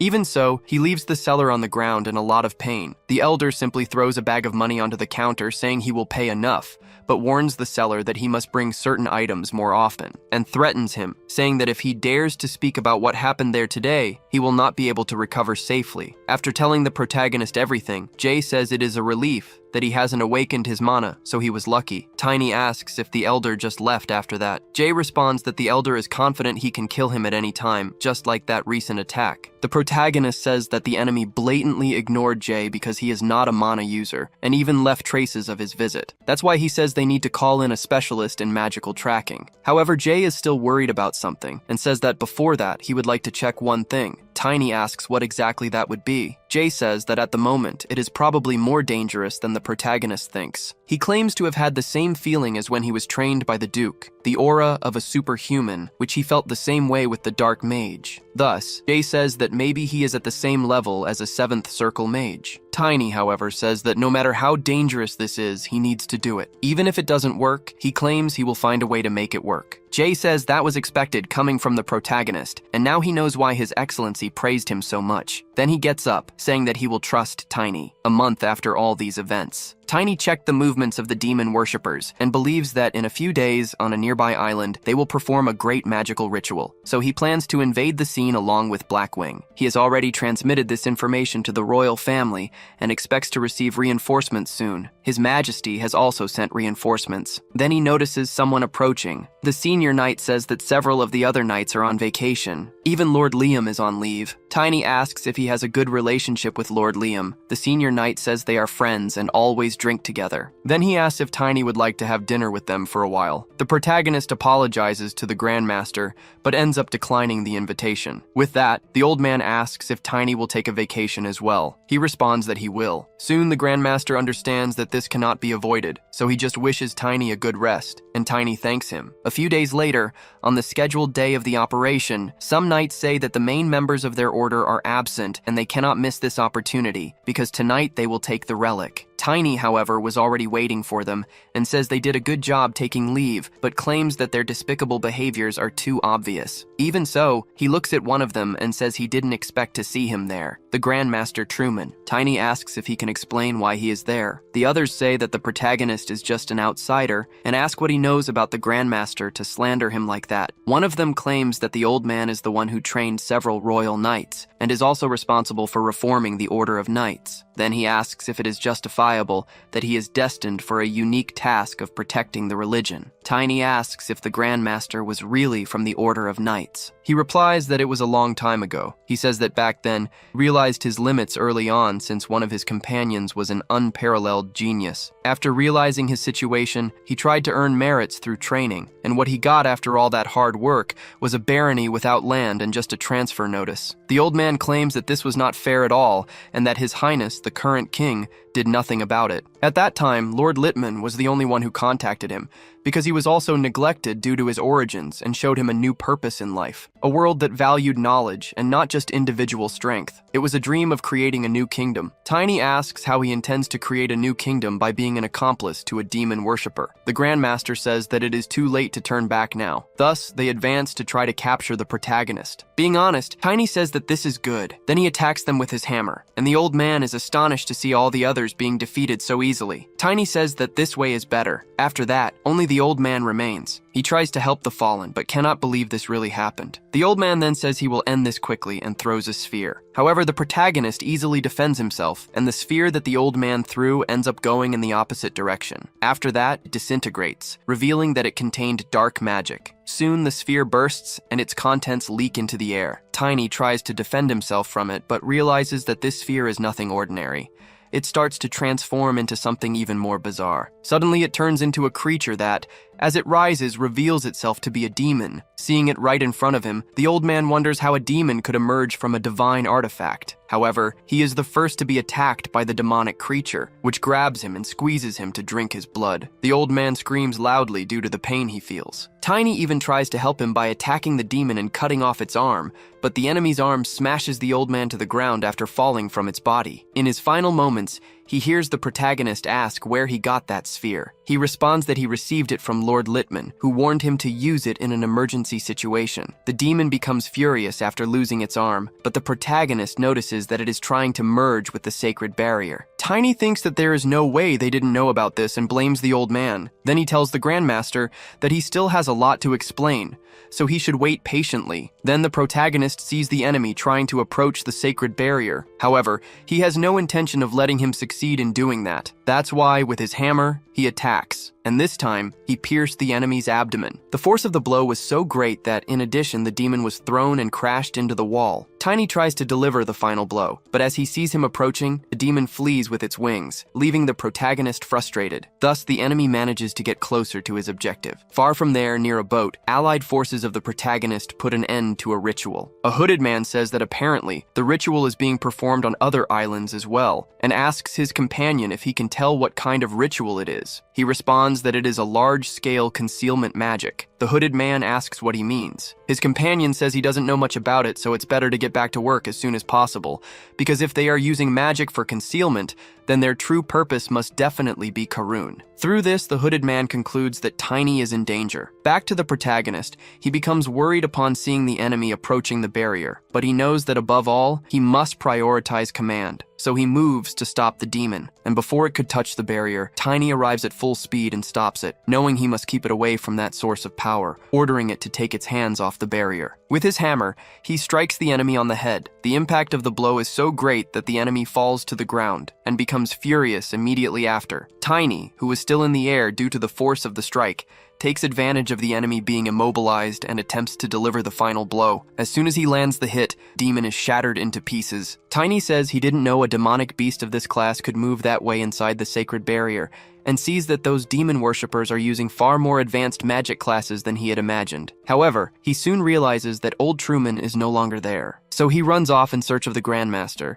saying that he was saved but repaid by escaping. The protagonist does not want to let him get away under any circumstances, so he runs with his wolf following the blood trails. Truman is fleeing through the sewers. He can barely walk due to his injuries. However, he knows of a secret passage nearby and tries to reach it, but as he reaches the door, he remembers the monster and thinks that not even Tiny could defeat that demon. Believing he is in his final moments, the Grandmaster wonders if this is truly what he wanted, for he sacrificed his subordinates for an absurd dream. Even the sacred relic that once gave him comfort may have truly met its end. However, the protagonist arrives just in time to find him still conscious. Truman didn't expect to see him, as he never imagined he would defeat the monster. Tiny, however, asks why he looks so surprised. He also asks if it's because he is still alive, or because he found the secret passage the old man had hidden with magic. The old man realizes that this boy is truly courageous. Meanwhile, the protagonist is surprised that the old man created such a space beneath the capital, without even drawing attention. Truman now says that it truly seems like his end, but Tiny tells him it's not over yet, as he still needs to be interrogated, and asks the old man what the cultists are planning. The Grandmaster does not know the answer, but he says he does know one thing. He stands up and tells Tiny, "Do not forget Sock." The protagonist did not expect this response. However, before he could ask anything else, the old man died right in front of him. Tiny realizes that he was already at his limit, and says that if he had not joined the demonic cultists, his end would not have been like this. Soon after, his wolf appears, and through their mental connection, Tiny understands that a powerful mana is coming from behind that door. So he decides to open it to see what it is. And when he opens the door, he sees a man lying on the ground, recognizing him as the Wave Mage. However, as he approaches, he realizes that the man is already dead. Then he wonders where the mana that his wolf sensed is coming from. Looking further inside, he sees a baby kraken and wonders why an ancient monster is there. But soon after, his mind is invaded, and he sees some memories through telepathy, wondering what these images in his mind are. Immediately, he remarks that he should expect nothing less from a Wave Mage, as he sees that he was protecting Karun even after his death. Then, Tiny senses a sinister aura approaching, carrying an immense amount of energy. He then deduces that it must be of the same rank as a glutton. He doesn't have much time. Even so, he knows that 2 spells are still missing. First, he will insert mana into the first spell that stopped working. Then, a beam of light appears, illuminating the sky above, which can be seen from afar, forming Gale's letter in the sky. The king, upon seeing this, is in shock and is unsure of what is about to happen, until his son appears. His name is Henry von Karen, and he says they are in trouble. The prince says that a massive tsunami is approaching, and a standard evacuation announcement will not be enough. So he wants his father to declare the highest level of alert. The king thinks that if it really is the Kraken, not even the power of the sacred relic will be able to stop it, and he wonders if this will truly be the end of Karun, until Tiny appears and asks if he is already giving up. He enters the room carrying the mage's body, until one of the king's servants calls him an ill-mannered brat and says he cannot be there. In turn, the prince recognizes the body and asks if it is really who he thinks it is. Tiny replies that this is Lord Enderson. He fought for Karun until the end and perished. The prince asks who would dare attack a 7th Circle mage, and Tiny responds that the mage fell into the scheme of the demon worshippers. The prince is outraged that they have destroyed Karun's last pillar. However, Tiny says they still have hope. Even in this situation, Enderson left them something because he cared about the kingdom. He left behind the shield that will save Karun. The prince is surprised to hear this, but the king says that even if Gale had a plan, it would still be the end of Karun. He didn't have time to explain this to the protagonist earlier, but now he talks about the barrier's limit. He mentions that the sacred relic can indeed stop monsters. However, a high-class demonic creature like the Kraken, not even the sacred relic will be of any help. The prince says that the Kraken is just a mythical monster, and asks if the king really believes it is responsible for this tsunami. Before he can answer, Protagonist says that the sacred relic will work. Tiny tells the king to think about the promise from the mythological era. Sacred relics are humanity's treasures, passed down from generation to generation since ancient times, and anything that is a divine creation will be affected by them, even a monster. The Kraken is a monster from the mythological era, created by deities. If the promise is remembered, even it will be able to break the sacred barrier. His Majesty says that this is correct. Since the Kraken is different from other types of monsters, it might work. Then he orders the people to be gathered inside the palace immediately, and for all mages capable of stopping the tsunami to be summoned. He doesn't care if everyone fits inside the palace or not because there is still a mansion near the main building, and he can take the rest by ship to the continent. He also says that the imperial family will provide resources and that everyone must be evacuated without exception. However, a servant appears and says they have a problem and claims that all the ships have been destroyed. At the city's port, not a single ship remained standing. The cultists ensured this happened. One of them tells the elder that they destroyed them all. The elder says that this has blocked all escape routes, but asks what happened to the invisibility magic circle. The subordinate says they received a report that a knight came to the barrier. After that, they lost all contact. Soon, the elder concludes that the imperial family is stepping on their tail, so he orders that all possible reinforcements be sent to buy some time. However, the elder thinks that this is not so bad, claiming that facing someone of the challenger class within the sacred barrier might be difficult even for him. Things will be easier without the barrier knight. Now the stage is set. Karun will not be able to handle the approaching tsunami. The imperial family's mages have spent all their power trying to stop the tsunami, and amidst the chaos, they unleashed the disaster of the seas. The imperial family's bloodline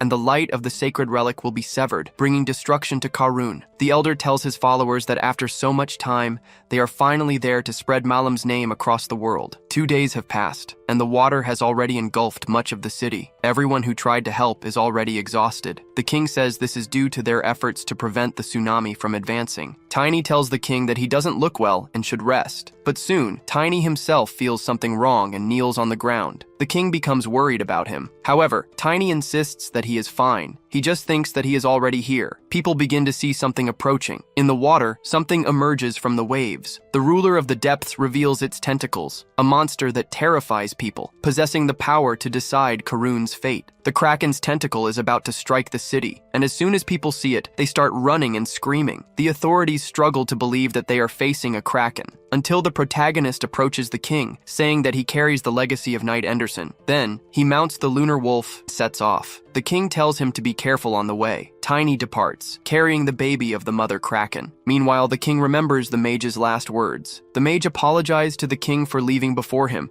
said that until the end, he tried to serve his country, and as proof of his devotion, he left something, hoping it would reach the king. The protagonist approaches the enemy, and seeing it up close, he is quite impressed. However, upon witnessing the Kraken destroying various places, he realizes that it is still too far to be attacked. So he asks the lunar wolf if it has any ideas. Soon he has a vision from the wolf and starts to feel something that is not new to him. Feeling stronger, Tiny is now ready to fight. Then he enters Spirit Tamer Stage 3, increasing his power bond with his wolf. Tiny says this sensation of power is incredible, and now he wants to get closer to the Kraken. As soon as the monster sees the protagonist approaching, it becomes extremely irritated and lets out a massive roar. Tiny and the wolf immediately feel the pain from the sound of the roar. The protagonist is using the baby to lure the mother. However, due to the creature's reaction, he deduces that the mother might think he is responsible for killing her baby. Either way, he decides to get closer immediately. The mage said that he imprinted their image on the baby Kraken's body. Even if the Kraken is less intelligent compared to the legend,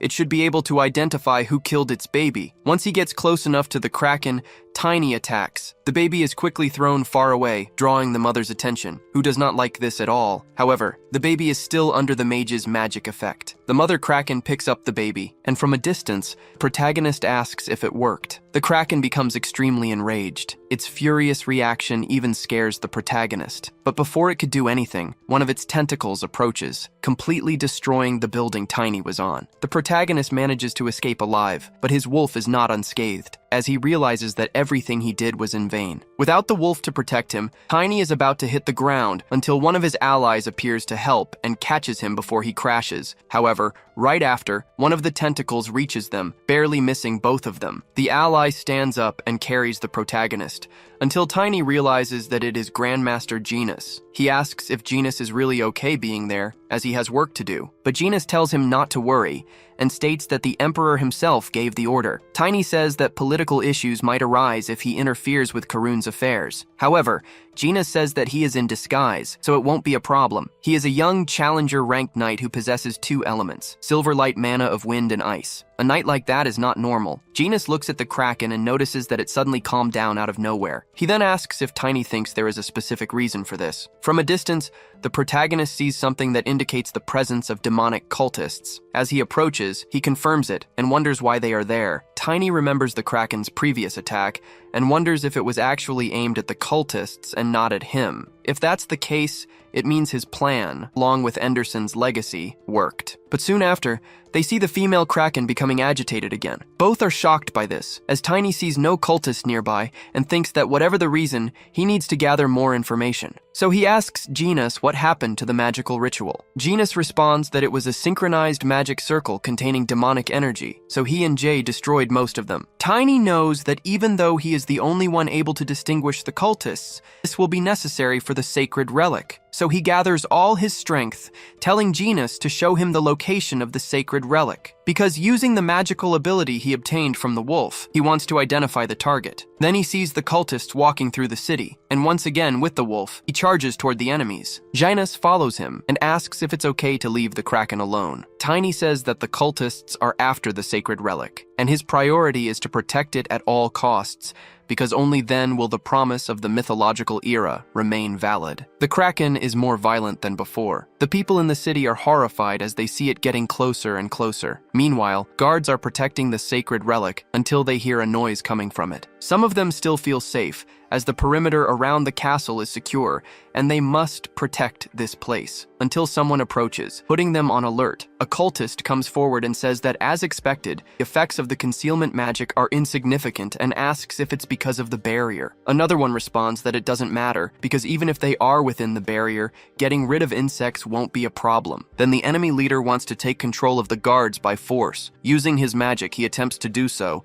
leaving the guards deeply frightened, but they cannot put up resistance strong enough to match the darkness. Soon, cultist leader is more than satisfied. Nearby, Tiny and Genus approach the relic, until a group of cultists spots them arriving and is ordered not to let the protagonist take another step forward. Tiny says that he was already busy enough without these nuisances. However, Genus takes the initiative to deal with the enemies to create an opening for the protagonist to advance. Thus, he attacks from a distance, keeping the enemies out of Tiny's way. As expected from the Northern Wind Knight, with great speed he throws them off balance. Then Genus asks if the enemies are capable of touching the relic, as they shouldn't even be able to get close to the barrier. Tiny says that maybe they are not part of the demonic cult, because he has seen a case like this before. Even so, it is just as disturbing. Judging by the chaos they have caused, this might not even be the worst case scenario. Janus asks what that means, but before he can answer, they see someone. It's Lord Liam, who appears to help. He asks the protagonist what has happened to the world this time. The protagonist tries to explain,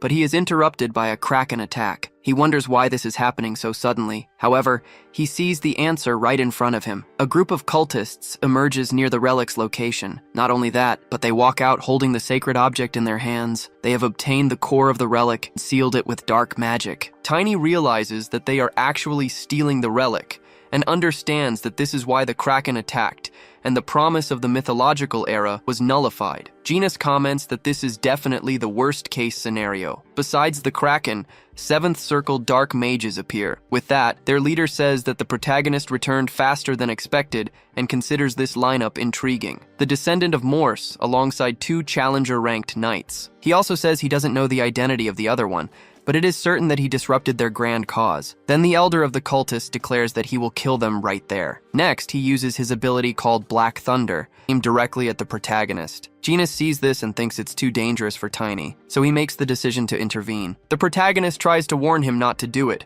but he realizes that even Lord Liam has stepped in to protect him. The enemy says they are struggling in vain. Even so, they hold their ground. Tiny realizes they won't last long and that he must retrieve the sacred relic somehow. He also notices that the other guy who had the relic has disappeared. However, he soon sees him escaping through the air. With his lunar wolf, Tiny gives chase, demanding that he return the stolen item. The elder says he won't just stand by and watch, and he tries to assist his ally with magic. Seeing this, Venus worries about the protagonist and moves to try to help him. He breaks free from the dark magic, leaving Liam impressed, especially for counterattacking a 7th Circle dark mage directly. Janus, in turn, wields his Sword of Valor in its first cutting form, alongside the ability Frozen Blade Song. He realizes that the enemy's resistance is immense, but Janus insists and manages to break through it, because for him, protecting Tiny is above all else. He received this order from the Emperor himself, who at the time said that if Janus could not trust Tiny, he should trust his Emperor. So he thinks that he cannot disobey his master's orders,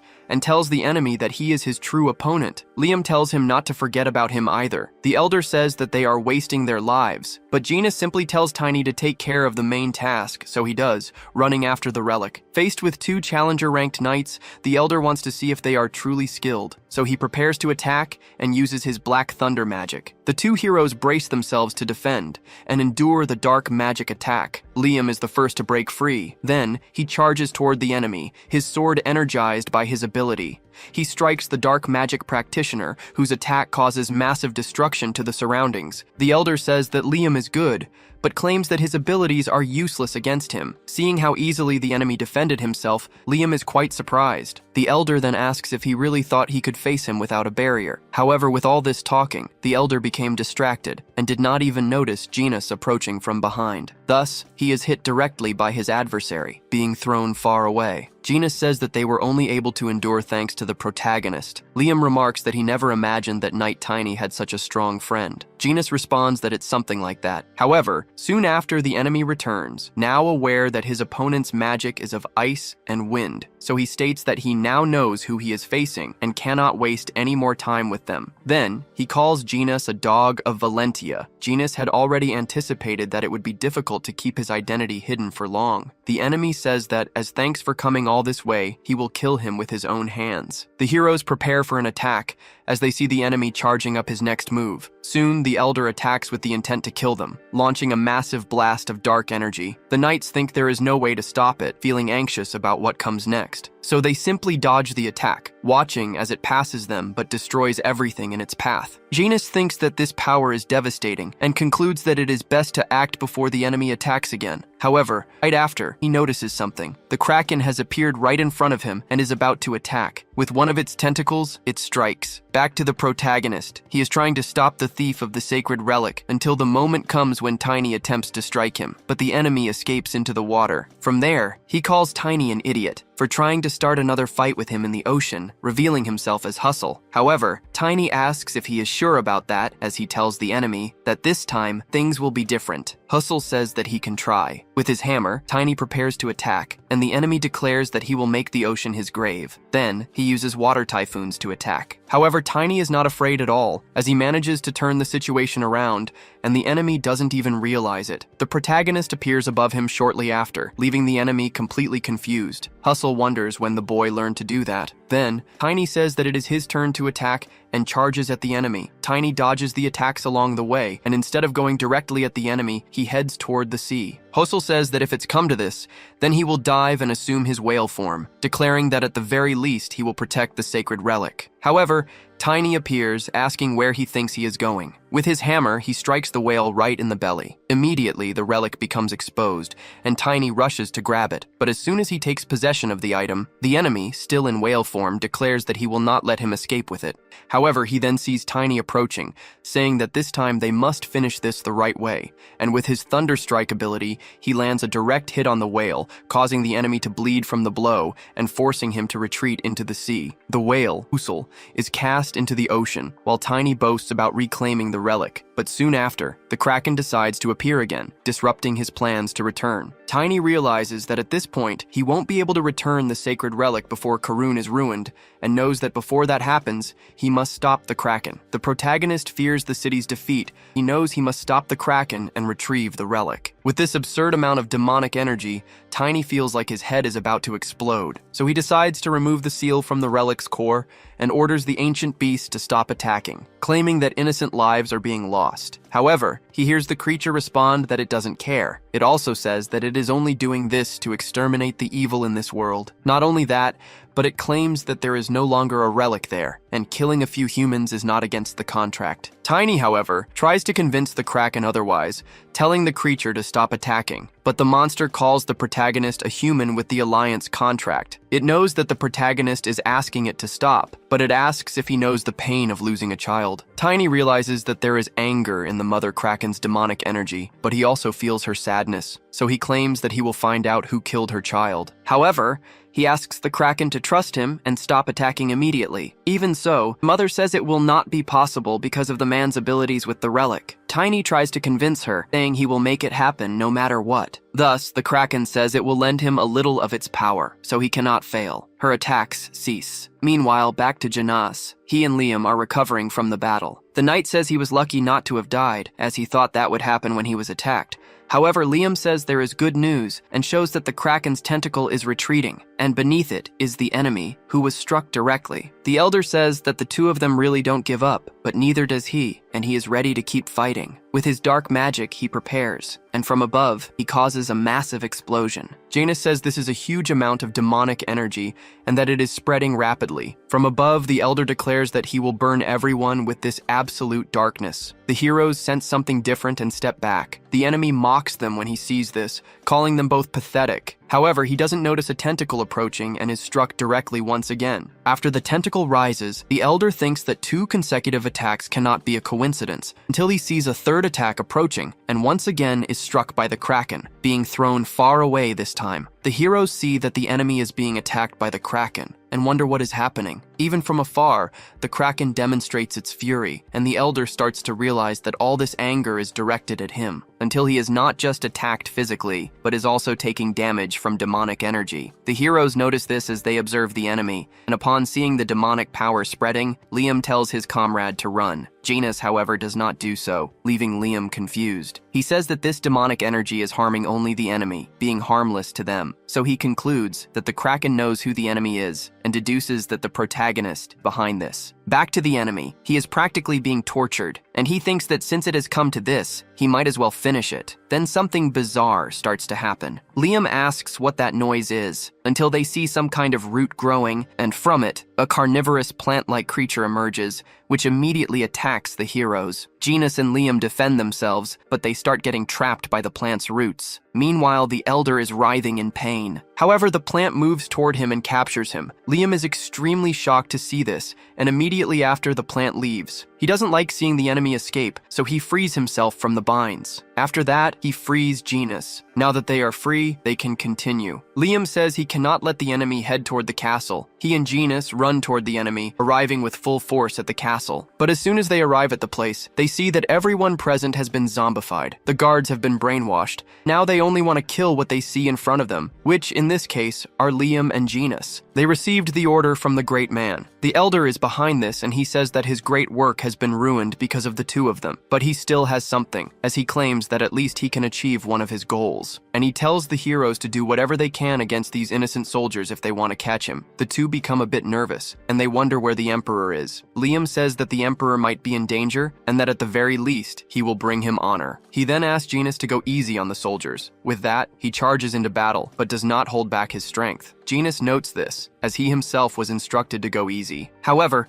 Liam says that he is striking with the dull side of his sword, so they won't die. Then, he declares that he must reach the Empire, and orders everyone to get out of his way. Janus observes this, and thinks that he can take it easy. Near the Emperor's chamber, the elder takes down his personal guards, killing them mercilessly. He says that it took him longer because of those who stood in his way, and believes that at the very least he must hurry to reach the precious imperial family. The Emperor then realizes that this was the enemy behind everything. In response, the elder says that as a reward for correctly figuring it out, he will put an end to the Karun imperial bloodline today. However, someone appears, saying that before that happens, he will die. The elder quickly notices that one of the knights has already approached him, but claims that their attacks will not work on him. Yet, because of this distraction caused by Janus, the enemy did not see Liam approaching and was struck. Liam apologizes to the Emperor for the delay. The Emperor is relieved to see that he is safe, but right after, the enemy rises again, and says that this will only add more bodies to the count. He declares that they will witness their own deaths approaching. Liam is shocked that the enemy still has so much strength, and realizes that even if he manages to dodge this attack, the Emperor will not, and there is only one thing he can do now. So he apologizes to Janus but grabs him as a kind of human shield, declaring that he will do anything to protect his majesty. However, he coats Janus's body with a type of armor, and then both are struck directly. Liam recalls the moment he became the leader of the Imperial Knights, personally appointed by the Emperor, who entrusted him with this role. As the dust from the attack settles, he thinks that he let his guard down too much and should have kept moving as if his life were at stake. And he tells himself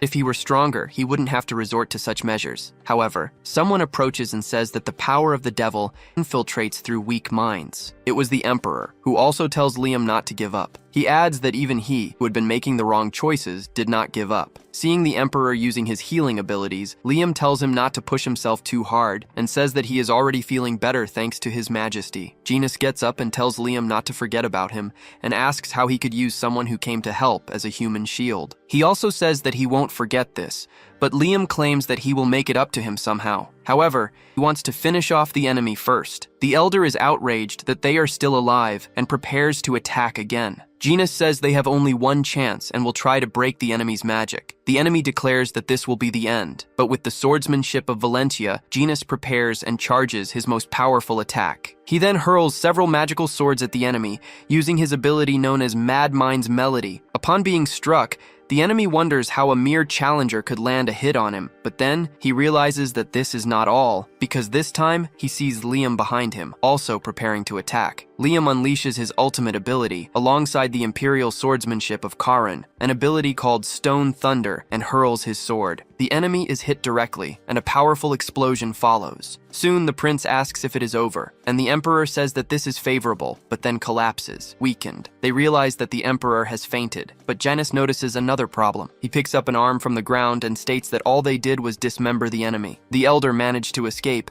even though he was severely wounded, but still alive. However, on his way, he encounters something. Tiny, riding his lunar wolf, spots him from above and asks the old man why he has the sacred relic instead of his subordinate. The Elder falls into despair. He wonders why the shadows are not responding to him, because the number of people assigned to this mission was a third of their entire group, and on top of that, he was severely injured. The moment comes when he finally encounters the protagonist, sees the relic in his possession. A magical prison surrounds them both. Tiny asks the Elder what he thinks about the relic being in his possession. The enemy replies that he doesn't care how Tiny got it back, because it means nothing now. Then he attacks the protagonist, but Tiny instructs his wolf to counterattack, so he doesn't stay still and charges toward the enemy. Seeing this, the Elder doesn't understand. Tiny uses the Iron God's armor, adding more weight as he accelerates, but becoming lighter when he jumps. And with his iron body, he increases his impact power. Soon, he easily crushes his target. The enemy finds this absurd because he sees the protagonist breaking through his magical barrier. Tiny says he won't just break through, he will crush the enemy's head. He calls for his lunar wolf,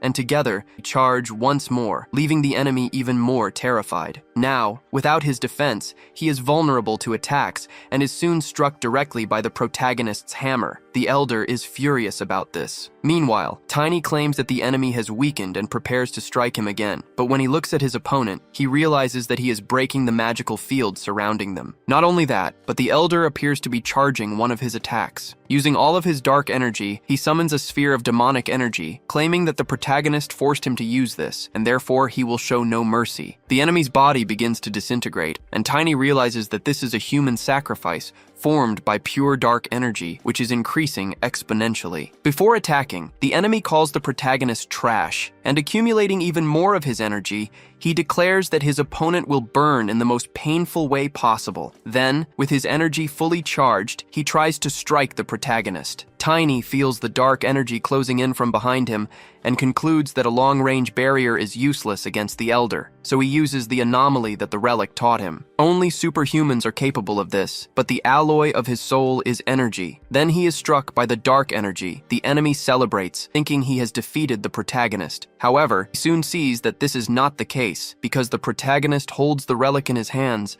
once again surprising the Elder. Tiny activated the compressed barrier, allowing him to escape the enemy's attack. The Elder says that his opponent is just a specialist, and tries to belittle him since he cannot land a hit. But nothing shakes our small protagonist, because he sees an opening to counterattack, and he doesn't waste the chance. With his hammer, he strikes, shaking the enemy's entire structure. Then Tiny makes sure his strategy worked. But surprisingly, the enemy still resists and grabs him by the arm. The elder says he cannot accept this, and that he will have to study the protagonist piece by piece. However, he doesn't understand why the boy is smiling, until he looks behind and sees a kraken tentacle approaching. He tries to escape the attack zone, but Tiny grabs his leg, preventing his escape. The elder says that if that's the case, the protagonist will die too. But for Tiny, as long as the elder dies, it's fine with him. Soon, the elder realizes that because of the protagonist, he is going to die. Then, he is struck directly by the kraken's attack and is buried beneath the rubble of the ground. In freefall, Tiny has no mana left to summon his lunar wolf. Even with the iron armor, he concludes that he will die from this height, but he doesn't want his end to be like this. However, the kraken stops his fall with its energy. Tiny finds this both unsettling and comforting at the same time, and he wonders if the kraken's energy is truly demonic. Safe and sound, he hears the kraken thanking him for his help, claiming that through the protagonist, it was able to awaken its resentment. The protagonist is happy to have helped, and says that it's all fine. After that, the kingdom of Karun announced that it had been in danger due to an invasion by demon worshippers, but the young hero saved them. This young man crushed the enemies and made the kraken return to the ocean. The king showed deep gratitude and rewarded the hero with the title of Radiant Knight. 3 months later, the protagonist seemed like a different person. Genus approaches him and asks if this is really possible, because the Tiny he knew clearly no longer exists. Genus says that the protagonist has grown a lot in just 3 months. Tiny responds that it's due to his secret technique, and that he used it to focus on growth for a while. Even so,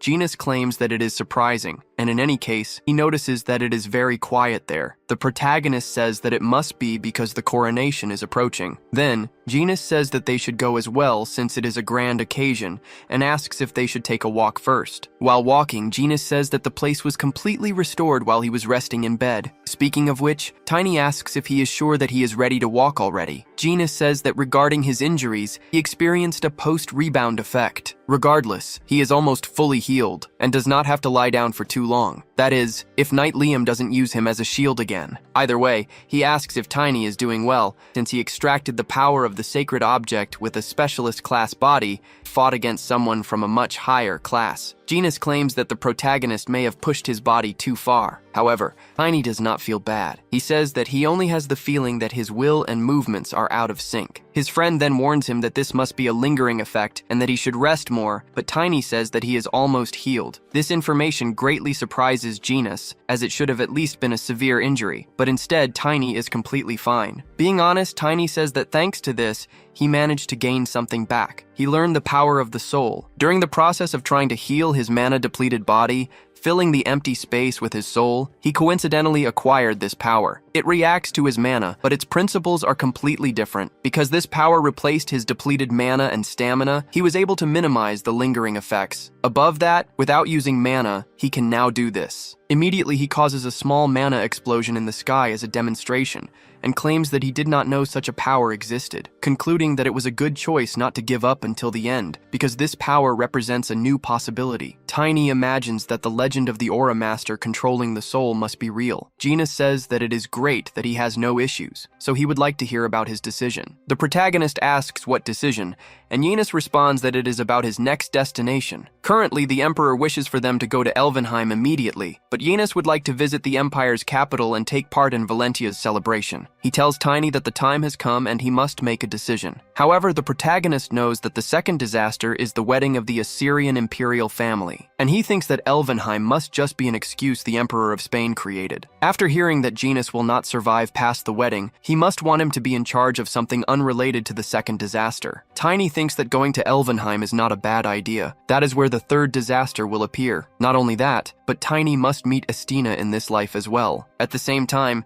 he thinks about Chloe, as he sees her as his savior and part of his family, so he wants to help her as much as possible. In the past, even when Genus was in the castle, the disaster could not be stopped. so the protagonist doubts that they can handle it without either him or Genus. Then, he finally makes a decision and says that he must go to the city. Genus is pleased to hear this response. Later, they hear a speech from the king of Karun, saying that the rebuilding of the city is going well, and following the suggestions of the Radiant Knight, he has spread warnings about the sacred object and the devil worshippers. The king believes this is a good moment to wish safety and prosperity upon Karun. Thus, the coronation ceremony of Prince Henry now begins, declaring that he is a man worthy of trust. Liam appears and joins them at the ceremony, saying that the king will feel much more at ease now. He apologizes once again for last time, and Genus says that since he owes a debt to the imperial family, he will let this one slide. Liam tells the protagonist that everything is going well thanks to him, and that he heard there is a reason why the Northern Wind Lion is called the seventh divinity. Not even Tiny knew this information. Liam claims that he was incredible in battle,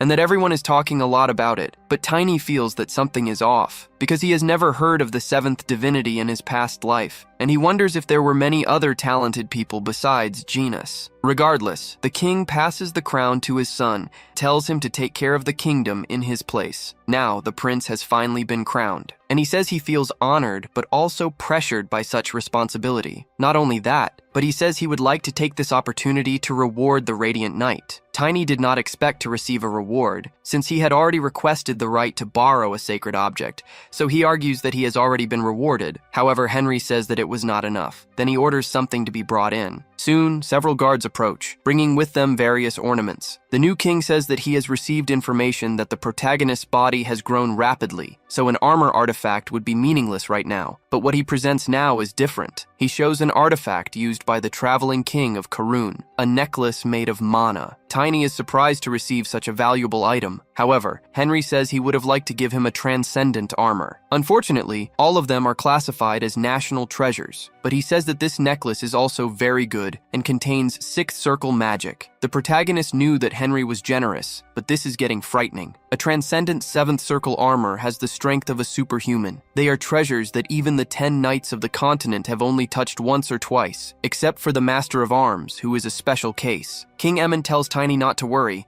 as even if all the mana stored in the necklace is used, it regenerates within a single day. Tiny says that this is too much for him. He will accept it with honor. The new king tells Tiny to remember them whenever he looks at this necklace, because Karun will always remember him and wish for his success. After that, everyone salutes the Radiant Knight and celebrates the protagonist's achievement. Later, he walks through the city, and Genus says that all the people here are good. However, the protagonist draws his friend's attention, saying that, in fact, Genus should be the one to keep the necklace. Genus does not understand why, and he refuses to take this gift. Tiny says that he cannot use too much mana at once right now, and that he wouldn't be able to use it properly even if he held the necklace. So, for this reason, he insists that Genus accept it. Even though his friend does not agree with this, due to Tiny's insistence, Genus gives in, and he says he will hold on to the item until Tiny is ready to use it. The protagonist is happy to have convinced him, since he thought Genus would refuse until the end. And he is doing this because he needs Genus to become stronger. After all,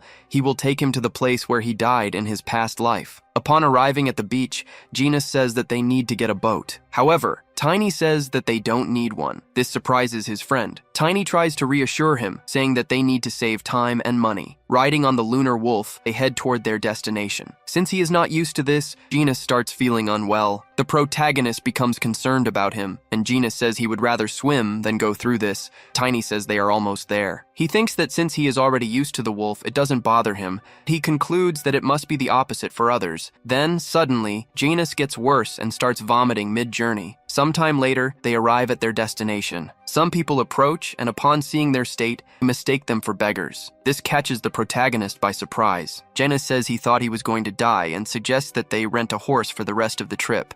Then, he starts noticing something different. Tiny worries about his friend, but then he also notices something about himself. He realizes that his belongings are missing, including his wallet with money. He immediately wonders if they dropped their items in the ocean. Genus blames himself for this, and he laments the loss. but Tiny tries to cheer him up, saying that they can always make more money. Then he reminds his friend that this city always has something, like bags of money ready for situations like this. Later, Tiny says that this city is free, and that those jerks from before had some money in their pockets. Janus is slightly uncomfortable with this and reminds the protagonist that he has the title of Radiant Knight, so he shouldn't be doing things like this anymore. He even asks if Tiny is going to ruin his title. His friend says that using violence like this, without any investigation or caution, could only bring chaos to society. The protagonist thinks that Janus is extremely disciplined, but that's a great thing. He is 3 times faster than a normal knight, with incredible talent. On the way, Tiny hopes that returning to the city and bringing Janus with him is the right decision. Meanwhile, Janus was trying to catch the protagonist, but just when he thought he could catch him, Tiny flies away with his wolf, leaving his friend quite irritated. The protagonist says he wants to know something before the ceremony and asks what Janus knows about the second prince. Janus says that his reputation is good and that he has heard he is also close to the crown prince. Tiny didn't know this and remembers the rumors he heard in his past life, which said that the second prince betrayed his brother, and they both died together. So, the protagonist wonders what is happening with the imperial family. Elsewhere, in a luxurious chamber, a mother holds her sleeping son and notices that the crown prince is about to wake up, so she tries to keep him asleep. After that, she looks confused and wonders if the plan didn't work. She is second Queen Cardia. Through a crystal ball, she communicates with one of the demonic worshippers, who says he cannot go into details but tells her that she doesn't need to worry about the results. The queen says she heard about what happened in Karun, where they failed miserably. She also says that they had planned this for years, and that just to execute it, they spent 3 months preparing. And now, he says the plan has failed? Furious, she asks if she should still believe in people like them. The occultist says that even if she doesn't trust them, does she really think she can simply break the agreement now? This makes the queen even angrier. He says that his organization will be disappointed if that happens, because he remembers something the queen once said, that she wished to wipe out all the hateful bloodlines of Aslan. Then, he tells the queen to think carefully about this, claiming that such an opportunity is rare. He then asks what she will do. The queen asks if he is sure they will achieve all the results they want. The cultist replies that yes, they will. At that moment, the boy begins to wake up, and his mother fears that he will see the communicator. But she notices that the communication has already been cut off and speaks to her son. She tells him that he will soon have class. However, he asks if he can skip it, claiming that he is only a half-royal and doesn't even have golden eyes. His mother places her hand on his head, telling him not to make her sad by saying such things, and that she only wants him to keep growing well just as he has done until now. That gives the boy the motivation he needed, and he says that when he grows up and becomes like his brothers, he will carry his mother on his back and run around the imperial palace 10 times. His mother says that he is very confident and that she believes in him. Meanwhile, in the cultist's chamber, one of them says that she has finally understood and that they couldn't have avoided this, even if they had prepared the second elder more, because the first elder is severely wounded and is now undergoing recovery. On top of that, they lost many other things as well. Their leader says that this is all Morse's fault, referring to the protagonist. One of them asks what he is doing now. Their leader responds that apparently Morse was heading to Assyrian, the place where the great work is happening, but they believe this might just be a coincidence since he is somehow connected to Valentia. However, leader tells them to be silent and that they must continue watching the protagonist's steps, but will not take action for now, because they will focus only on the great work they plan to do using the Blue Fox. Back at the royal palace of Aslan, one of the princes receives a report directly from one of his brothers and says that he only makes his life harder. The brother is second Prince Lot van Aslan, and he says that it is time to work with the local intelligence group and reminds his brother that he used to do the same. The prince responds that sometimes, but says that his brother doesn't seem like himself acting this way, because he would certainly talk about the rules and give orders to those below him. His personal guard becomes irritated by the provocations, so the prince promises to stop. Then, he asks how the second queen and Tynell are doing, since he hasn't received any news about them recently. Lot responds that their mother called the Knight Commander again. He is still the leader of the Royal Knights, and that cannot keep happening, claiming that they need to strengthen the authority of the Knights. The first prince says that this must be because of the Imperial Knights' disregard for politics. Lot says that it's not just that. Because he claims that their mother still treats Tynell like a child, even though he is already 14 years old, claiming that this is why their younger brother has not matured. However, the first prince says that he remembers someone the same age as Tanel. He says that once he was punched by a child and because of that, spun through the air several times. His brother is shocked to hear this. Not only that, but he says that this boy has recently become the center of many rumors. Lot asks how his brother let such a brat get away. The prince responds that it was his fault. Besides, he claims that the boy was capable of doing it, and he says that his brother must have heard of him, the Radiant Knight, the one who saved Karun. With that, Lot asks if his brother is talking about the same knight who defeated the Kraken and the demon worshippers. Because, according to him, that boy is half-elf, and based on the rumors, he must be around 20 years old, not 14. The prince says he didn't know that, and when he saw him, he was just a child. He also expresses his desire to meet him again someday. Lot asks where his brother thinks the boy is now. The story shifts to the second mansion of Ecliptica Assyrian Valentia. The Duke meets with the protagonist and is surprised by how much his body has grown. He immediately asks what he has been eating. Tiny says that the Duke is being way too rude, and he asks if that's all he has to say after so much time without seeing each other,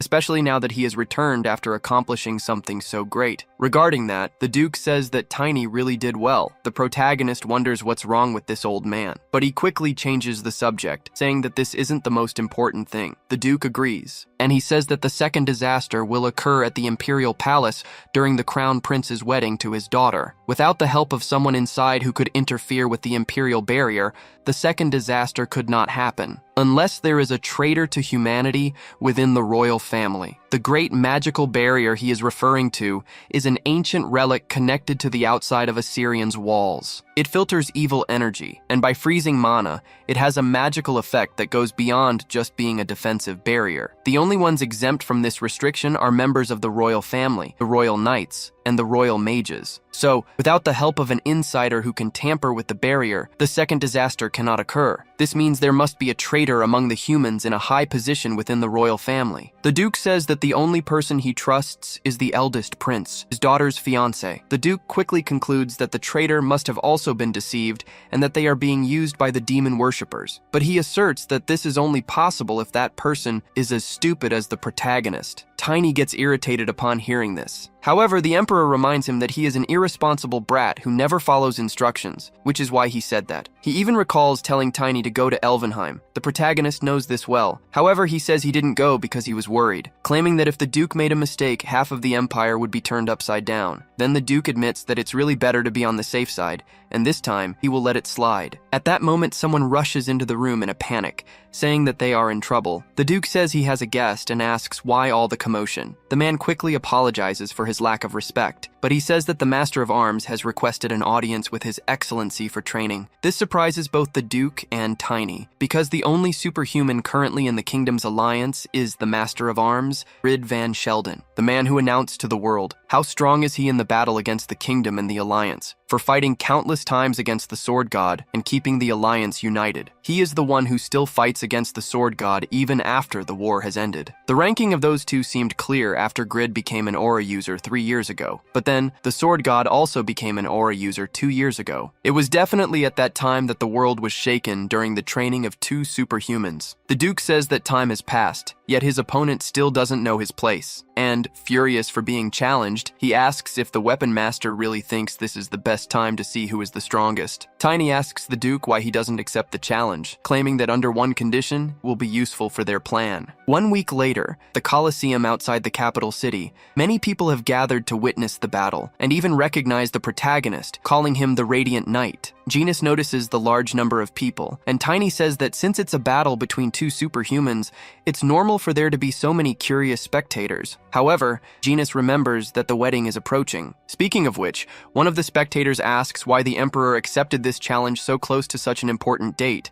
Another responds that he heard that an aura-inflicted wound doesn't even heal, so this could turn into a national loss. A third person joins the conversation, asking if the rumor is true. The rumor that the Emperor dislikes the wedding. Genus tells the Duke that he is a bit concerned, and asks him for his opinion about the Emperor allowing this duel, because he even wanted Rother. However, The Duke tells Genus not to worry, because even if he didn't have permission, he planned to personally ask to participate, but he claims that the Emperor must have simply believed in him. The protagonist thinks that the Duke must have even stronger loyalty than in his past life. Until suddenly, everyone hears that the Crown Prince is there. He has come to the arena to watch the fight. People quickly realize that the rumor about him having issues with Valencia was false. However, the protagonist is certain that the Emperor truly dislikes Valencia, and the Crown Prince must also be wary of this. But judging by his decision to come here under these circumstances, Tiny believes that they can trust him this time. The Prince and the Duke greet each other until he looks at the protagonist and says that he barely recognized him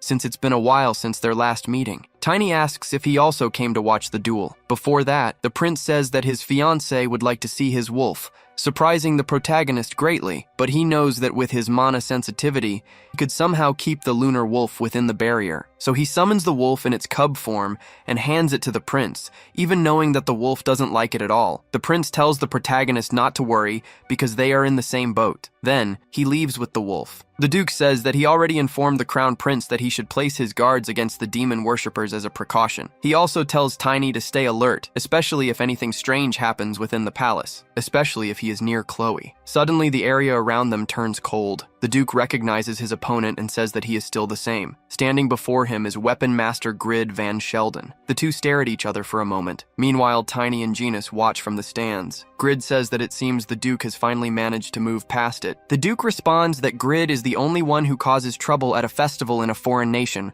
so his words hold no value and that he should know his place. Grid says that this is why he calls the Duke annoying, claiming that his tone still matches someone from his place as a noble. The Duke asks Grid that if he has time to worry about tone, why not reflect it in his own actions? And also asks if he doesn't think that harsh words are better than having no class. Grid gets tired of talking and is ready to fight. A narrator announces the rules and states that transcendent armor is banned for safety reasons. As per the Duke's request, the loser must fulfill the winner's request. Then, Grid declares that he will end this quickly. The Duke sees that his opponent intends to use a sword and thinks that it is time to put an end to his meaningless efforts. Grid says that he learned something after becoming an aura user, claiming that he will teach a few lessons to a senior just a few years older than him. The Duke becomes extremely irritated and asks what these so-called lessons are about. He attacks his opponent without holding back, his rage only increasing with the provocations. Grid notices this but does not retreat. He counterattacks, mocking the Duke's swordsmanship techniques. Regaining his combat stance,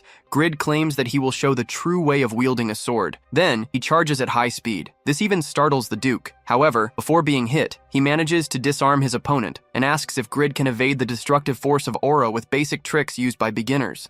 This puts him at an advantage, and Grid realizes it, forcing him to retreat immediately. Otherwise, it could be the end. He jumps high into the air, and the Duke says that his opponent has shown him a good move, so now he wants to show one of his own. Grid says that it is useless. He then summons a bow that shoots ice arrows, something the Duke was not expecting. His opponent takes advantage of his position in the air and hits the Duke. As a result, he falls to the ground, his attack interrupted. However, the Duke manages to land without getting hurt. Grid prepares to attack once more, using his ability Frozen Flower Arrow Vision. Several of his arrows are directed at the Duke, and he admits that it was a good attempt, but he states that these ice arrows are useless against him. What the Duke doesn't realize is that the opponent wasn't aiming at him, but at the ground, causing an explosion. This lowers the Duke's guard, and Grid asserts that his vision is not so simple. The Duke recovers from the blow and charges his next attack. Grid tries to advance toward him, but he senses an enormous source of energy emanating from his opponent, so he stops in front of the Duke. Even the spectators feel the energy coming from him. Grid falls into despair over this situation. The Duke says that his opponent claims to be teaching him a lesson in swordsmanship, and asks if this is what he calls senior swordplay. Grid soon realizes that he cannot defeat him with his sword alone, and calls the Duke his nemesis. Then he changes weapons, his expression turning serious, declaring that round 2 is about to begin. Now he wants a real fight, one where only one of them leaves alive. With that, Grid attacks with full force. The Duke does not fall behind and counterattacks. He asks what the point was of all that talk about being a noble, asserting that Grid is the only one fighting like a berserker. His opponent apparently does not like those words, and intensifies his attacks. The energy from both of them collides, causing massive destruction, which frightens the spectators. On the eastern side of the barrier, mages struggle to insert more mana, even questioning if this is truly human strength, because the two of them prove that they are, indeed, superhuman. Even Janus is impressed by the battle, and says that he is slowly beginning to understand the opponent's ice element. Tiny asks who he thinks will win. Janus is rooting for his highness, but knows that there is a slight chance the Duke might lose, because the time each of them has spent as an aura user is different. Back in the fight, the Duke does not hold back. His opponent is already switching to another weapon. He uses multiple strategies to win. This time, he wants to end it. Tiny says that the Duke would normally lose this battle. Janus asks what he means by that. The protagonist responds that it would usually be the case, but claims that this time it will be different. Grid faces his opponent head-on, and the Duke also maintains his stance. Now Grid wants to finish this. So, with his weapons, he charges forward, not wanting to drag the fight out any longer. The Duke is aware of the dangers posed by his opponent. Then he performs an energy block. Grid is shocked to see the Duke defending against his attack, so he decides to use another strategy. While the Duke stares at him, his opponent fills himself with energy. Then he uses that energy to attack from a distance. Once again, the Duke takes a defensive stance. However, this time, the enemy's attack is definitely stronger, and along with that, the arena's barrier nearly collapses completely. Nevertheless, those responsible still manage to keep it standing and protect the people around. Janus and Tiny are utterly surprised as they witness the final moments. Soon after, the announcer steps forward to declare the winner. Then he reveals that Lord Asgard has won the duel. The audience has mixed reactions, but most were rooting for the Duke. Janus is pleased to see his highness's victory and says that their empire is better with only one sword. The one who is not happy at all is the opponent. Grid asks what skill the Duke used, and how an honest person like him thought of such a trick. The Duke simply asks if he has stopped talking nonsense about nobility. Grid gets extremely irritated and says that his attack definitely landed. But then, at the moment he was about to hit his opponent, Duke used an energy barrier to protect himself. Thus, Grid was surprised to see his strategy fall apart. Then the Duke used this to his advantage, and took advantage of his opponent's distraction to counterattack. As a result, Grid felt as if the mana in his body was twisting. The Duke then advanced to deliver the final blow, and Grid would be dead if his opponent had not stopped his sword. Then he asks if the Duke used magic. He responds that it is a force field control, a skill he had planned to use in the future, a trick that is not entirely bad. Grid is outraged to hear this, but before he could ask more questions, the Duke of Valentia requested to proceed as the winner. With that, Grid could do nothing but remain silent. He thinks that he cannot even see his brother because that would definitely cause damage to allied nations. Grid thinks that he reached the top years before him and never thought he would lose. Then he remembers the promise, and it must be fulfilled. But he says that if the Duke goes too far with his request, he will die instead of complying. However, the Duke then reveals his wish, and tells Grid to stay in the Empire until the prince's wedding ceremony is over, this being his request as the winner. The spectators interpret this as an act of generosity from the Duke towards his enemy. However, Grid himself asks what the Duke is planning, and he tells Grid to find him later if he is curious. Even though he does not like it, Grid understands. The news of Valentia's victory spread quickly. Everyone knew that the Sword Master is stronger than the Weapon Master. Thus, the Lord of Valentia is now the Emperor of the Sword. The next day, the Emperor is in a meeting. Tiny says that the Emperor ended up with the same title he had in his past life. The Emperor is still not used to it, until the meeting is interrupted because Grid has just arrived. He says that he is there as requested, and asks why the Emperor wanted to see him. The Emperor says he will skip the usual noble talk. Grid says that nobles must maintain their integrity even in private meetings, and upon seeing the protagonist, he calls him an inferior human, thinking he should show some integrity. Tiny says that a person with power must remain elegant and be strict with themselves, and he recalls that Grid said this trauma made him develop this habit. He also says that he heard Grid say this when he was younger. The protagonist says that Grid killed his cousin precisely because he could not control his form. Grid becomes furious and asks the protagonist who he is to know all this. Tiny says that Grid himself told him this, but the Weapon Master states that he does not even know him, and that would not be possible. Supporting the protagonist, the Emperor says that Tiny is telling the truth. He also recalls that Grid asked what kind of trick he used during the fight, and says that this boy is the person who taught him how to use it. Grid does not understand what is happening, and asks Duke Asga what this is about. The Emperor says they can talk and clarify everything, and only asks Grid to calm down because there is something he needs to know. Grid is about to take down the protagonist because he did not like what he heard at all. However, he takes a deep breath before acting and thinks that this must be what they call a bad friend. The Emperor says that he never thought he would hear his old name at this age. Grid says that his name is too long and does not want to call him by his full name, not even in private situations. Then he asks the protagonist what he needs to know, but warns that if he says something nonsensical again, he will not leave unscathed. He tries to make the protagonist extremely scared and concludes by saying that he will cut through his skin and bones. However, Tiny starts laughing, saying that this sounds more like the old Grid. The Emperor tells Grid to listen calmly to what the protagonist has to say. Tiny says that Grid Van Sheldon is probably 56 years old this year, and normally they would meet for the first time in 15 years, when his bright blue hair had turned half gray. After hearing the whole story, Grid says that it actually makes some sense, and agrees that he really would do those things. Then he tries to understand if the protagonist is saying that the future will be terrible. Tiny, however, tells him not to worry, because this time the 10 nights will stop it. Grid comments that those 10 nights still seem unusual, and asks about the other 2. Tiny replies that he doesn't know how to approach them now. The Reaper is probably training somewhere, and the Mage Knight is probably in the Sage's tower. Grid finds it strange and asks what kind of names those are, since he thought they had to use everything they had in times like this. And he asks if the Emperor ordered him to stay there because of the disaster. The Emperor says he got that idea from the protagonist's brain power. Tiny doesn't like that sarcastic comment. In turn, Grid asks about that ability used in the fight, and Tiny reveals the details to him. The day was calm at the Imperial Mansion, until things started to get hectic, because Grid discovers that the protagonist taught the Emperor the ability that was used against him at the end of his past life. So he asks how things ended for him in his other life. Tiny replies that both of them died, but because the Emperor's swordsmanship was above Grid's. Thus, Asgard earned the title of Sword Emperor. Grid shouts in rage,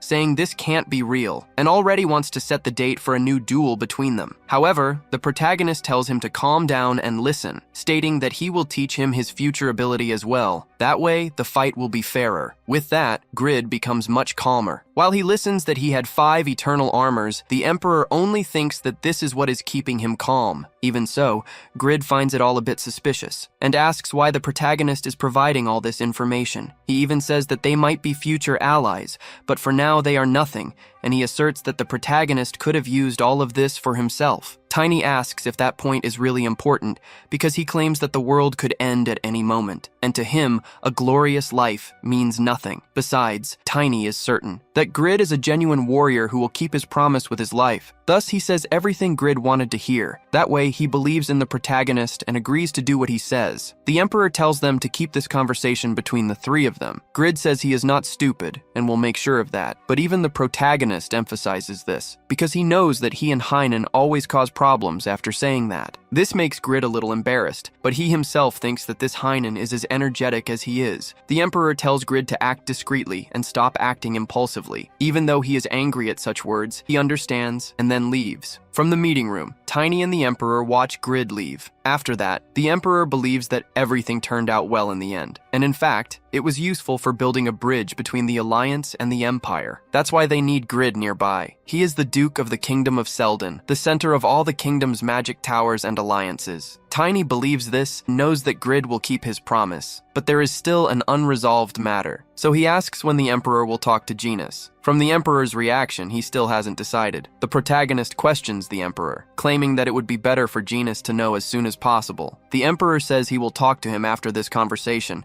and knows that asking Genus to stay calm won't help. Tiny realizes that the Emperor knows Genus better than he does, and must prepare as well. Then the Emperor says that he and the Prince are using everything they have to understand what is happening. Upon hearing the Prince mentioned, Tiny feels uncomfortable, and the Emperor asks why the boy doesn't like him. Tiny replies that the Aslan royalty are the fools who sold their own country, but the Emperor doesn't like those words, and tells the protagonist to be careful with what he says. He also tells the protagonist not to underestimate the Imperial family's intelligence organization, and claims that they must already have proof. However, the Emperor is more concerned about other things. He asks what would happen if the disaster had nothing to do with the demon worshippers, because he considers the possibility that it is simply caused by a political war within the royal family. If that is the case, he will not be able able to do anything about it because a servant cannot interfere in the fight between royalty. Tiny then tries to understand the emperor's perspective and asks if he is saying that they should just stand by and watch, even if the capital explodes. The emperor responds that this is only a hypothesis. Thinking about the defense of the imperial palace makes him even more doubtful. Tiny says the answer is already there, because the emperor said he has some suspicions about someone in the imperial family, and the possibility that demon worshippers are involved as well. The protagonist states that he is also part of Valentia, so the emperor asks what he has in mind. Tiny tells the emperor to talk more about the imperial members who are suspects, because he himself will take care of them and run. This makes the emperor quite irritated, but Tiny says he only needs him to ensure that his escape route remains open. But this is not how the emperor wants to proceed, so Tiny asks why this sudden change. He says he has noticed an increase in Tiny's mana along with his physique, stating that he is almost at the level of a blader. Thus, the emperor claims that he will personally train the protagonist. However, Tiny remembers how it was the other times the emperor did this, and says there is no need to do it. Then he runs off, and the emperor questions his hesitation. 1 month after this happened, the protagonist is in a training field, standing before several tornadoes in front of him. However, he does not back down from this challenge. With his hammer, he prepares, and summons an even larger tornado, throwing it toward the others, which crashes into them, merging together into one, becoming even bigger than before. Tiny wants to overcome the challenge this time. He knows that everyone calls them bladers because most of them use swords. But the crucial part of being a level 4 mana user is the use of mana, a skill common among everyone in this world, which serves as a physical force in a place where the body alone cannot reach. The protagonist pushes himself to achieve this. Over the past month, he has trained intensely with the emperor. The emperor said that if he faces another imperial, he will be hunted across the entire kingdom. He also says that his mana body records his knowledge. Tiny, however, only wanted to spend enough time to get stronger faster. He motivates himself by thinking about everything he has been through in both of his lives. Genus, under the emperor's own orders, was assigned to oversee the protagonist's training with his dragon eye. Genus was surprised to learn that Tiny, at his age, was about to reach the blader level. He knows that Tiny's potential is great, but he thinks the emperor's expectations are too high. But that was before he observed the protagonist, because when he took a look at his training, he was astonished by the sheer attack power. The tornadoes were so large that he could barely see the protagonist. Meanwhile, Tiny thinks he is almost there. For him, there is only one thing left. He has to force himself to use that ability, the one he used in his past life, which only a blader can use. After doing so, he himself was startled by the power of his strike, as it generated a massive explosion, which, on the other side, Genus also noticed. But his efforts were not in vain, because in this way, the protagonist succeeded and became the Knight of Strength, with his second signature move, Stormbreaker. Genus is shocked to see the damage that was done. Meanwhile, Tiny admires his current power level and shouts with joy for having achieved it. But soon after, he feels muscle pain due to his intense efforts. He realizes that his mana body is pushing his physical body to the limit, and now he needs food, as a reinforced diet will be necessary to replenish what was lost. Then Genus appears, applauding him, saying that it is impressive for the protagonist to reach the blader level at such a young age. Tiny asks what Genus is doing there. He replies that the emperor ordered him to keep an eye on his training,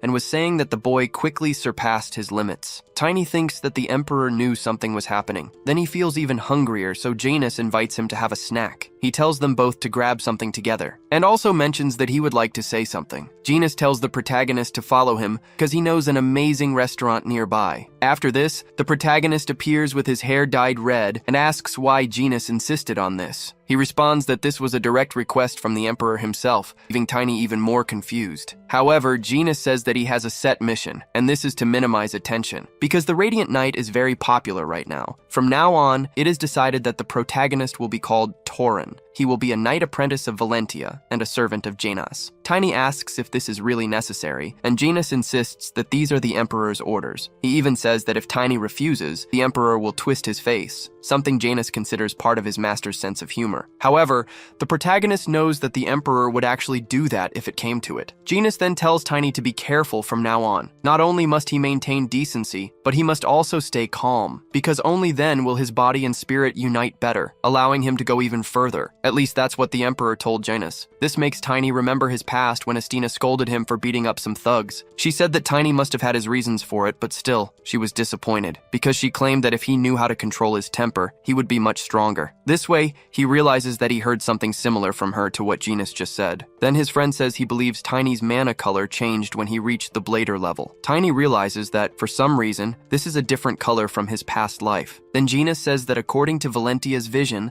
the mana of a person with strong faith and will reflects the color of their spirit, making it very likely for them to become aura users. To keep strong faith, it's best to learn how to control one's temper. However, Tiny thinks that if the color reflects his spirit, he wonders why it is different from his past life. Amid this, he remembers the moon wolf. Beings are created by spiritual force, so if his spirit can affect mana, maybe he can be lighter on one side and heavier on the other. Janus watches as the protagonist tests this theory, until Tiny concentrates his energy, creating something that even surprises Janus. Tiny tries to compress it to the limit, and puts in all his effort, until he attempts to cause an explosion. Janus can't believe he actually did that, but the protagonist is determined to know his limits. Soon, the ball of energy that was thrown into the sky explodes, and the impact can be seen from afar, even scaring some people. Janus realizes that despite everything, it was incredible, and Tiny can only think that he can use this in his battles. After this, Janus asks how he did it, and Tiny still isn't sure. Janus witnessed Tiny using these powerful abilities twice in the same day, something that demonstrates his incredible talent, and he wants to know the answer as soon as Tiny figures it out. The protagonist says that his friend's advice helped a lot, but asks if he is really sure he can talk about the vision. For Janus, it's fine, after all, they consider themselves family, something that makes the protagonist very happy. Then people start whispering about him. So Janus realizes that they have barely started, and Tiny is already drawing attention, and he tells him to be more careful next time. After that, they go to another place, a restaurant that looks quite fancy. The protagonist doesn't like it at all. Janus asks what's wrong, and Tiny responds that this place looks expensive. Besides, he eats a lot, and says it's fine for them to eat at the mansion instead. However, Janus says he should know that the captain of the Blue Wing has money, so the protagonist agrees. What Janus didn't expect is that when Tiny said he ate a lot, he was being very serious, because even the waiters were shocked by the amount of food he ordered. Stacks of plates piled up on the protagonist's table, and yet he ate as if it were his first meal. With this, Janus thinks he learned something today. A human can stuff an incredible amount of food into their stomach. Meanwhile, the protagonist thinks that his body's mana is increasing, and the gravity element is also getting stronger now. Before, he could control up to 8 times the weight, but now he can control up to 16 times, and no one can stand against him except for superhumans. After eating a lot, Janus asks if he is satisfied now, and Tiny replies that there is still room for dessert. Then the waiter brings the bill for 150 portions, and Janus reluctantly pays for everything. After eating everything he wanted, Tiny says he is satisfied, until he notices Janus, who was satisfied with just one dish. However, Janus is still holding the menu, and the waiter closes the doors. The protagonist says he has a question, and asks what exactly this restaurant is. After the question, Janus says he will get straight to the point. Then he uses his magic, block the sound in the area. The protagonist is impressed to realize that his friend can control mana and elements with great precision. Janus says that this is an excellent restaurant, but it also serves as a branch of the Royal Intelligence Organization, through the Dragon's Eye in the capital. Tiny did not know about this intelligence organization. Janus also says that the entire Dragon's Eye supported the prince during his succession, so this is the only organization that those from Valentia can trust within the palace. The Emperor asked Janus to bring Tiny there at least once, because he believes Tiny underestimates the influence of royal connections. And there is another reason for him to be there. In about 10 days, the wedding will take place. Royal knights, royalty, and direct heirs of Valentia may attend the wedding, but the knights were not that skilled, so the Emperor wants Tiny to disguise himself as a servant to infiltrate the wedding. Tiny says this is a great idea, but asks if he should not have done this sooner. Janus tells him not to underestimate Valentia, and that they have already secured a place with a cover identity. Additionally, he hands something to the protagonist to use in case of emergency, a document that reveals the location of the artifact. Since Tiny took good care of Karun's artifact, it is expected that he will do the same in Valentia. He then tells his friend not to worry about it. Then Janus tells him to study the map, as it will be of great help. After their conversation, they prepare to leave. Tiny finds something a bit strange. On the way out, the waiter asks if the menu was helpful, and Janus responds that it was. Meanwhile, someone passes by the protagonist and and with his magical eyes. He realizes that it is the prince in disguise. Then they sit down to talk, and the prince says he did not expect to see Tiny there. The protagonist says that the Duke of Valentia told him that the two of them are doing their best to find the demon worshippers. Bradley states that it is always better to be safe, and being with the one who saved Karun makes him feel safer. Tiny then asks if the prince can talk about what is happening within the royal family because he needs to know in order to protect everyone from potential threats. But immediately after, he realizes that was too direct, and already knows he will get scolded by the emperor for it. In response, the prince says that the protagonist must have already gathered most of the information from the dragon's eye, so he asks what exactly he wants to know. Tiny then asks if the prince believes there is someone in the royal family who wants to destroy the country. The prince does not understand his intentions in making such a request, but responds that there are a few suspicious people, about 3 in total. With that, Tiny wants to know their names. First, the prince names his sibling's mother, the second empress. Tiny is surprised because he was aiming at the second prince, not his mother. The prince mentions a rumor circulating within the palace, which says that a decade ago, when the second empress rejected a proposal, her entire family was assassinated by the prince's father. The protagonist is shocked by this information, but the prince emphasizes that this is just a rumor, though if it is true, it certainly answers the question. Soon, Tiny wants to know the next name. This time, the prince mentions the royal knights. Aslan discriminates against knights. They are treated worse than mages, so there is a chance they might want to destroy the empire. The last name mentioned by the prince is his own father, the emperor. For some reason, his father is deeply dissatisfied with the Duke of Valentia, who has made a name for himself again through the recent duel, something that has left the emperor furious. The prince tells the protagonist that he also needs to be careful since he is closely associated with the duke, because his father is known to have a secret force with great power. This is a major secret, so he advises the protagonist to be very discreet. After that, Tiny thanks him for the information. The prince says it is no problem, and now that they have talked, he must leave. He has a meeting scheduled with his father and his fiancée today, but says he will see Tiny again. At nightfall, the protagonist returns to the Valentia mansion and reports everything he discovered to the Emperor of the Sword. He also says that the situation is more complicated than expected. The Duke cannot believe that the prince has thought through all of this, as it makes things more difficult. However, soon after, Tiny realizes that the lunar wolf is near Chloe and is sending a warning. Meanwhile, at the Assyrian palace, in the princess's chambers, she receives guidance on behavior and etiquette. As expected, her instructor says that she is very elegant, and they can already finish the etiquette course for today. Right after, she leaves, and leaves Chloe alone. The girl wonders why the position of her fingers matters when she is sitting, and questions what kind of pervert cares about that. She can only see Vivian in the room, and says she should have just stayed in the sanctuary, but at least she considers herself lucky to have the moon wolf nearby. Then, the crown prince appears, saying that Chloe did a great job today. She is surprised by his presence, saying that he has been visiting her frequently lately. A little embarrassed, the prince says that all his fatigue disappears when he sees her face. Chloe wonders how he can say all these sweet words, being the prince of the empire. The prince asks if she remembers their visit to his majesty later. She replies that she does and that she was preparing for it. Bradley says that his father may speak to her rudely, but he wants her to endure it for him. He also says that his majesty is furious about Valentia, and more specifically, about her father-in-law. Chloe asks why her father has become the target of the emperor's fury, until she remembers hearing something like that while walking through the streets. At the time, she thought it was just a rumor, so she wonders why she was chosen as the Princess of Wales. The prince says that, unlike his father,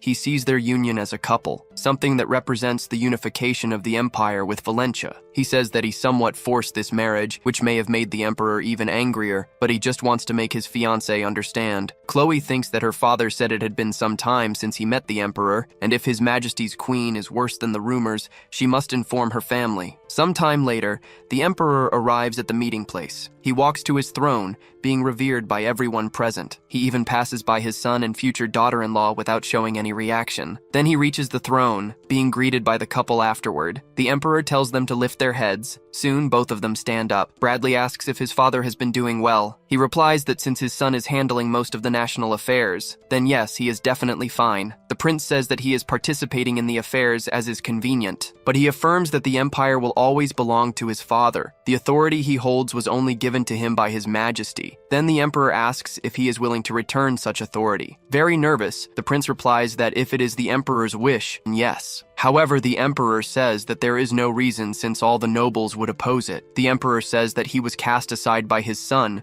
left with only a tower and the order of knights, so he cannot return. Bradley emphasizes that this was a procedure in accordance with imperial law. Then the emperor asks how a procedure can be above the emperor himself. However, what bothers him the most is the company the prince brought along, the daughter of the one known as the other emperor. Trying to calm him down, the prince says that this is just a nickname given by innocent commoners and tells his father not to take it seriously. Then Chloe formally introduces herself, greeting the emperor as His Majesty. He immediately becomes excited to see the daughter of the imperial sword before him. Chloe says that her father recently defeated the Union sword and achieved excessive splendor, but she affirms that all of this is for the glory of the empire. Upon hearing this, the emperor starts laughing loudly and then says that the prince chose someone just like him. He also tells the girl that he does not dislike her boldness. However, he will have to warn her and also her father. The prince does not like this threatening tone at all, and even the moonwolf accompanying Chloe becomes apprehensive. It shows its intense rage, which, even from a distance, alerts the protagonist about the situation. As soon as Tiny receives the wolf's signal, he realizes that something is wrong with Chloe, and wonders if she is being threatened by the emperor, back at the emperor's tower. He says that the Aslan lineage has always ruled humanity since ancient times. Things like humans and procedures cannot be placed above the pinnacle of bloodline, which is the emperor himself. Then he tells Chloe that perhaps His Majesty wants something beyond the empire. The emperor stares at the girl after that, and she doesn't even know what to say until the prince steps forward, telling his father to remain calm. That attitude does not please the old man at all, so he turns his back and orders both of them to leave. The prince is furious about this and says that they will do just that. He immediately calls the princess to go with him. The two leave, leaving the emperor alone. Now alone, the emperor reflects on what happened. He realizes that his son has grown too much, until someone appears and asks the emperor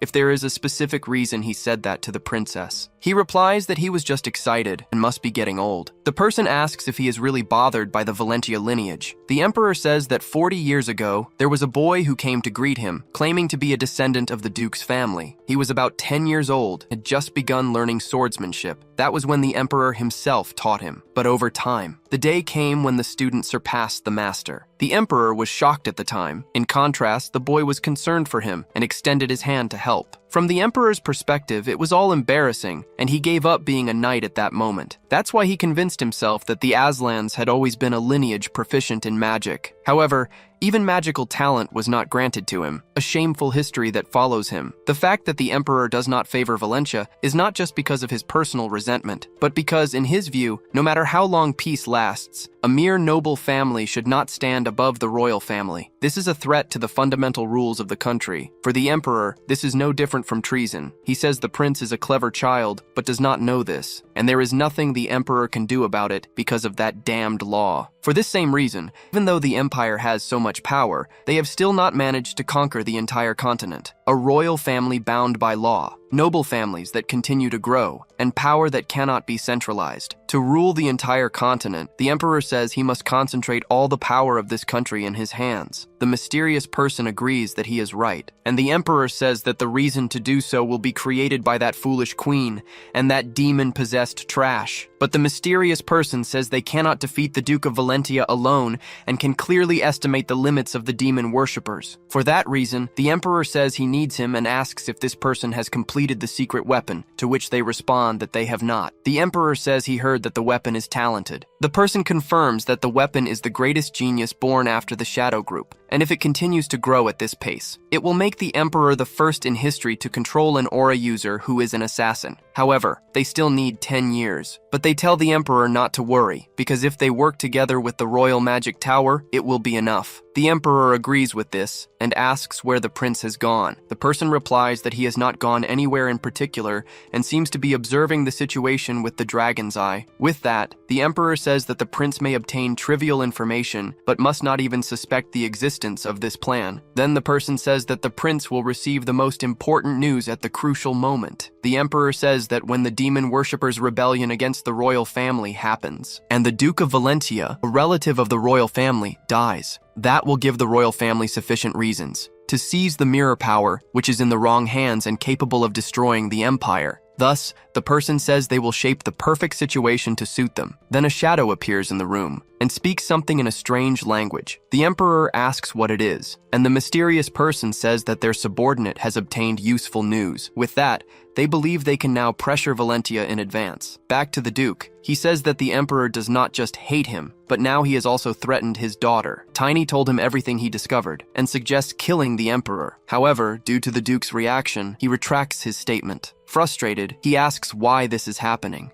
He wonders if the emperor might be holding a grudge over that. To compensate for that mistake, the Duke worked hard for the emperor. Tiny asks what kind of useless thoughts the Duke has in mind, and the Duke responds that he has no idea how serious this situation is. The protagonist asks if it is a problem greater than the Demon King's army. Then the Duke responds that probably not. Soon, Tiny asks why he is thinking so much about it. He states that it will all be the same if the Demon King descends. Like it or not, they are forced to unite because Tiny has already experienced this before. Thus, the Emperor says that there is only one thing they must do: preserve the power of humanity. From time to time, he envies the protagonist's simplistic mind. Tiny does not like that comment, but the Duke says that his mind is clear thanks to him. Then Genus appears, saying that they have a problem. An urgent report came from the Dragon's Eye, stating that there is a rebellion in a small city that is a direct territory of the royal family. The Duke is startled by this. Genus also says that, according to the report, the Emperor ordered Valentia to suppress the rebellion. Genus hands over the letter he received, and the Duke reads that Valentia has the obligation to suppress some rebellions in other cities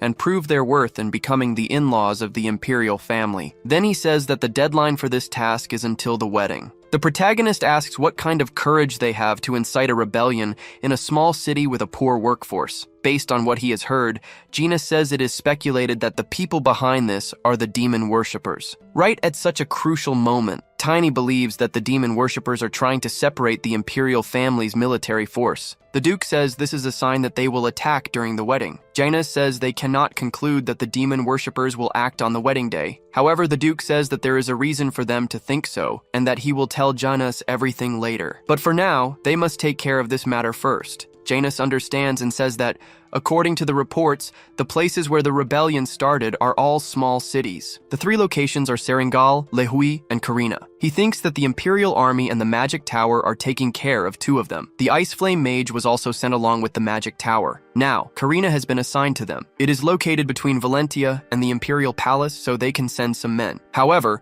the Duke says that if they want to end the rebellion before the wedding, they will have to send high-class knights. But Genus says that the high-class knights, including himself, are all still at the Imperial Palace. If they leave, they can finish this quickly, but it will not be possible to return before the wedding. The Duke says that even in times like this, the Emperor wants to exhaust Valentia's military power. Then he concludes that maybe it would be better to destroy all of this. Genus asks what he means. The Duke replies that he is just suggesting another option. Considering Chloe and her family, he cannot be reckless. Tiny thinks that if the wedding is cancelled, it will greatly affect Chloe's status and the Valentia family, and maybe that is what the Emperor is aiming for. Then the protagonist says that they can resolve this in a week, but only if he acts alone. The Duke does not like this idea, and Genus asks if he is trying to use that wolf spirit. Tiny estimates that he will need 3 days to go and 3 days to return, plus 1 day to deal with them. Then it will be possible to complete the task. His friends understand, but they still think it is very risky. Even though it is a small city, the Duke says that there must be at least 100 knights, and they still do not know what kind of trap the demon worshippers have prepared. He says that Tiny could never risk his life for something this small. However, Tiny states that this is a challenge, and if there is a chance, they must seize it because that is how he has lived his life until now. Then the protagonist asks if they can borrow a sacred artifact from the Imperial family. The prince becomes aware of this and is startled by the request. He asks his servant how Valentia intends to borrow such a great sacred artifact. The servant informs him that the protagonist said he used its core in Karun previously,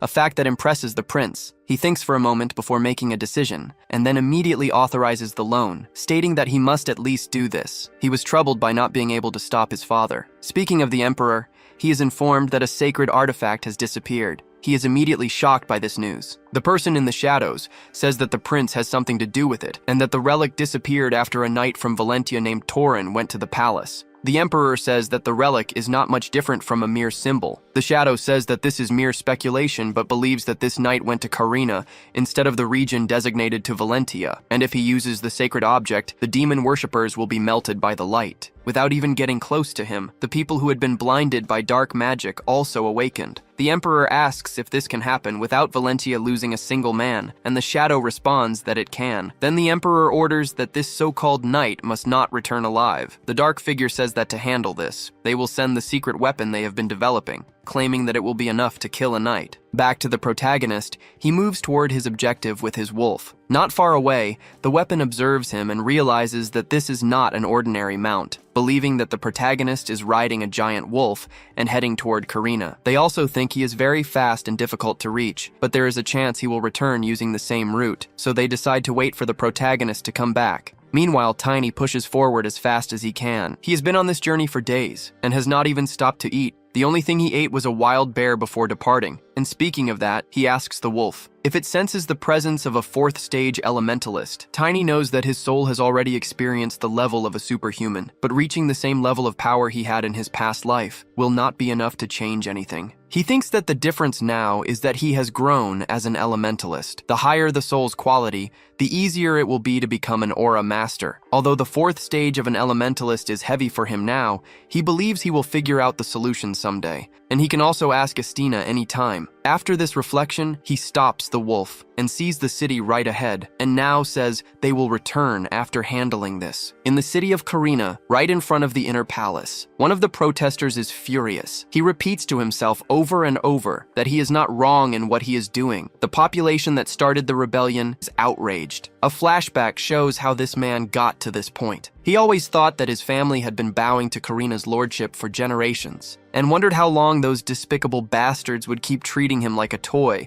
because he could not take it anymore. Then he started thinking that these people needed to die because he had done nothing wrong to deserve this, until someone approached him and fueled his desires. A demon worshipper named Jiran came to him, saying that this name now belongs to the Lord and that he must prepare for what is coming. The man asks if he is referring to the knight with the sacred object, and Jiran confirms, saying that the Lord left the imperial palace 4 days ago. He also says that the knight will arrive in a few days, so he wishes him luck. This man does not fully understand what is about to happen. However, the demon worshipper tells him to stay calm, because as long as the knight holds the sacred object, there is nothing they can do. The man understands that there must be a solution to this, but asks what he should do now. Jiran tells him that he should take control of the situation, and that the one who will lead the knights and soldiers is the Lord himself, who will also activate the trap. So the man thinks he has no other choice and will have to carry out this task. Soon, the demon worshipper wishes him good luck for the new world. Back in the present, this man is leading the uprising in the city.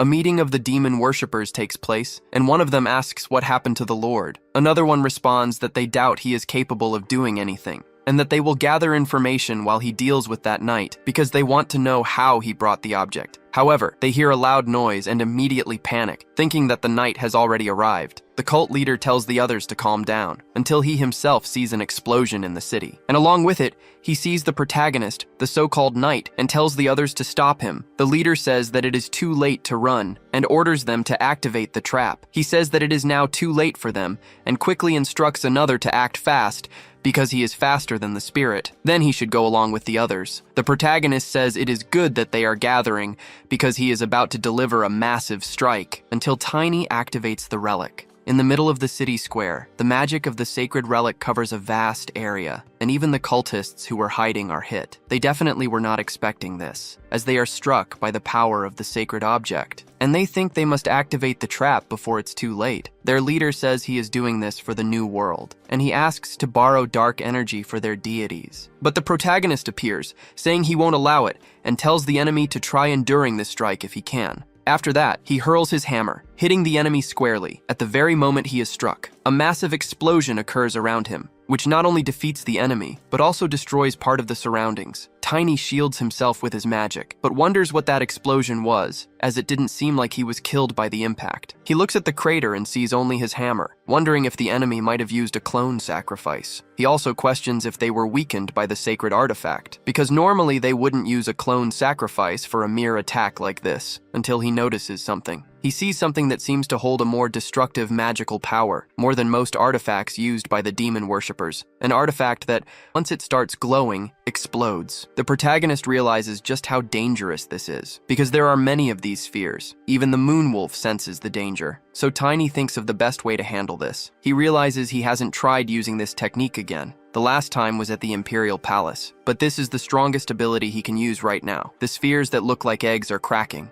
Tiny then uses Traces of Ruin, widespread deployment. A massive amount of flames is unleashed toward the spheres. This causes an explosion even greater than the previous one, making Tiny think he will have to weaken the explosion. However, the force of this explosion is so immense that he cannot contain it. The explosion's radius can be seen from very far away due to its magnitude. The power unleashed is absurd. Tiny weakened it as much as he could, but wasn't able to reduce it completely. His moonwolf was summoned, and he couldn't detect it even with his mana perception. Now he must go to the Imperial Palace, because they are only focused on the artifact and must be warned. Tiny arrives at the place, kicking the door open, demanding that they bring the communication device immediately. The leader of the revolt says he was only doing what he was told and begs for his life to be spared. However, the protagonist is furious and only wants the device. But the leader says there is no such thing in a small town like this, so Tiny dashes out of there, even though it is a small place.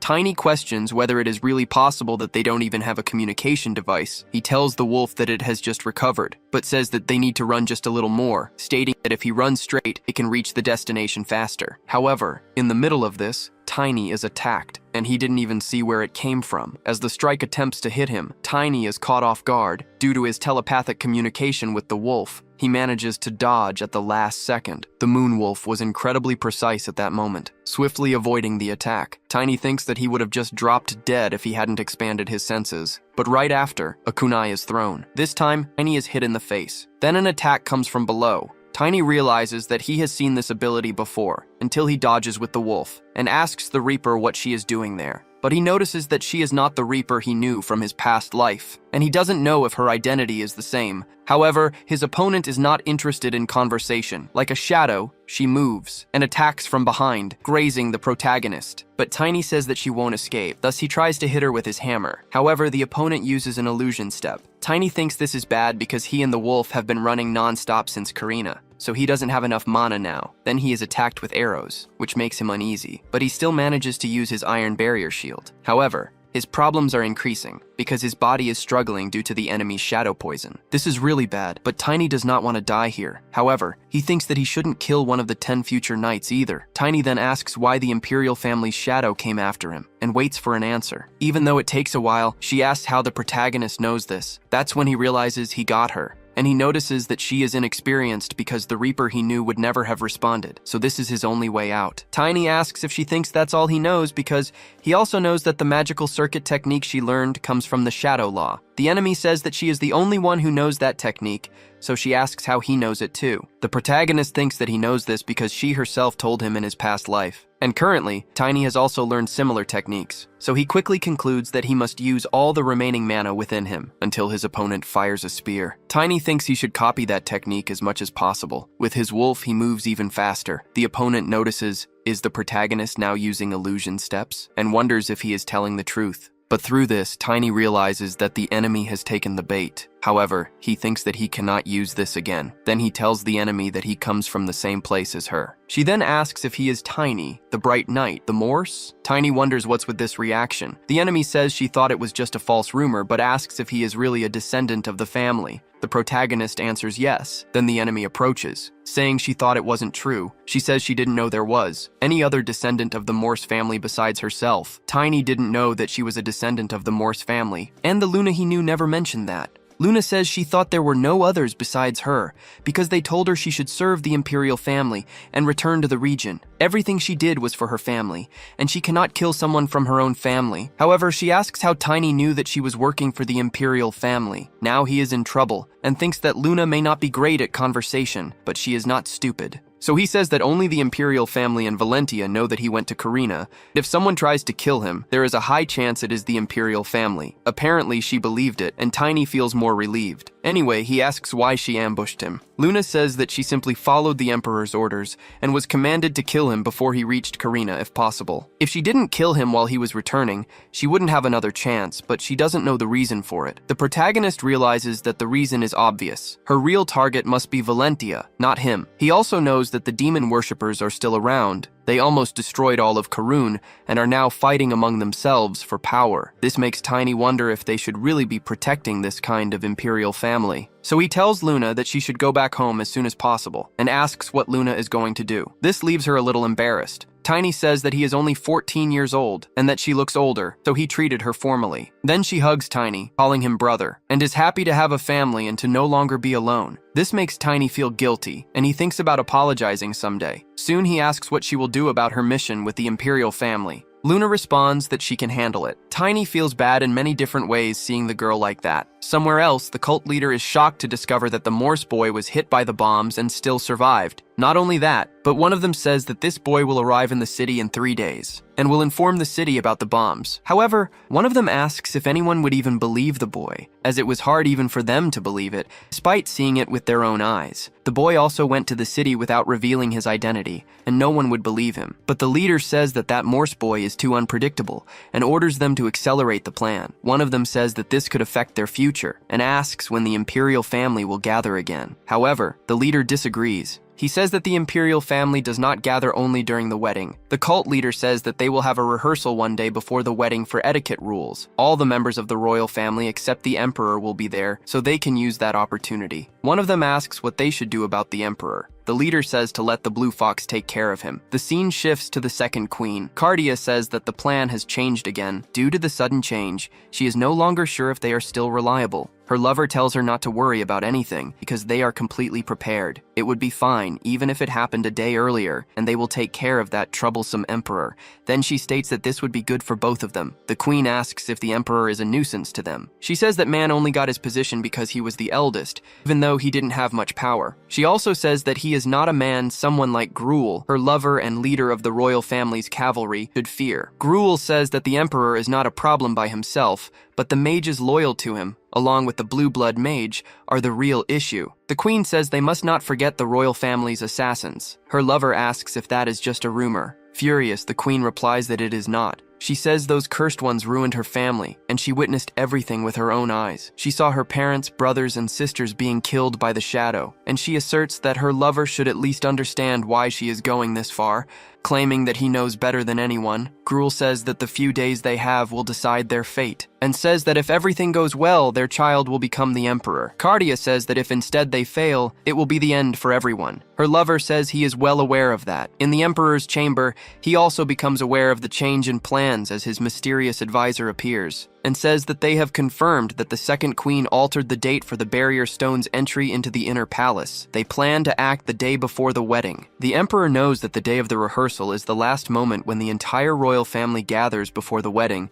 but he says he will not be there. His advisor says that he suspects they will attempt to ambush the emperor there, but they have not yet discovered how many will be present. But that does not matter to the emperor, as he says that nothing the filth influenced by demons' attempts can succeed. However, he states that the real problem is Asgard, and these lowly beings cannot handle him. Then he asks if the mysterious advisor can take care of it. He responds that his priority is the emperor's safety, but the emperor himself says that he already has other plans. Then the advisor says that if it is about the emperor's authority, he does not believe they can deal with the Duke of Valentia immediately. The emperor tells the advisor to monitor the situation and report back to him, and if he believes this will not compromise his safety, he can go handle Asgard. He also says that if that is not enough, he may take Ludwig with him just to ensure success. The mysterious advisor hesitates, and the emperor says that if he has nothing more to report, then he should leave. But before leaving, he reports that the Carina rebellion has been suppressed. Furious, the emperor then asks if the boy from Valentia who borrowed the sacred artifact survived and handled the situation in Carina.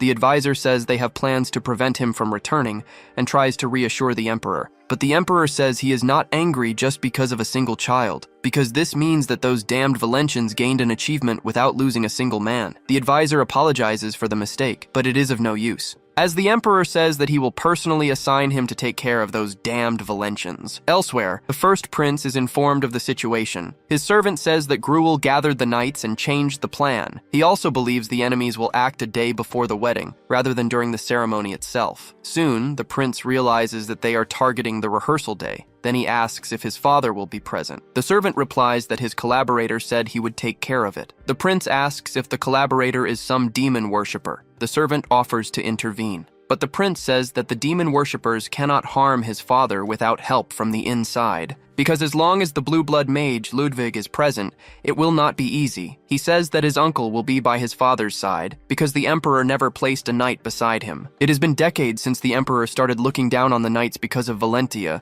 The firewood he piled up has now ignited a fire strong enough for the queen to take part in the grand betrayal alongside the leader of the royal family's cavalry, and to prevent the plan the emperor had been preparing. The prince wonders why his father ended up this way. Then he tells his servant, Ixalan, that it is not a bad decision to cut off the corrupt part of the royal family using this situation, especially now that he does not have to dirty his own hands. Ixalan is startled by the prince's stance. Bradley says that they will stick to the plan, but instead, he tells Ixalan to inform the Valentia family to go to the Crane Palace, where the ceremony will be held the day before, and as for his father-in-law, he will explain the plan himself. Next, we see Chloe lying in her bed, saying that it was better when she had non-stop bridal lessons because now she is bored. Vivian says that she kept complaining that there was too much to do, but now Chloe says that the lunar wolf is not there, nor are there any cute children like Tiny to distract her. This awakens a new feeling in Vivian, because she still sees Chloe as a child, even though she is about to get married. Chloe then asks why Vivian, before she gets old,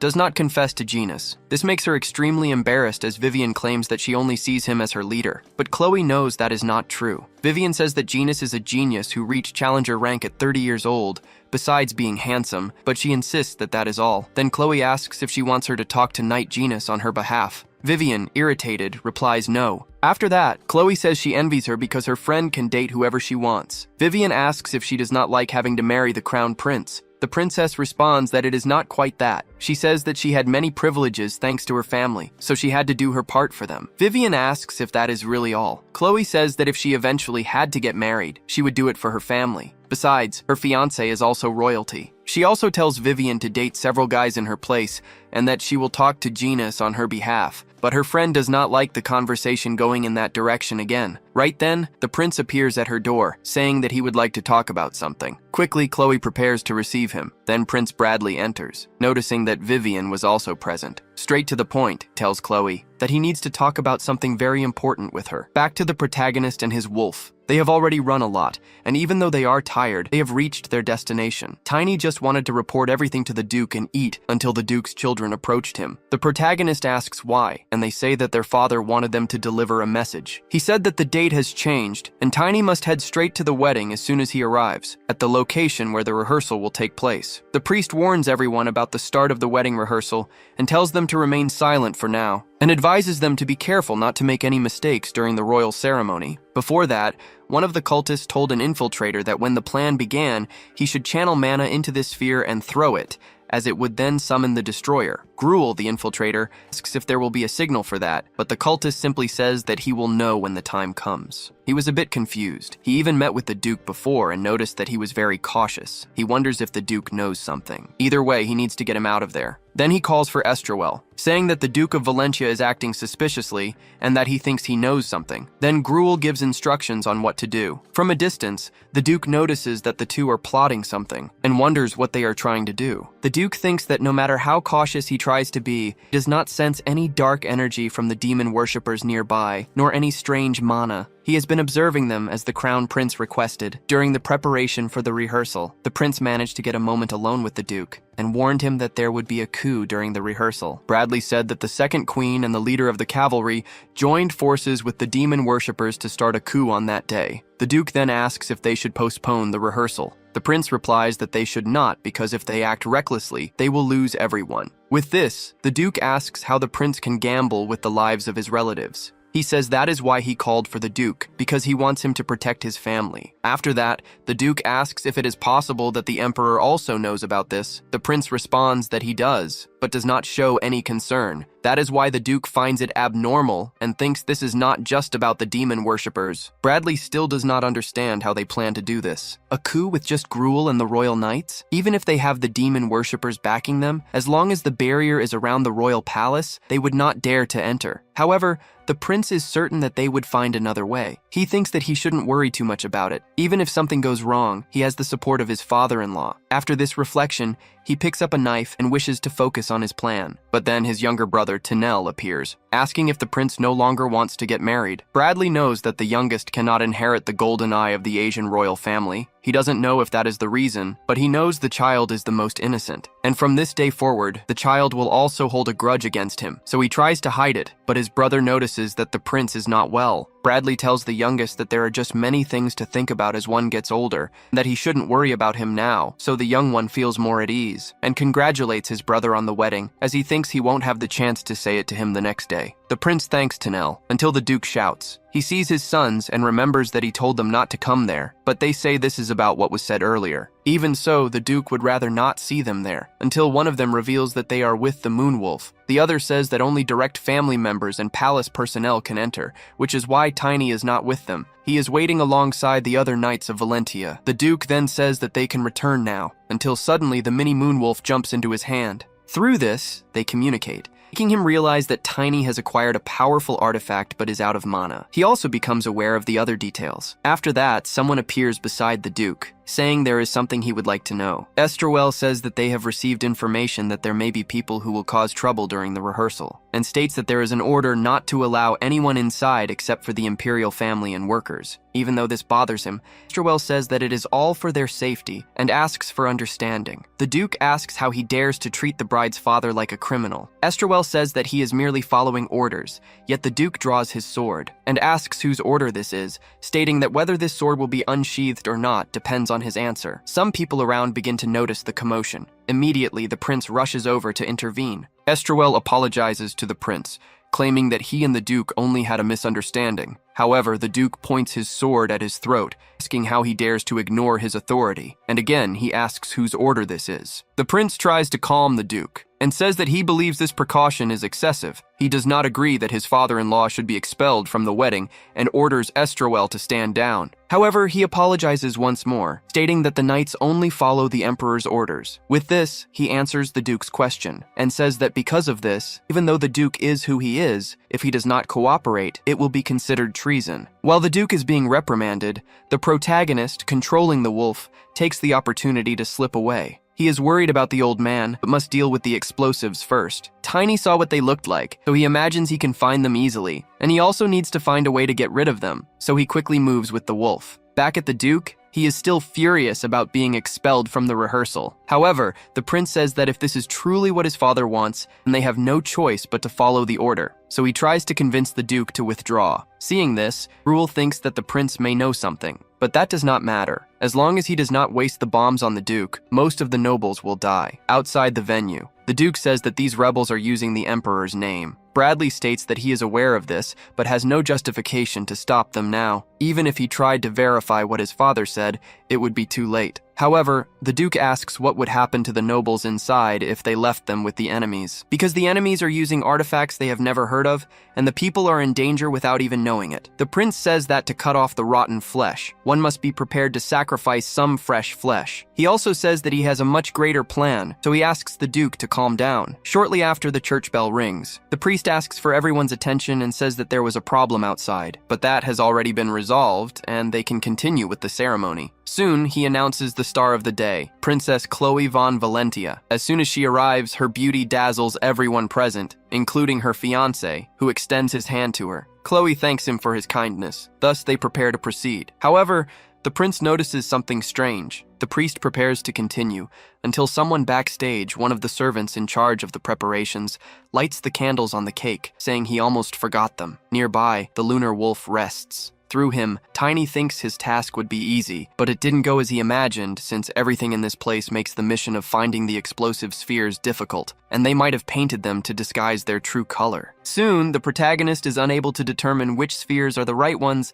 and becomes confused about what to do until someone near the cake begins to notice a strange smell. Other servants also notice it, having never smelled anything like it before. They try to guess what it is until the protagonist realizes that this is suspicious. Using the wolf's sense of smell, he tries to identify the scent they are talking about. Then, he discovers what he was looking for, the explosive spheres, realizing that they are hidden inside the cake. He rushes toward them, as he must get rid of them all before they explode. The wolf stealthily moves through the crowd, and while the priest continues the rehearsal ceremony, some people begin to feel something brushing against their legs. Tiny realizes that this will be very difficult to do discreetly, and he has no choice but to do it in the most abrupt way possible. So, he transforms the wolf into its larger state, trying to push people away from the cake. With a roar and his fangs, he frightens them, even going so far as to crush the celebration cake. From a distance, Gruel watches the whole scene, and upon seeing the wolf grabbing the spheres, he wonders if this is the signal he was warned about. He notices that the wolf does not seem to be acting hostile toward the nobles,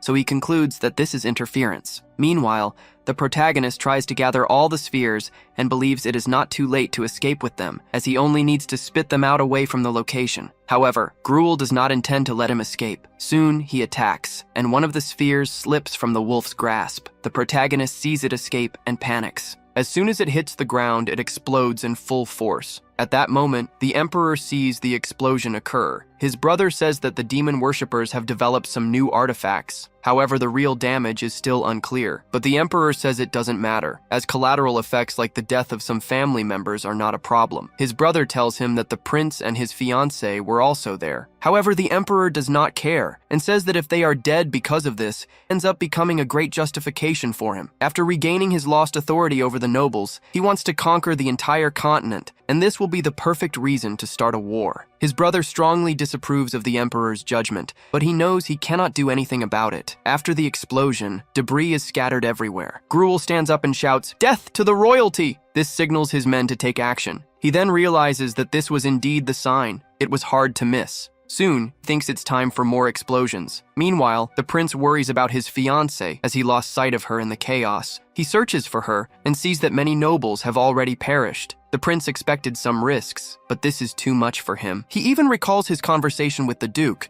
but he realizes this went beyond expectations. The day before, he had a conversation with Ixalan. Ixalan told him that the next day, the Emperor would be killed by the demon worshippers. However, if that did not happen, he ordered his personal bodyguard to put an end to it himself. Back in the present, Bradley thinks he almost died without putting his plan into action. Around him, he sees several nobles dying. Filled with rage over all of this, he tries to fight back, counterattacking the assassins, even surprising them with his boldness. Bradley can only think of his fiancée, but he knows he must calm down first. He has prepared a foolproof plan for her and knows that his father-in-law will arrive soon. So, he first wants to focus on surviving and not letting all these deaths be in vain. However, what he did not expect was that demons would appear as well, and he becomes utterly terrified upon seeing them up close. In the same place, Genus was also caught off guard by the explosion. He received the order to enter as Chloe's knight, and he thinks that the Duke also didn't know what was going to happen, until he notices something coming from above, and dodges at the last second before being hit by debris. Genus feels lethargic after the explosion,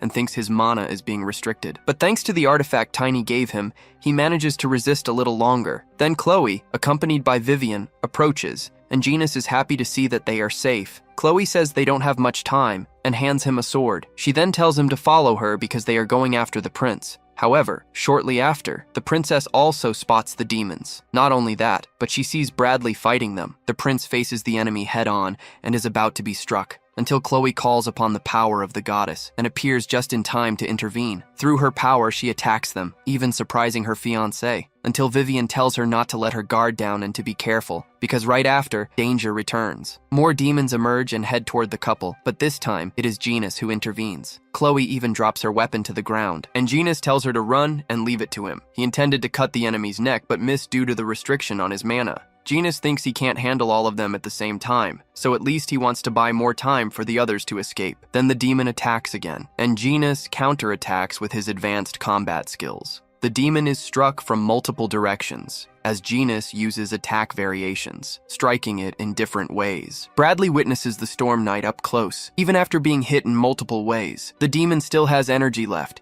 Genus realizes what is coming, as the enemy self-destructs, unable to attack any longer. This causes Genus to be thrown into the air, and another demon charges toward the couple. Vivian takes the lead and doesn't leave them unprotected. However, she warns the princess about another demon approaching from above. So the prince protects her. The demon attacks from above, making them fall to the ground. In their last conversation, Bradley warned Chloe about a coup that would take place on the day of the rehearsal. At the time, she suggested postponing the event, but he disagreed, claiming that he had already discussed it with her father-in-law and said he had a plan that would change the fate of the empire. However, he did not intend to put his fiancée in danger. That's why he gave her a bracelet, saying it was an artifact given to the imperial prince called Defensio. Along with it, the prince made a promise that regardless of what happened on the day of the rehearsal, his fiancée would be protected from any danger. Outside, the protagonist is coughing up blood. He even passed out because of the explosion. The impact he suffered was so great that he lost connection with the wolf. Still, Tiny thinks he did quite a lot and believes the old man can handle the rest. Speaking of him, the Duke is at the door, begging the guards to let him through, claiming he won't stay there after hearing the sound of the explosion. But one of the guards says that it is the cavalry's responsibility to take care of that place,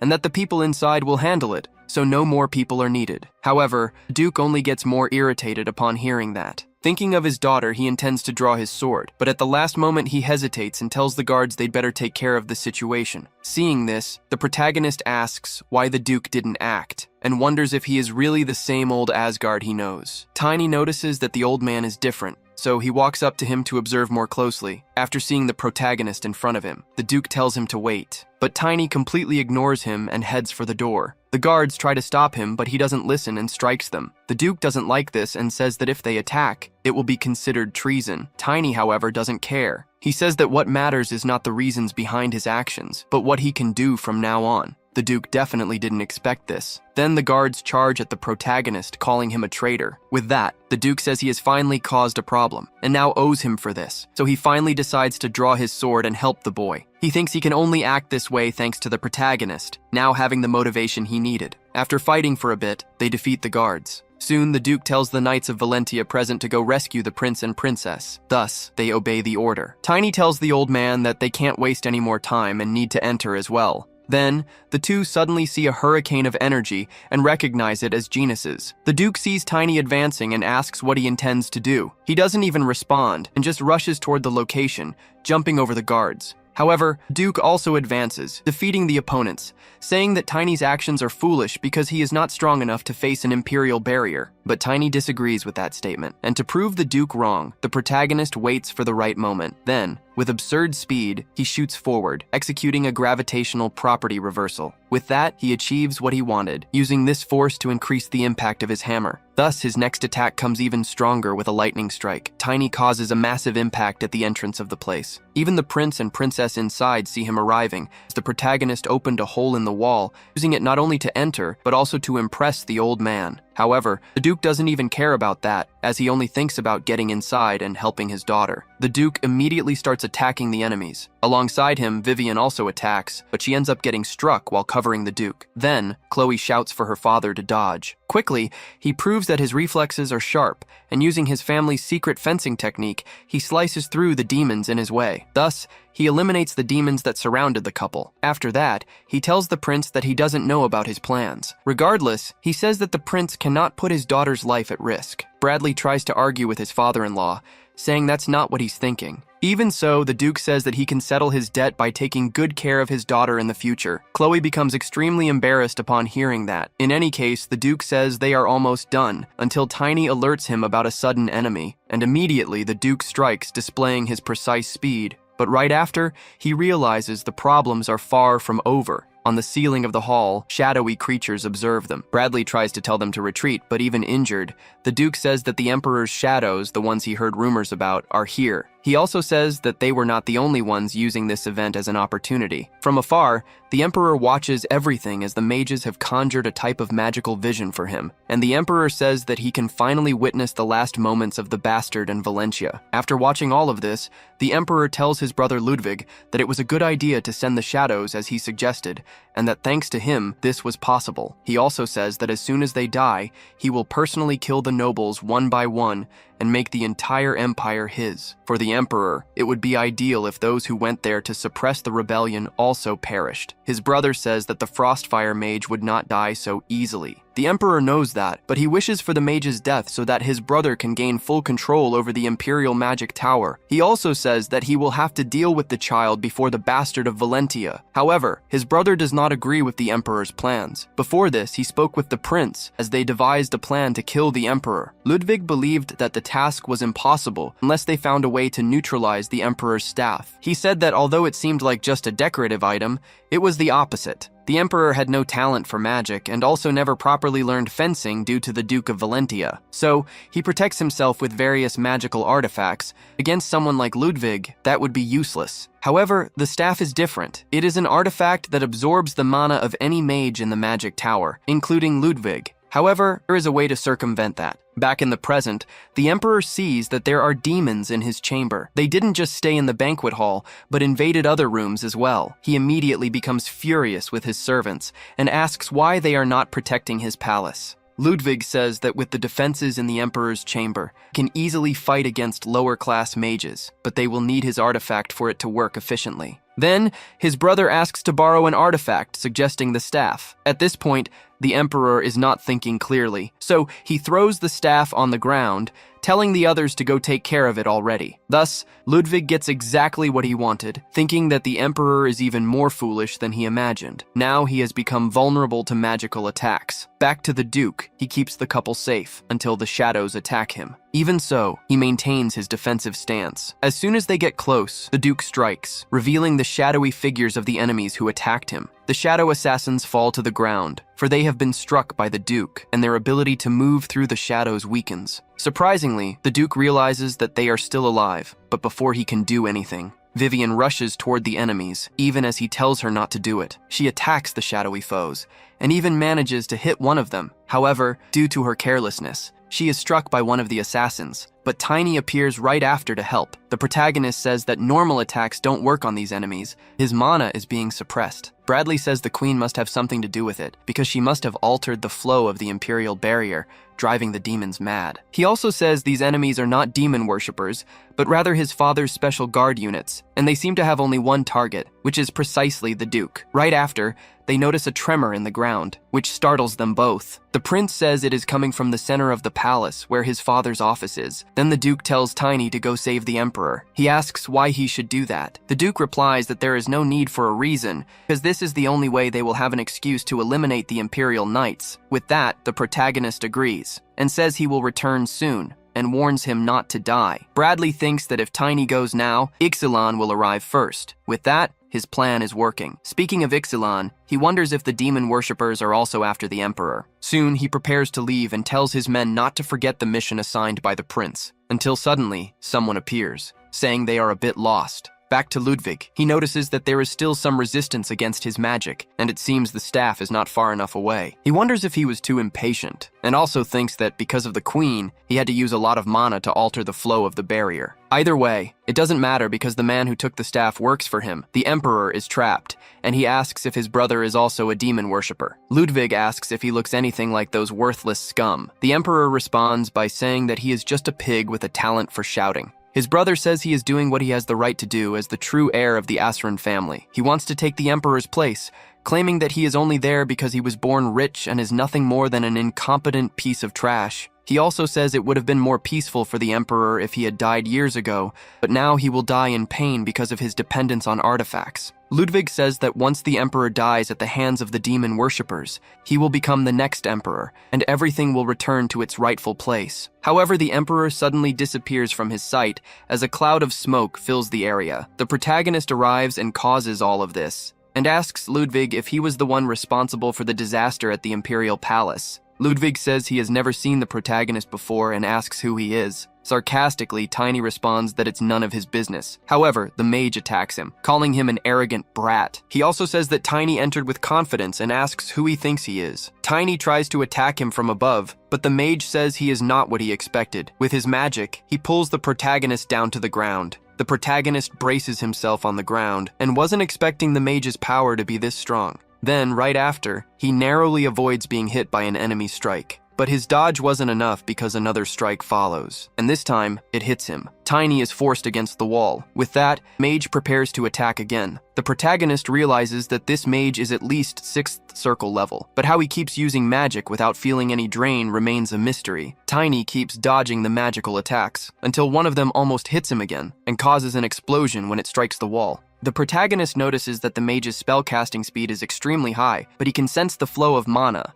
His opponent is excessively using the mana leaking from the Imperial Barrier. Detecting this, the protagonist concludes that it is possible to predict the attacks, so he charges toward the mage. Thinking that he can now fight back, he uses the property of gravity, development reversal. Along with that, he also utilizes gravity transformation. The mage prepares to attack, but the protagonist senses what he is about to do. He quickly realizes where he needs to go and when to dodge the attacks. With this, he not only manages to advance, but also predict the mage's movements. For a brief moment in the fight, the mage thought he had caught the protagonist, but Tiny was smarter than him. Through his ability, he knew exactly where the mage would attack. With his gravity massively increased, he was able to deflect the enemy's attack. Not satisfied, the mage continues attacking and causes explosions with his fireballs. Ludwig tells the protagonist that he should have chosen the right opponent. He also says that he was in the middle of something important for the Empire. Meanwhile, Tiny thinks that, luckily, the enemy didn't notice what he did, because if he had been even a second late in pulling his body downward with gravity,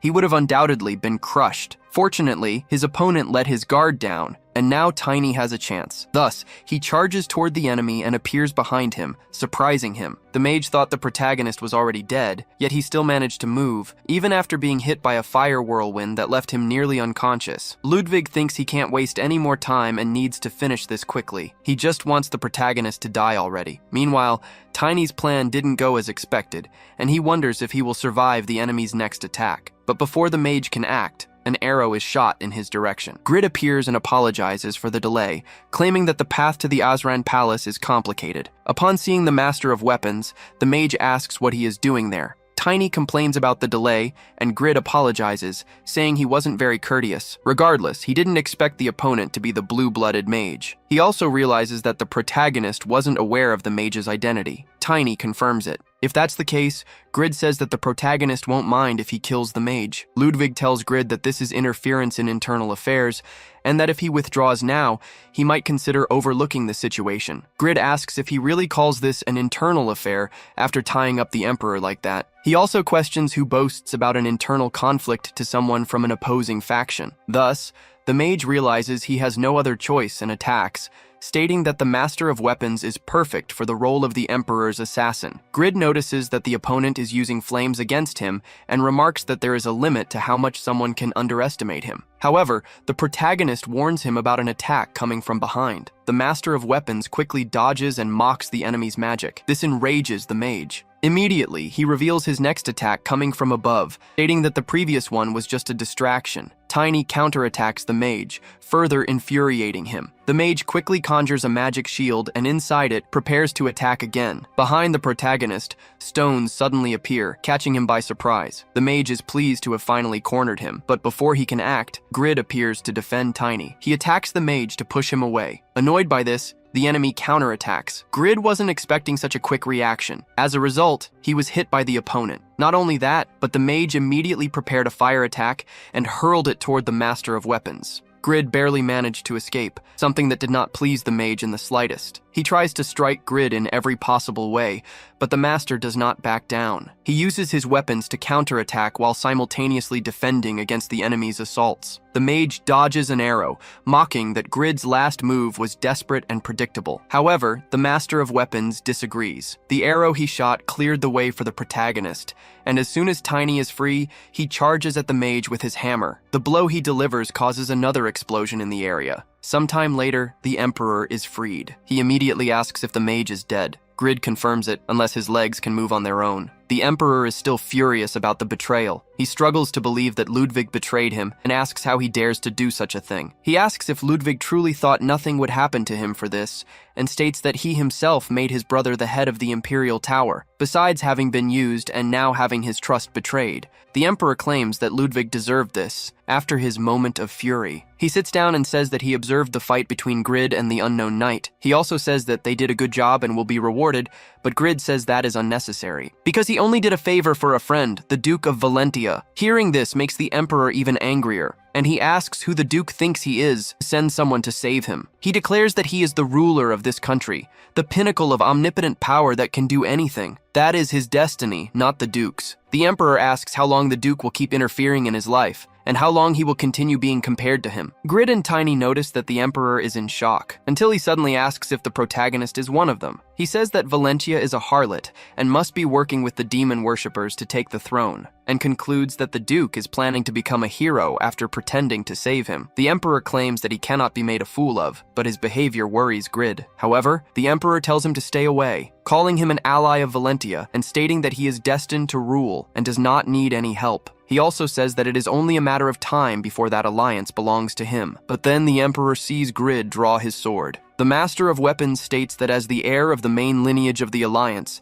and a descendant of the ancient fairies, cannot simply ignore what he just heard, and asks if he should consider this a declaration of war. Tiny tries to calm Grid down, saying that the Duke will take care of everything and he doesn't need to worry. Grid then says that in any case, he is just a guest in a foreign land now, and thanks the knight for his words. The Protagonist is surprised to be called a knight by the Master of Weapons. Then Grid says that he has no interest in interfering with what happens next and leaves the place. Tiny then thinks that in some way, he has been acknowledged. The Emperor sees the prince's escort arriving and is happy to imagine that his son is near. Ixilan thanks Tiny and says he will take care of things from now on. Before leaving, Emperor asks for his name, and the Protagonist introduces himself as Tiny of Valentia. Once again, the Emperor becomes enraged upon hearing where he is from and orders him to leave. Tiny does not have a good feeling about this, because he does not know what the Emperor is planning to do, so he leaves the Lunar Wolf behind as a spy. Ixilan sees the defeated blue-blooded mage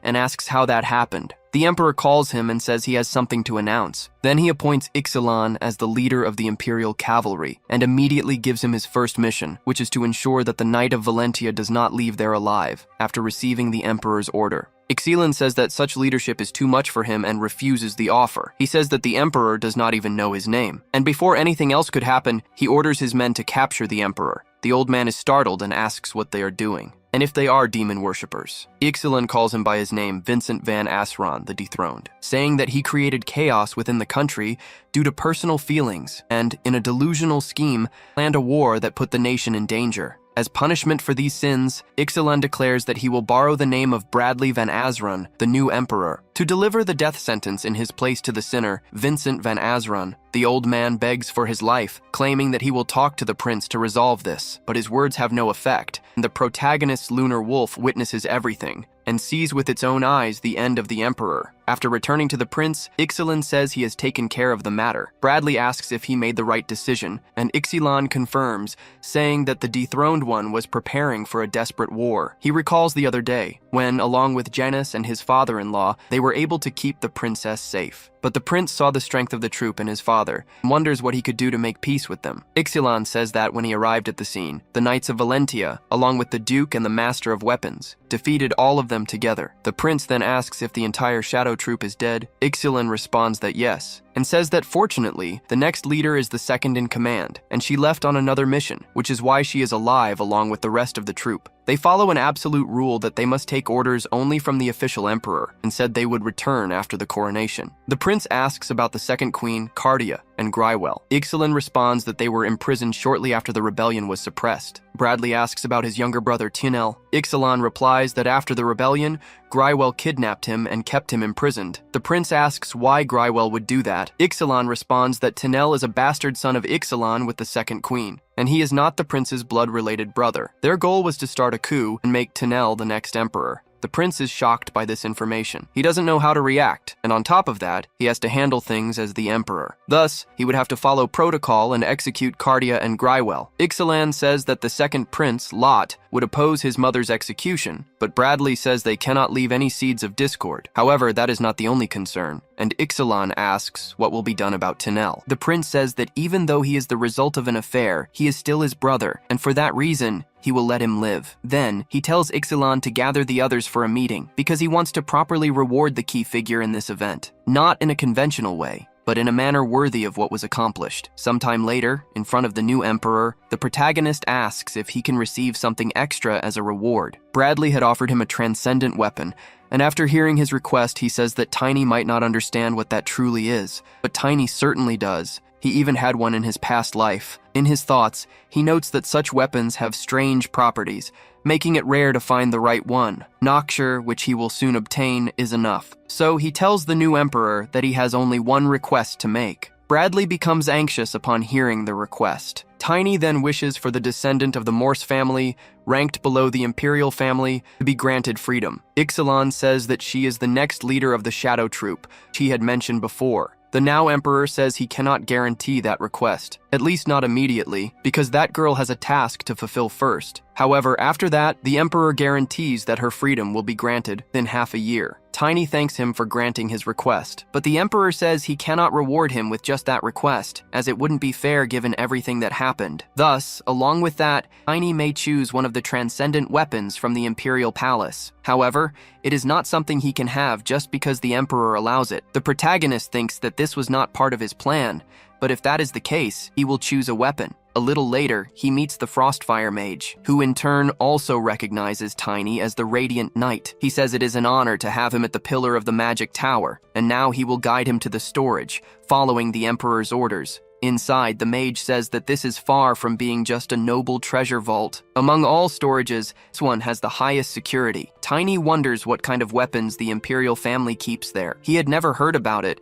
because he had never been there in his past life. That's why he is so excited. Then, he realizes that the place does not store only weapons, but also riches. When the Emoticon army arrived in his past life, the Empire spent all its wealth on the war, not only all of humanity, but most of the war reinforcements from the Allied forces, which were composed of various races that came from the Empire. Tiny says that all of this is incredible, but the mage warns that it is still too soon to be surprised. However, that's not what Tiny is talking about. He is referring to a soul power present there. The protagonist thinks that perhaps the power he needs to become an Aura Master is right there, and that he would have regretted it and punched the ground if he had refused this opportunity. Then, the mage reveals the transcendent weapons, but since the protagonist has not yet reached the superhuman level, he has gathered weapons that require different conditions for him. Tiny had imagined it would be incredible if they had even one of these weapons.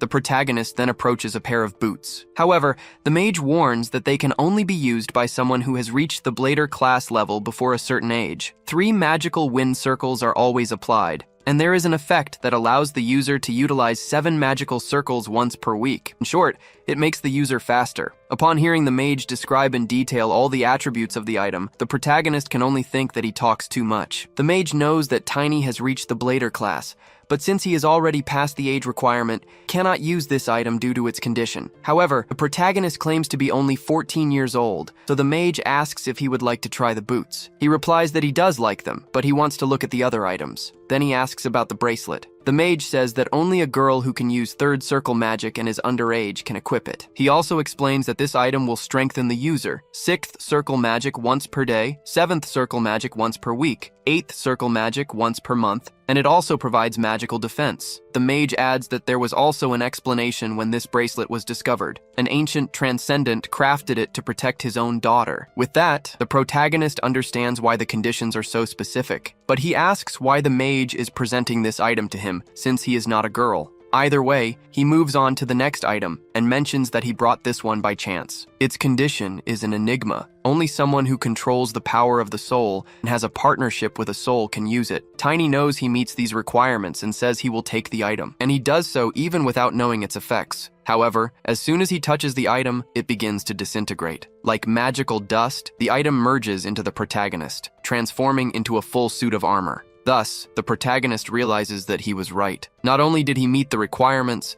but he also suspects that this item will turn him into an Aura Master. Upon seeing the armor change shape, Mage is left wondering how the protagonist did that. Tiny asks what the ability of this armor is. The Mage explains that it is proportional to the elementalist's level, the user's body, spirit, and the strength of their soul. All of these aspects increase with this armor. The protagonist begins to notice this, and he thinks that this is the key to becoming an aura master, something he could not achieve in his past life. Then he asks for the name of this armor. The Mage says its name is Animus. After leaving the place, protagonist finds the Duke waiting for him. He sees that Tiny has obtained a new set of armor, and remarks that the boy was lucky to get a transcendent weapon that suits him. Tiny says it was like an unexpected fortune. Then the Duke mentions that Grid told him about what happened, and that he knows the Blue Mage was the one who started the disaster. The protagonist says that involving Grid quickly was a good decision, because otherwise he would have died if Grid hadn't shown up. Hearing this, the Duke feels satisfied. However, Tiny has doubts. He asks if that was all Grid said. Without receiving a response, he concludes that he will have to say what really happened. But as he begins to talk about the Emperor's death, the Duke tells him to stop, claiming that he should not know too much since he is his vassal, especially when it comes to defying a superior. After all, the less he knows, the better. Tiny thinks that the Duke seems different, and that this is not the same man he knew in his past life. So he says that the enemies who used shadow powers were assassins sent by the Emperor. In response, the Duke states that he had already been informed of this by the prince. Tiny then asks if it isn't good for them that the Emperor who was persecuting them is now dead, and that they now hold the new Emperor's weakness. The Duke says that this is not something a mere vassal of the Empire should do, so the protagonist asks if he is going to obey everything the Emperor orders, claiming that the Emperor tried to start a war, and Grid should have informed him of that. Such information catches the Duke off guard, and Tiny asks if, even after knowing this, he would still follow the Empire, arguing that his blind loyalty prevented him from using his sword, even when his own daughter was in danger. He states that the man he knew in his past life would have acted differently, and even if an innocent man had to be sacrificed, the Duke he knew would have taken action for the greater good. Angry, the Duke says that is something a person who wishes to save the world should never do. But the protagonist replies that those were the Duke's very own words in his past life. Tiny says that he and his group were only able to reach the gluttonous Monster King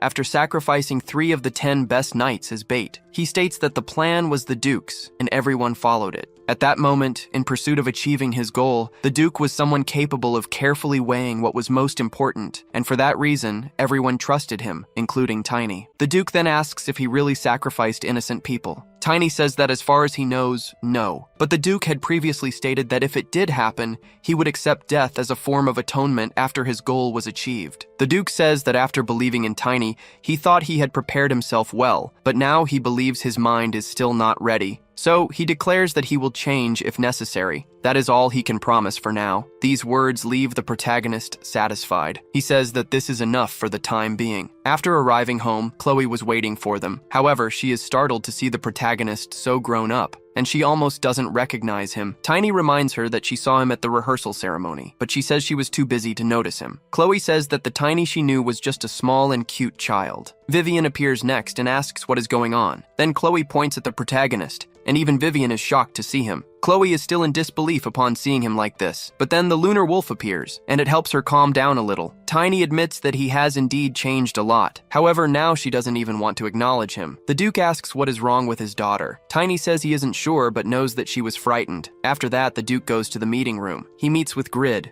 and tries to clarify some doubts. The Duke says that he heard from Tiny that the Emperor was plotting a war, and he learned what the Crown Prince's knights had done. Grid says he doesn't know the details and thought the Emperor had been killed by the traitor. The Duke says that's what the official report claims. The traitor Ludwig and Cardia allied with the demon worshippers and caused all of this, and all the traitors were executed. That's what the new Emperor stated, but the Duke says that's not what he wants to know. Grid says that the problem with the Duke is that he is too honest and asks if he really needs to hear the truth from his mouth to feel better. The Duke answers yes. Then Grid boldly states that the Emperor wanted the Duke to take the alliance into his hands. And, being honest, Grid says that if he hadn't run into the Crown Prince's knights, he himself would have killed the Emperor. And judging by the Duke's facial expressions, he realizes that he would have done something as well. With that, the Duke says that if he had known earlier, he truly would have stopped him in another way. But the Master of Weapons says that he would only have wasted time dealing with an old and sick Emperor. Grid remembers what the protagonist said, the disasters he spoke of, the same ones the Duke promised to help prevent. The current emperor announced that the previous one was killed by demon worshippers. Thus, the empire is taking the risk of spreading chaos throughout the country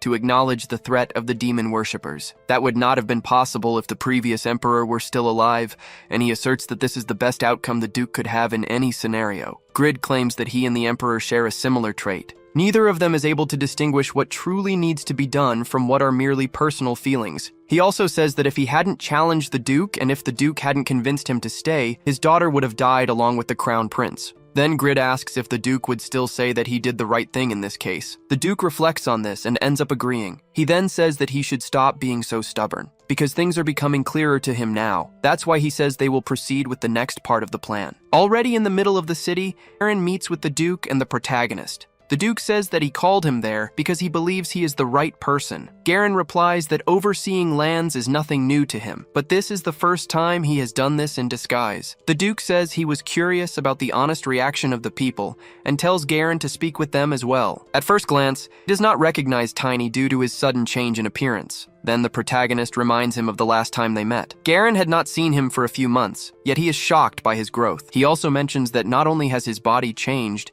his face has also become more mature. The Duke interrupts the conversation, telling them to leave that for later. After that, Garen asks if the Emperor was really killed by Ludwig, because he heard that the mage had allied with the demon worshippers, but he didn't think they had that much power. He wonders what will happen to the Empire now. Then he says that after the current Emperor's announcement, the number of fearful people has increased. That is because being attacked in the city that proudly claims to be the strongest, and the Emperor dying at the hands of the demon worshippers, creates the belief that they are not safe from them anywhere in the world. The protagonist realizes that Garen only knows what has been publicly announced and is unaware of the truth. Garen says that with Assyrian Ecliptica as the center, state of alert regarding the demon worshippers is spreading. The Duke states that the current emperor is also planning to announce the bomb, so other forces related to this empire will soon receive the news. Tiny thinks that most of the disasters he remembers are about internal wars. But if his identity is revealed, things will become even more difficult. The Duke himself says that from now on, it will be harder to act since the Empire remains strong and stable. So perhaps they can mediate among the other four forces, as what they have achieved this time was truly significant. He tells Tiny that he did very well. The protagonist is surprised by these words. However, the Duke warns him to be careful with his facial expressions since they are trying not to draw attention. He then simply responds that it is an honor to be praised by the Duke. But this careless action causes his hood to slip off his head. Soon, people around them begin to notice the protagonist. They recognize him as the Radiant Knight who killed the traitor, and even identify the Duke of Valentia beside him. Angrily, the Duke says that Tiny has become quite famous. Garen remarks that at this rate, it would be difficult to continue their conversation there, and suggests moving to another location. Thus, they leave the area, and Tiny says that people will think he is a Morsa Vere. Garen asks what's wrong with being from a semi-noble family. After all, that family has already disappeared, and it shouldn't matter. Little do they know about the lie that Tiny once invented. The Duke asks when the protagonist became famous. Garen says it must have been when the new emperor ascended the throne. He announced to the entire country that Tiny did most of the work to save Karun and the Azran family. Tiny is not happy about this at all, but the Duke says it is better this way, because the protagonist must go to Elfheim soon, so it's better for him to be famous when facing the elves. Speaking of which, Garen asks if there is any particular reason the Duke is sending the boy to Elfheim. The protagonist explains that the demon worshippers are after the sacred object. He has to go there to convince the elves to protect it. Garen says there is no need for Tiny to get involved in this because he has a friend in Elfheim. This information catches both of them by surprise. They want to know more about it because the Duke had no idea that Garen had elf friends. He explains that when he traveled to the Rodman lands to hunt a monster, he met someone who was heading to Elfheim, and since then, they have become friends. The protagonist asks how that even happened, and says that this person could have just said they wanted to be friends with Garen without meaning it. But Garen insists that's not the case because they had a long conversation before that, and in short, they ended up becoming friends. He says that of all people, Tiny should understand this since they became friends in the same way. The protagonist truly does not understand how that happened, and Garen simply states that people become friends after openly talking with each other. He is somewhat indignant that even the Duke does not believe his story, so he shows an object he received from this supposed friend. Upon seeing the symbol, Tiny believes it to be real. Thus, the Duke makes a decision. He tells Garen to accompany Tiny on his journey to Elfheim. He also says he doesn't know if he will be of much help, but he has already sent Jay ahead. He then tells Tiny to look for him as soon as he arrives. Thus, they head to the kingdom, and they promise to return soon. Tiny bids farewell to the Duke and directs his wolf to depart. The Duke hopes that the protagonist will achieve good results as he has in the past. Elsewhere, the demon worshippers gather. One of them states that Ludwig died due to the protagonist's interference, and as soon as the emperor died, the crown prince took the throne. The leader says that this happened because of the arrogance of the mage, who claimed he would handle everything. He blames the protagonist for everything, wondering how he knew about their plan. One of the cultists suggests that there might be a Dragon Eye spy among them, but the leader says that if that were the case, the emperor wouldn't have died, and he declares that the hero must be blessed by the goddess. The cultist asks if this means that the administrator of the imperfect world has initiated the Great Demon War and created another hero. Their leader says that there is no other explanation, and he asks if he remembers the story told by Malam. The cultist confirms that he does. That story tells of how the administrator could only see the predetermined fate of the imperfect world. By interfering too much, the world deviated from its destiny, breaking the boundary between dimensions. The true rulers are arriving earlier than they should. The world, having lost its cycle, will be destroyed sooner than it was meant to be. The being called the goddess once altered the world's fate, which continuously cycles through destruction and creation by creating a hero and bringing the demon into this world. Thus, those who believed in the goddess think they have won. But in reality, a trace proving otherwise was left behind when the demon station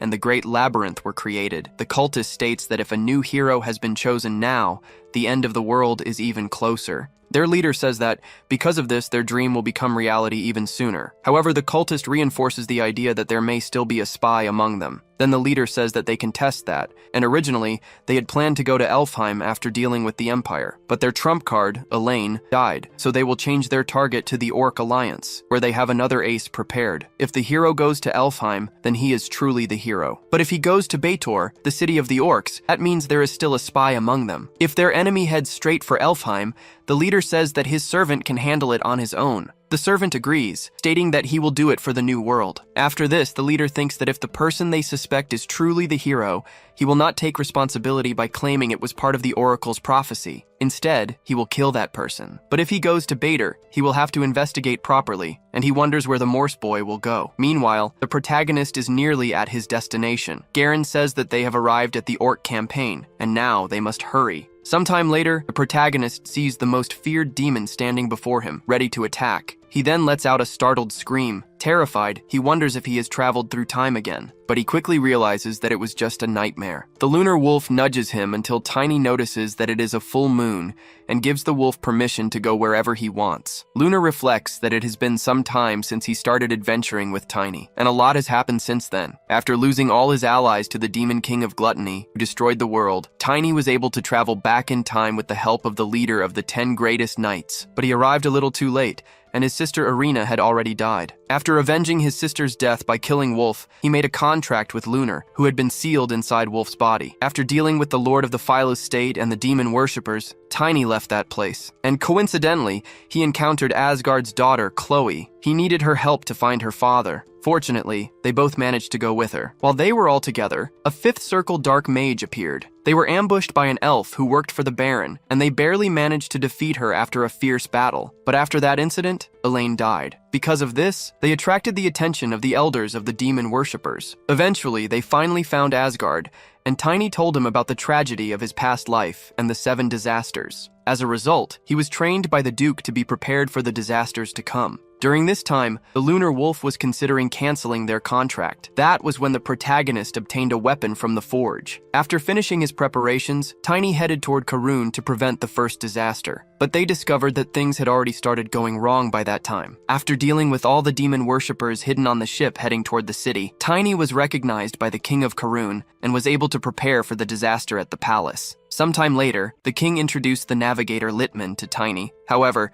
he was actually a neglected beastman who was on the enemy's side. He was the one who locked away the missing mage and kidnapped the offspring of the ancestral monster, the Kraken, because he planned to use this offspring to lure the Kraken and destroy Karun. However, Tiny dealt with the demon worshippers who tried to steal the sacred object. He also resolved the misunderstanding with the Kraken. consequently preventing the disaster in Karun. That was how Tiny earned the title of Radiant Knight and grew significantly. But the next disaster was already waiting for him, before the wedding of Chloe and the Crown Prince could take place. Asgard's rival and future ally appeared and challenged the Duke to a duel. Even though he didn't want to, he was convinced by the protagonist to accept, and after the Master of Weapons lost the battle. He remained in the capital until the wedding was over, as promised. That way, he was also informed about the future disasters. Meanwhile, however, a great conspiracy was being orchestrated in the Imperial Palace, the annihilation of the Imperial family. The second queen wanted to purge the bloodline of Aslan, a lineage she deeply hated, which in fact had ties with the demon worshippers. The Emperor ordered a secret society called the Imperial Shadow Troop to assassinate Asgard, as well as the demon worshippers who tried to tear the Empire apart through explosions. For his part, Tiny, who was preparing for the impending disaster, was ambushed by a member of the Imperial Shadow Troop, Luna Morse. He pretended to be from the same family as her to avoid being killed. Thus, he managed to escape that dangerous situation.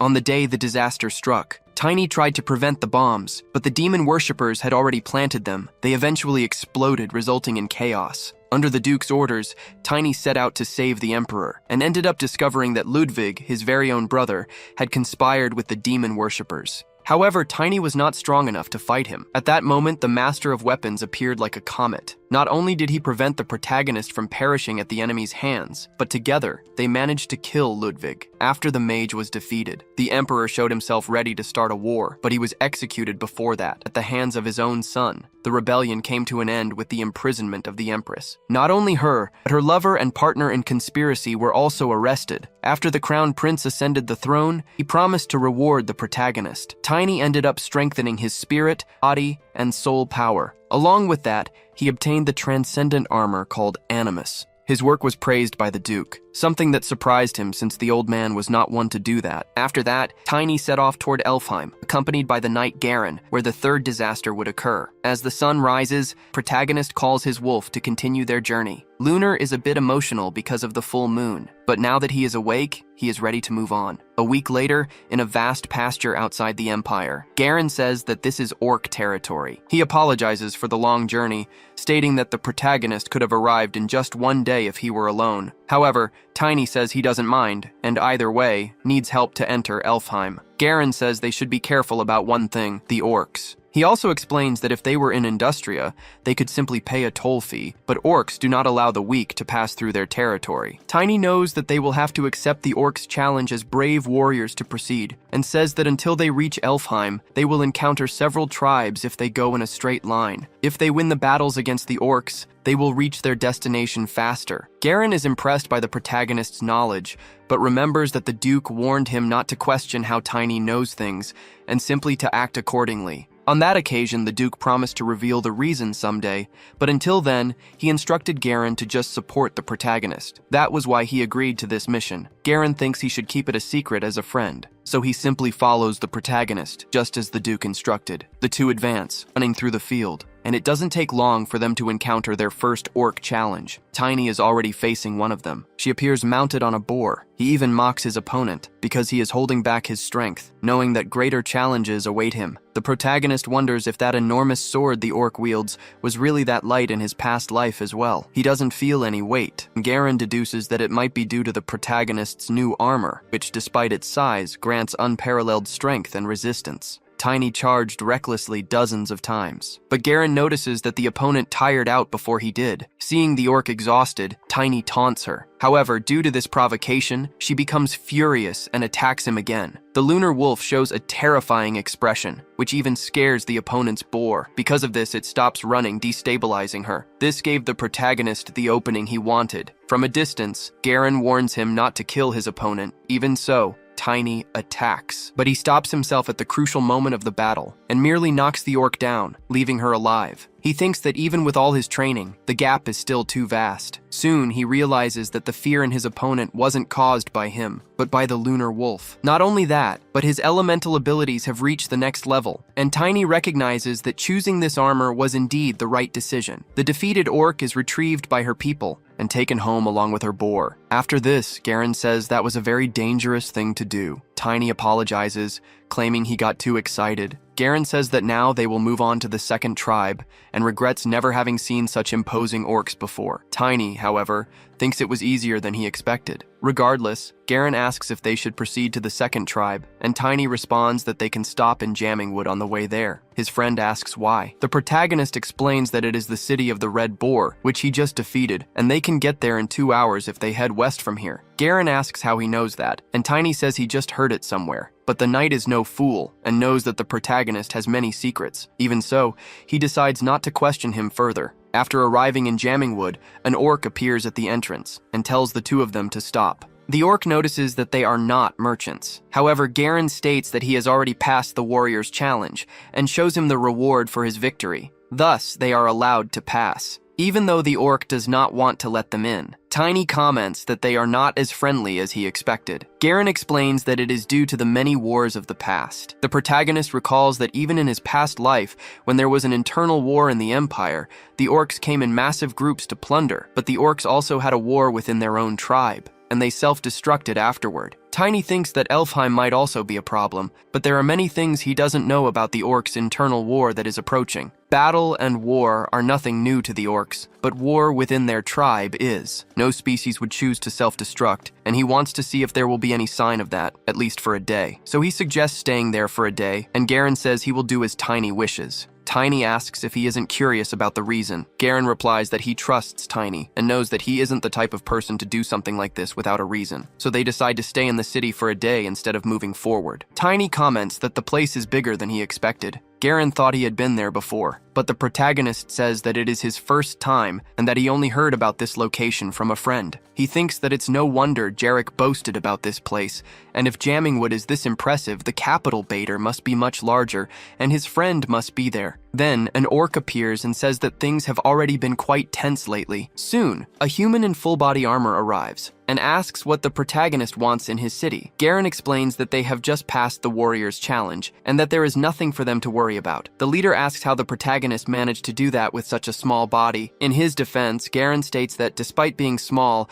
Tiny is one of the greatest geniuses of the Empire, and it was not a shameful battle for the orc warrior. After hearing this, the orc leader says that the protagonist must prove himself to him. The others are shocked by this challenge. In turn, Tiny accepts, leaving the others even more surprised. However, Tiny says that he has a schedule to follow, so he cannot take too long. The orc leader is extremely excited and gives an order to his people in their local language. Then he says he will show the battle location. Once there, many orcs have gathered to watch, and the leader asks if the protagonist is comfortable with this. Tiny replies that he doesn't mind but is worried that it might be a bit rude, because he doesn't want to beat the leader in front of his own people. However, the leader says that orcs take anything related to battle with honor, so he shouldn't worry about that. So Tiny says he won't hold back. He even goes as far as to remove his armor, something that surprises the orc leader. He says that the rumors were true, and Tiny realizes that he was recognized as soon as the leader started speaking to him. The leader confirms, but says he is disappointed because he couldn't believe the Radiant Knight was just a swordsman. Tiny says that it's not the warrior class that determines the outcome of the battle. This response pleases the orc leader, but now he wants the protagonist to prove it in battle, something Tiny would love to do. Thus the two begin to fight. Immediately after, they clash and are thrown in opposite directions. The orc leader is not satisfied with this. For his part, Tiny thinks that it's clearly different without his armor, and his opponent is stronger than he expected. The protagonist feels that it's been a while since he felt this way. It's as if he has gone back to the past again. The orc leader prepares to attack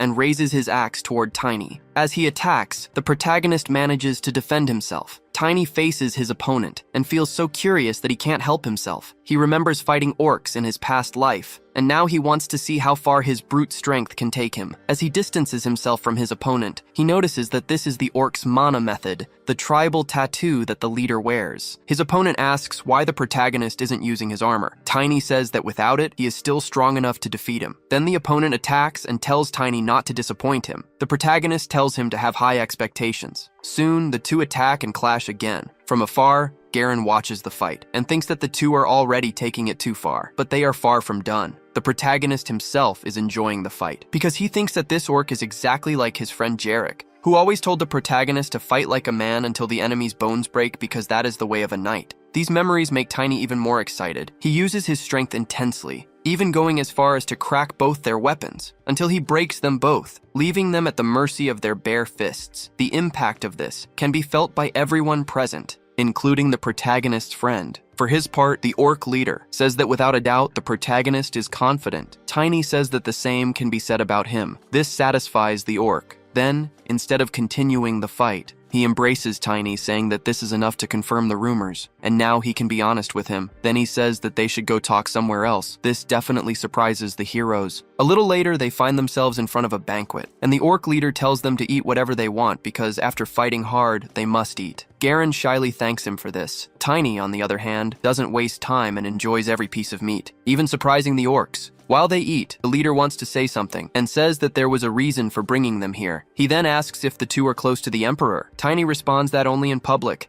and he can't say they are personally close, but there was one time he slapped him. The orc leader says that's enough because no one would dare hit the emperor unless they were close to him. Then he directly tells Tiny to answer honestly. Is the empire preparing for a war? Garen tries to change the subject, but Tiny asks what makes the orc leader think that. The leader says that there are battles happening in orc lands right now, and that Chief Nergui of the Black Rhino tribe is preparing for war, defending orc unity. Tiny asks if war isn't common among orcs. The leader replies that it is, but not if there is a human among them forcing them to start a war. Hearing this makes the protagonist wonder if this could have been the work of the last emperor. Then he puts his honor on the table and says that the current empire would never do that. Garen tells Tiny that he can't say that if he's not sure about things. However, the orc leader decides to believe what the protagonist said, claiming that the tongue may be cunning, but fists are honest. He also says that the battle with the protagonist was a duel between real men, and he will not belittle his honor, that being enough to trust him. Thus, the protagonist thanks him for the trust. Then they say a word in the orc language that means friendship. The orc leader is surprised that Tiny knows their language, and the protagonist explains that he has an orc friend. Seeing this,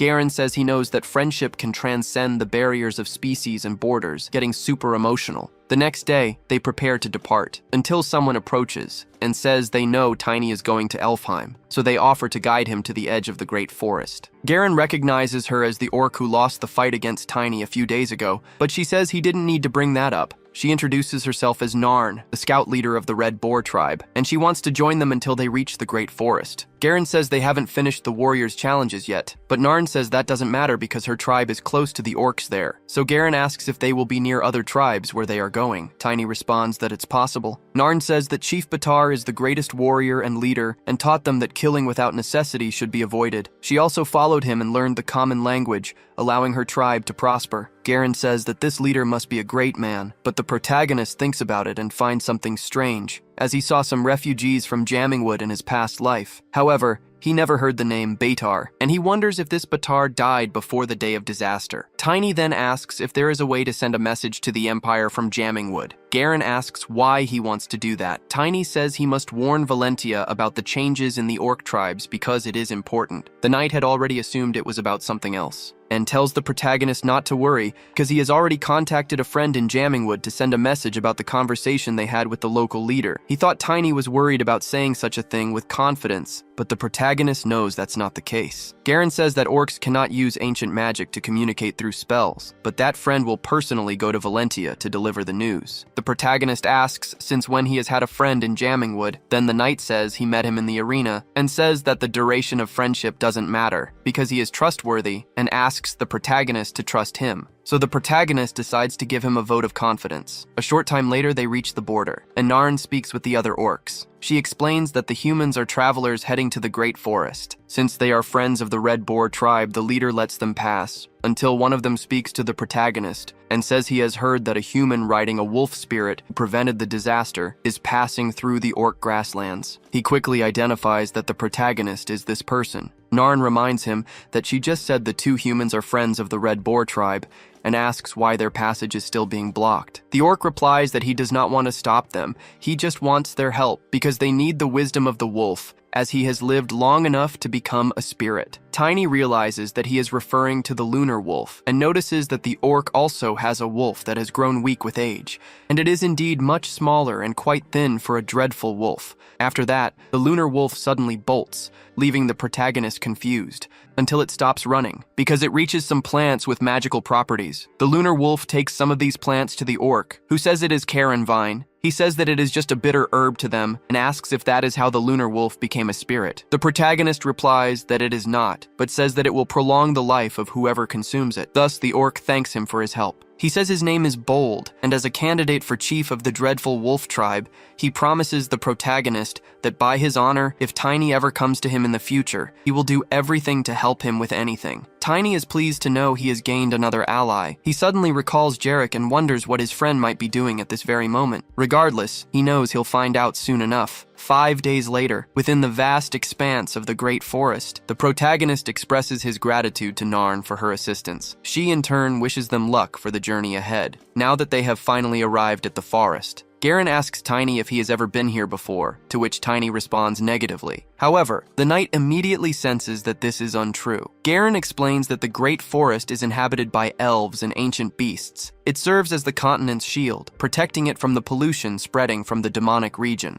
Everything stretching from the demonic region in the west to the Great Forest is a remnant of the war against the former Demon King. This area is the demon's stronghold. He has heard tales of a massive labyrinth hidden deep within the demonic region, but nobody truly knows what lies inside. Tiny thinks to himself that one day he should visit the labyrinth. In his past life, discovered Noctum, his weapon there. However, going there now would only result in his death for nothing. Garen wonders what the protagonist is thinking. He tells Tiny he won't ask about his secrets, but wishes to assist him as a friend, asks if he can at least know the mission's purpose. The protagonist ponders before answering. He then explains that failure would mean the elves' sacred artifact disappearing and the world tree catching fire. Garen warns that if the world tree is lost, evil energy will corrupt the great forest, leading to the world's end. Suddenly, he understands that this mission is far more than a secret to keep. It is a cause worth risking their lives for. Tiny remarks there is still time to retreat. However, Garen refuses this option. He quickly asserts that there is no time to waste, and they must reach Elfheim as soon as possible. Sometime later, a man is sprinting through the forest. He shouts that he doesn't want to die. The man screams as he runs, chased by a local monster. He questions why an Ent had to appear right in front of him. He runs as fast as he can, attempting to halt the monster by firing in its direction. Back with the protagonist, his companion says he cannot increase the pace, and Tiny reassures him that having used mana to run non-stop for 6 hours, exhaustion is expected. He adds that since they are near the Scout Elves' territory, they would have to slow down anyway. Tiny suggests they rest briefly. Garen agrees, but insists they avoid using fire, as it could ignite the great forest. The protagonist notices Garen's genuine concern and asks who would be foolish enough to set the forest ablaze. Suddenly, a fire breaks out behind them. They quickly realize they are not alone. The man who was running heads toward them. Behind him comes the monster. He urges them not to stand still, begging for help against the creature. The two see that the man is a dwarf. Tiny comments that dwarves are not uncommon in the great forest, but being hunted by an Ent is a dire situation. The dwarf begs for assistance. The protagonist stops him, saying he has done nothing wrong. Tiny responds that he cannot be certain of that. Their attention is then drawn to a woman atop the Ent. She asks why someone like the protagonist, neither a merchant nor a hunter, has come to the great forest. Garen requests to handle the situation. He hopes for favorable winds beneath his feet, like a bird leaving its nest. The woman replies she hopes to witness the end of the world and return to dust, becoming wisdom. Garen expresses happiness at meeting the daughter of the world tree. She is surprised a human knows the promoter's greeting. He credits a friend who is an elf promoter. The woman notices the symbol of friendship on Garen's item and the color of Harrowell's hair. She stands before a wolf elementalist knight and a knight bearing the symbol of friendship, declaring there is no reason to deny them acceptance. Tiny asks if she truly recognized someone by their hair color alone. Garen says elves can distinguish such things. The woman then addresses the dwarf, stating that humans are friends of elves, so now it is his responsibility. The dwarf kneels and begs forgiveness. The elf says he has harmed the spirits of the forest and even injured her allies. The dwarf insists he was unaware and that he was only keeping watch during a disturbance.